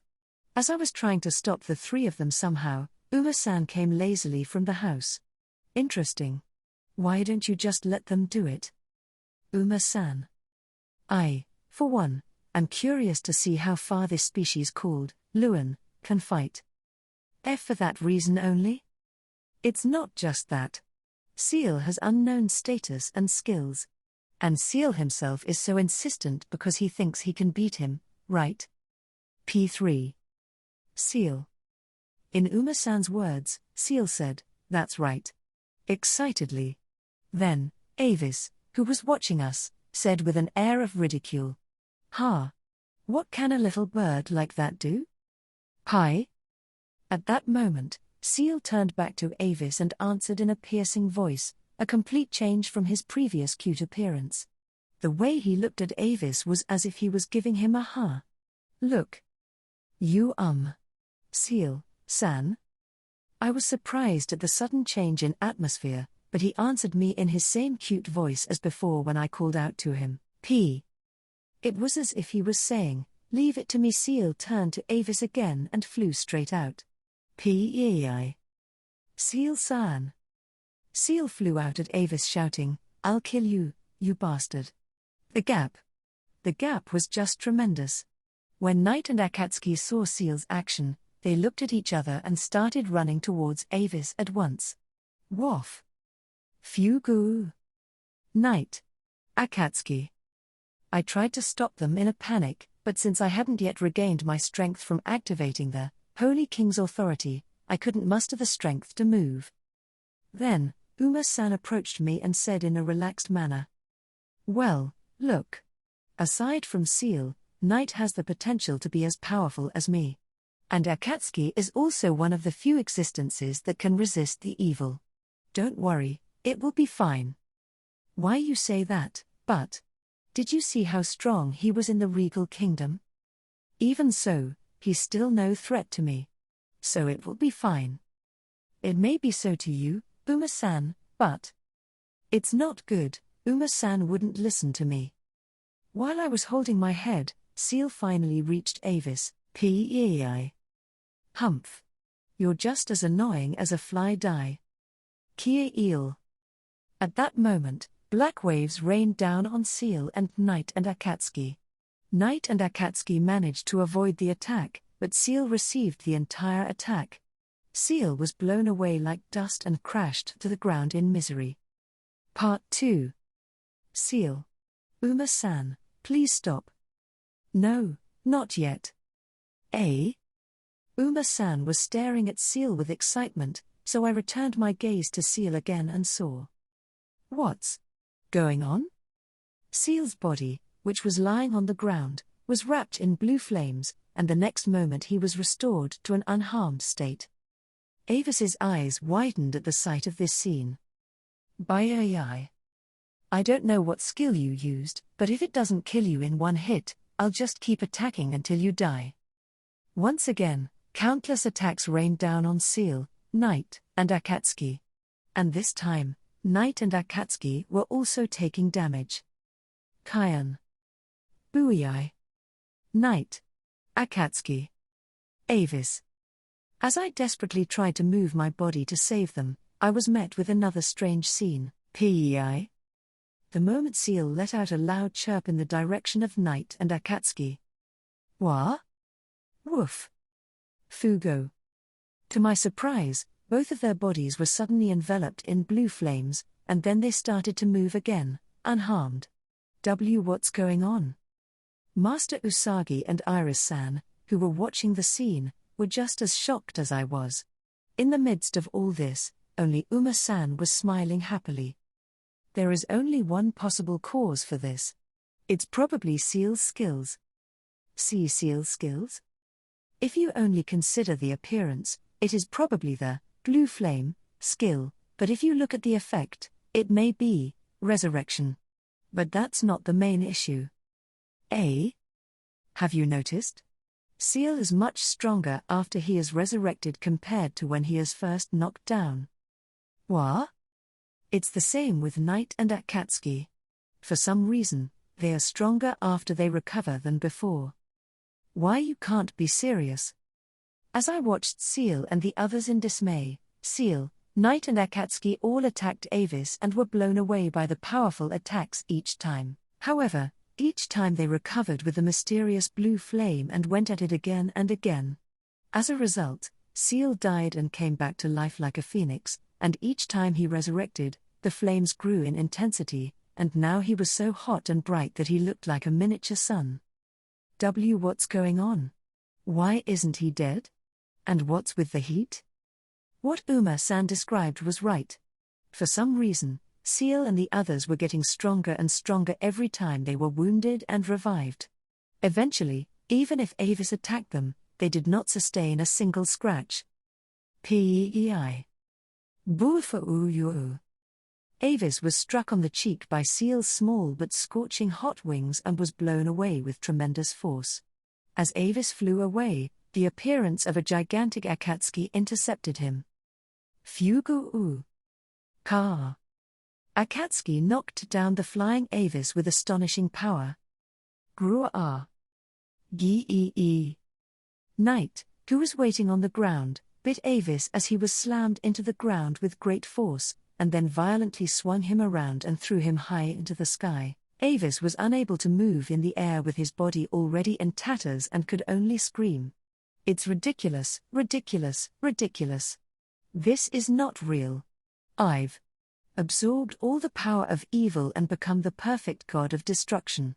And still that little bird. Pi. Gaha. As Seal reached the top of Avis's head with a chirp that sounded as if it was saying, "Shut up," he struck Avis down to the ground again with his small but sun-like glowing talons. This is not real, is it? No way. This me was. Woof. Fugo. Hi. With a grin, Knight and Akatsuki approach Avis, who had crashed onto the ground.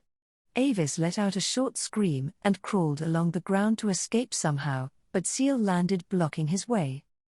Pi? Where do you think you're going? Huh? Said Seal in an intimidating tone, with a voice so dusky that even professionals in the field would rave about it. Seal walked up to Avis. Stop it. Stop. Please stop. Via. Uei. Pei. Gya. Literally ripped to shreds, Avis finally let out a loud scream and stopped moving before quietly disappearing from Akatsuki's sanctuary skill. As I watched in dismay, a message suddenly appeared.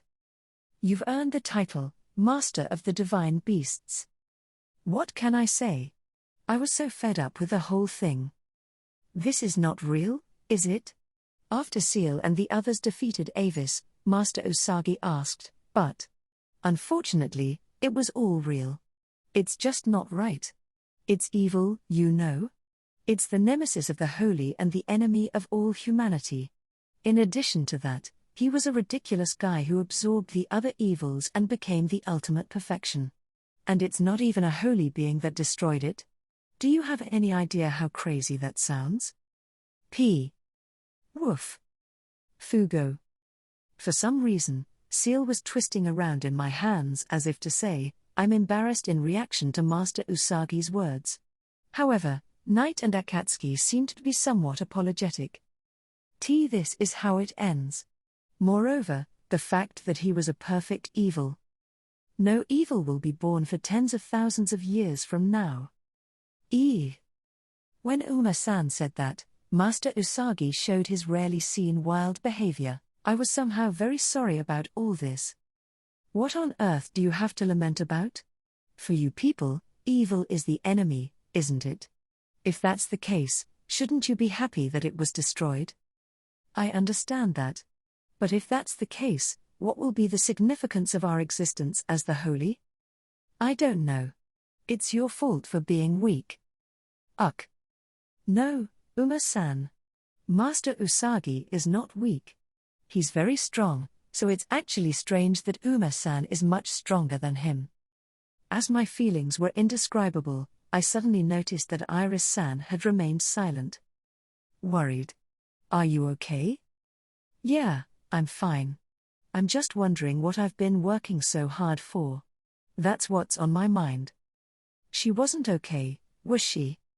Like Master Usagi, Iris-san has also worked hard to protect humans from evil. It's probably because of this staggering end that she can't get her mind straight. Don't worry, I haven't been able to keep up with it either.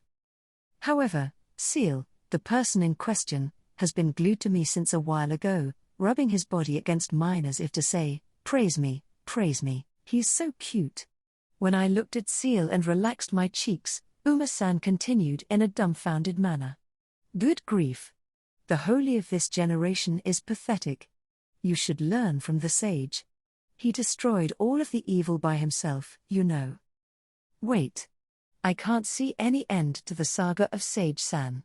Isn't Sage-san still too absurd? Then, at Uma-san's word sage, Iris-san's eyes widened. Sage, you mean? That sage? Humph. There is only one sage for me. In fact, I wouldn't even call anyone else a sage. Anyway, when he was alive, he took care of all the responsibilities of the holy by himself. One person, to do all the holy?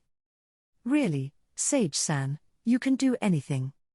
Master Usagi and Iris-san were amazed, but knowing that the house belonged to Sage-san and that the weapons I usually use belonged to Sage-san, it was too late for me to be surprised. Uma-san was talking about the greatness of Sage-san, but then he suddenly seemed to notice something. Wait a minute. He certainly had all the titles of the holy, then. He must have had the same title as Yuuya, the Holy King. Could it be that the Luan that I saw at the time was his? Uma-san was surprised by this fact and looked at Seal closely. Hi? However, Seal doesn't seem to understand what's going on and just tilted his head. As Uma-san said, if Sage-san had all the titles of holy, then, of course, he would have had the title of Holy King, which I now have. I see. I don't know if it's a different individual from Seal or not, I don't know the details, but I think Luan may have guided Sage-san. Well, whatever. Anyway, there is no doubt that it will take tens of thousands of years for an existence like evil to be born again this time, but even so, malice will be born in the world every day, and evil beasts will manifest themselves as a result. You haven't finished your role as a holy yet, isn't it? It's just like the Genesis dragon said. In any case, I'm grateful that the evil is gone. From now on, it's our responsibility as the holy to reduce the damage caused by evil beasts as much as possible. Yes. They still need our help, don't they? Iris-san and Master Usagi, who had finally regained their energy, looked over at us. I would like to thank you again. Thanks to you, the evil has been destroyed. Thank you. I thank you too for what you've done. From now on, I'll be working with the rest of the holy to exterminate the evil beasts. If that's the case, you should let the surviving holy and their successors know about this. I don't think they'll believe me. Well, but you don't usually joke around, so I'm sure everything will be fine. I hope you're right. So, Yuuya. We're leaving for now. Now that the evil is gone, there may be no reason for you to continue seeking power. Nevertheless, until the next time we meet, you must continue your training. Do you understand? Oh, and my training, too, okay? Even though I've found someone to marry. Ugh. I nodded to Master Usagi and to Iris-san, who was crying for some reason. Of course. Now that the evil is gone, I'm going to try a lot of things to make sure I can use the Holy King's authority. That's right, you should tell the people in the Regal Kingdom and the Alsaria Kingdom yourself regarding this. I understand. See you later, Yuuya-kun. I'll come back to see you when I'm done with my business. After saying that, Master Usagi and Iris-san departed in high spirits. Epilogue. The time goes back a bit. During the time when Yuuya was meeting Seal after he had defeated a bunch of evil beasts, Lexia and the others who remained in the Regal Kingdom were having a conversation with August. He saved us again. How is it? Isn't my husband amazing? Since when did Yuuya become Lexia's husband? For some reason, Lexia puffed out her chest with confidence as Yuuya was being praised. Luna couldn't help but smile and retort at the sight of her. However, August did not seem to care about such Alexia and put on a complicated expression. What on earth is he? I heard that he is the disciple of the kicking saint, but I also heard from the sword saint that he is not the official successor. In addition, it seems that even the sword saint has welcomed Yuuya Dono as her disciple. And on top of that, he is the master of the Genesis dragon. I don't know what's going on anymore. Of course, he is my husband, after all. That's not an answer to anything. And how many times do I have to tell you he's not your husband? What, Luna? Just admit it. I mean, it's just so bad. Luna could only hold her head in her hands as Lexia's words were so innocent. August himself didn't expect a decent answer, so he didn't pay any attention to it. Then a soldier came over and gave August a whisper. "Oh, I see. Then let her through here." Ha! After receiving the order, the soldier left, and August turned to Lexia and the others. "Yuuya Dono has left, but now is a good time. I'd like you to meet the saint we've summoned." In response to August's words, Lexia nodded with a serious expression, which was a complete change from the light-hearted atmosphere of earlier. "Yes, I understand. Besides, I'd like to help her as well." "Thank you." As for Lexia, she was still upset about the fact that August had summoned a saint from another world. However, with how the Holy were unable to do anything against Avis's attack earlier, she could understand what August was thinking. However, summoning a saint from another world was like kidnapping, which was still unforgivable, and Lexia wanted to help the saint as much as she could. Then, my Kagurazuka appeared in the room of August and the others, looking somewhat frightened. I heard that you wanted to see me, so I've come." "Oh, Saint Dono. I'm very sorry since you've just finished a battle and you're tired. There's someone I'd like to introduce you to." "Oh." August introduced Lexia. "This is the first princess of the Alceria kingdom, which has friendly relations with the regal kingdom. Princess Lexia. My name is Lexia von Alceria. I'm very sorry for making the dangerous request of defeating the evil to you. Who has nothing to do with this world originally," Lexia said, and bowed her head towards my panicked at the sight of it. Please raise your head. I was indeed confused about many things at first, and to be honest, I'm still confused now, but the people of this country have been very good to me. Besides, if you say you need my help, I'd like to help you all as much as I can. Thank you from the bottom of my heart, Saint Summer. I remained hesitant as Lexia lowered her head once again. It's not necessary to call me a saint. Oh, I'm sorry. I didn't tell you my name. I am my Kagurazuka." "Eh?" When Lexia heard May's words, her eyes widened. It's the same with Luna, who has a look of surprise on her face. Mai tilted her head at the sight of the two of them. What happened?" "Oh, I'm sorry. Your name has a similar vibe to someone I know. And when I took a closer look, I noticed that you have similar hair and eye color as well. Do you mean Yuuya Tenjou, by any chance? You know Yuuya Summer?"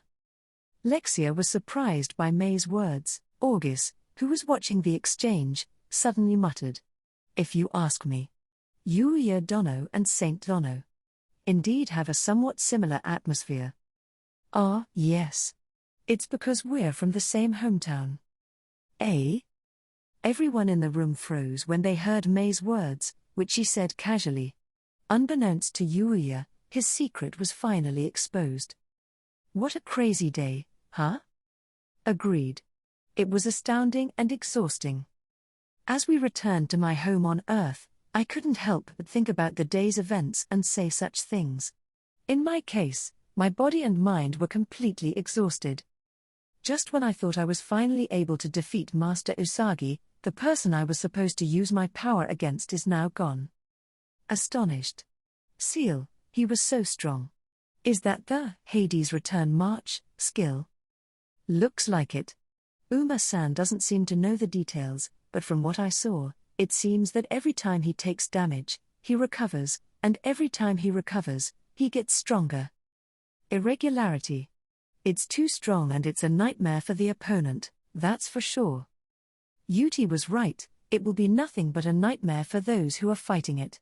In addition to the fact that he can heal instantly after an attack, he also gets strengthened every time he heals. It's more terrifying than zombies. Oh well. Now that the battle against evil has finally come to an end, we can relax in this world from here on out.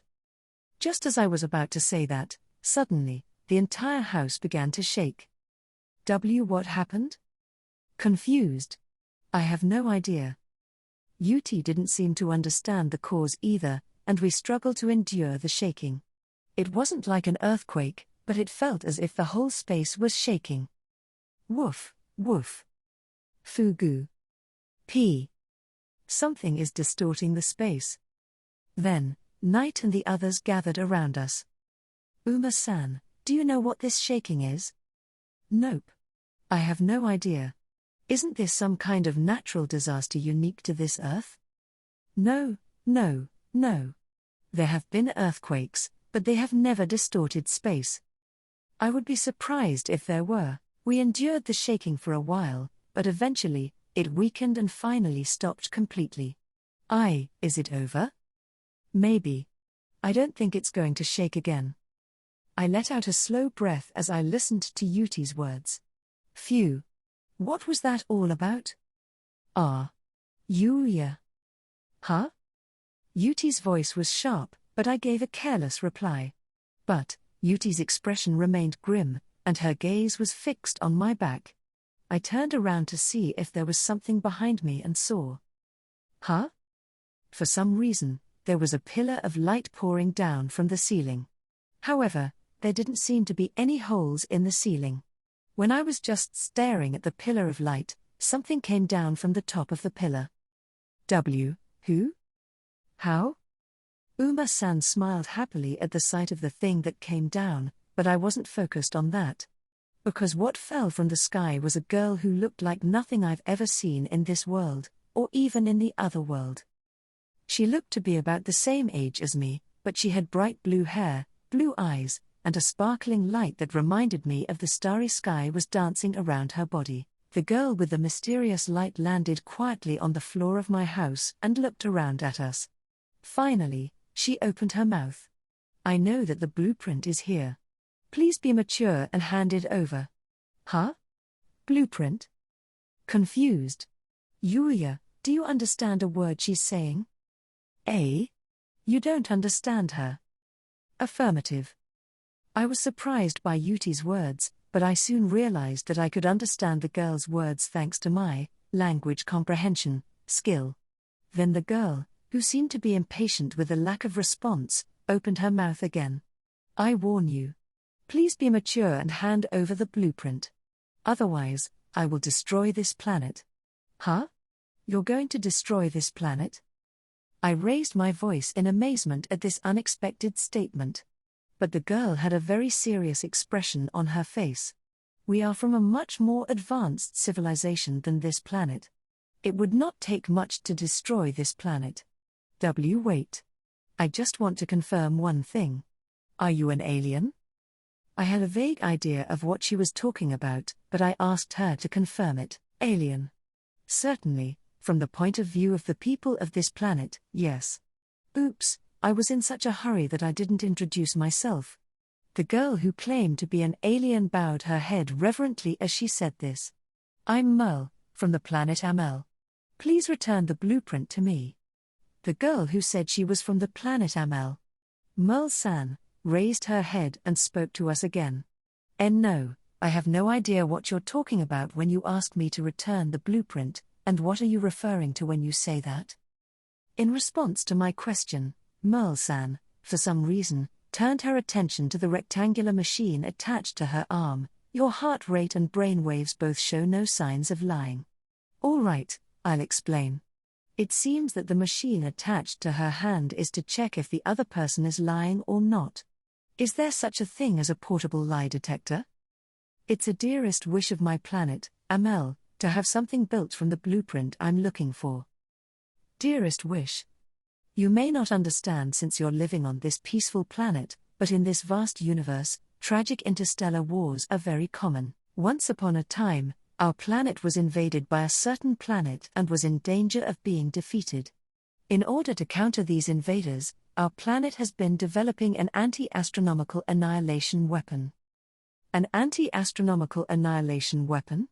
What's with the name?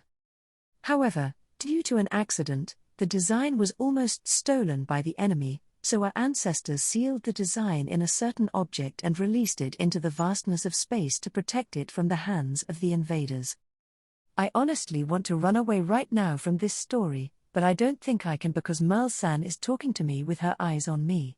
Oh, I'm just an ordinary citizen, why am I getting involved in this grand story? Then, 10,000 years passed.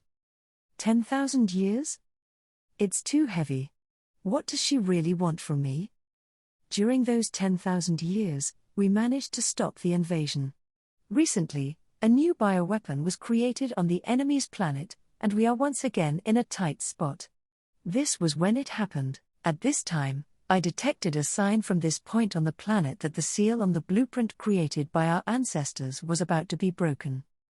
As I said earlier, the weapon left behind by our ancestors is our last hope, but if it falls into the hands of the enemy, it will quickly turn into despair. If the weapon's blueprint is passed on to the other planet and is developed, our planet will be destroyed. That is why our ancestors used a certain trick when they sealed the blueprint. In order to unseal the blueprint, we need to use the life force of tens of thousands of people or a magic power equivalent to tens of thousands of people. I can't sense any magic power from this planet, so it's possible that they prepared the life force, but from the looks of it, there's no evidence of tens of thousands of life forms dying, so I don't know why the blueprint was released. But since I sensed that the seal that shouldn't have been broken was broken, I came in a hurry to retrieve it. We cannot let it fall into the hands of the enemy. The more I hear about it, the more disturbing it sounds, and the scale is so large that I can't keep up with the image. That's all I have to say. Please hand over the blueprint immediately. Even if you say so, I don't know what the blueprint looks like, so I can't give it back to you. The thing is, does Merle-san even know where the blueprint is kept in this house? I can sense the electromagnetic waves of the blueprint we're looking for, but it seems to have been interfered with by the presence of the objects that are supposedly stored with it, the electromagnetic waves, and all the forces that are swirling around it, so I can't tell you the exact location of the blueprint. I don't know much about it, but when I think of a place like that, the one that comes to mind somehow is the warehouse. Many incomprehensible things are lying around in there, and while Uma-san enjoys it, Yuti is too scared to go in there. It seems to have many things with a bad aura. I don't really understand it though. I don't know, maybe I'm just dull. By the way, what does the blueprint look like? The blueprint itself is not real, as it is left as a hologram, but it is sealed in a stone box made of cosmonium, the hardest material in the universe. The size of the box is about the size of a cube, like this. I realized that I had an idea of what Merle-san was talking about, but at the same time, Uma-san suddenly raised his voice. When looking in that direction, Uma-san has a rare cold sweat on his face. Uma-san? What's wrong? I'm not doing anything wrong. The way he was shaken up was terrific. Rather, I thought that Uma-san, who usually doesn't get flustered, is not very good at hiding it at times like this. Uma-san definitely knows something about this. As I was thinking this, Uma-san started digging his own grave, even though no one was listening. When I was playing in that warehouse just to kill time, there was no way I hit a mysterious object there with my magic power. Pitiful, woof. Fugo. He was looked at with pity by Yuti, confusion by Night, and dismay by Akatsuki. The only one who was unfazed by the situation was Seal, who was sleeping on my shoulder. I have a feeling that this little guy was just like Akatsuki. In fact, he's very strong. That's okay then. Let's see. You all seem to know where the blueprint is. Now, tell me immediately. When I saw Merle-san saying this with a serious expression, I wanted to hold my head. Even though we've just defeated a perfect evil in a different world, we've once again been caught up in some kind of spectacular event. It seems that it will be a long time before I can relax and rest.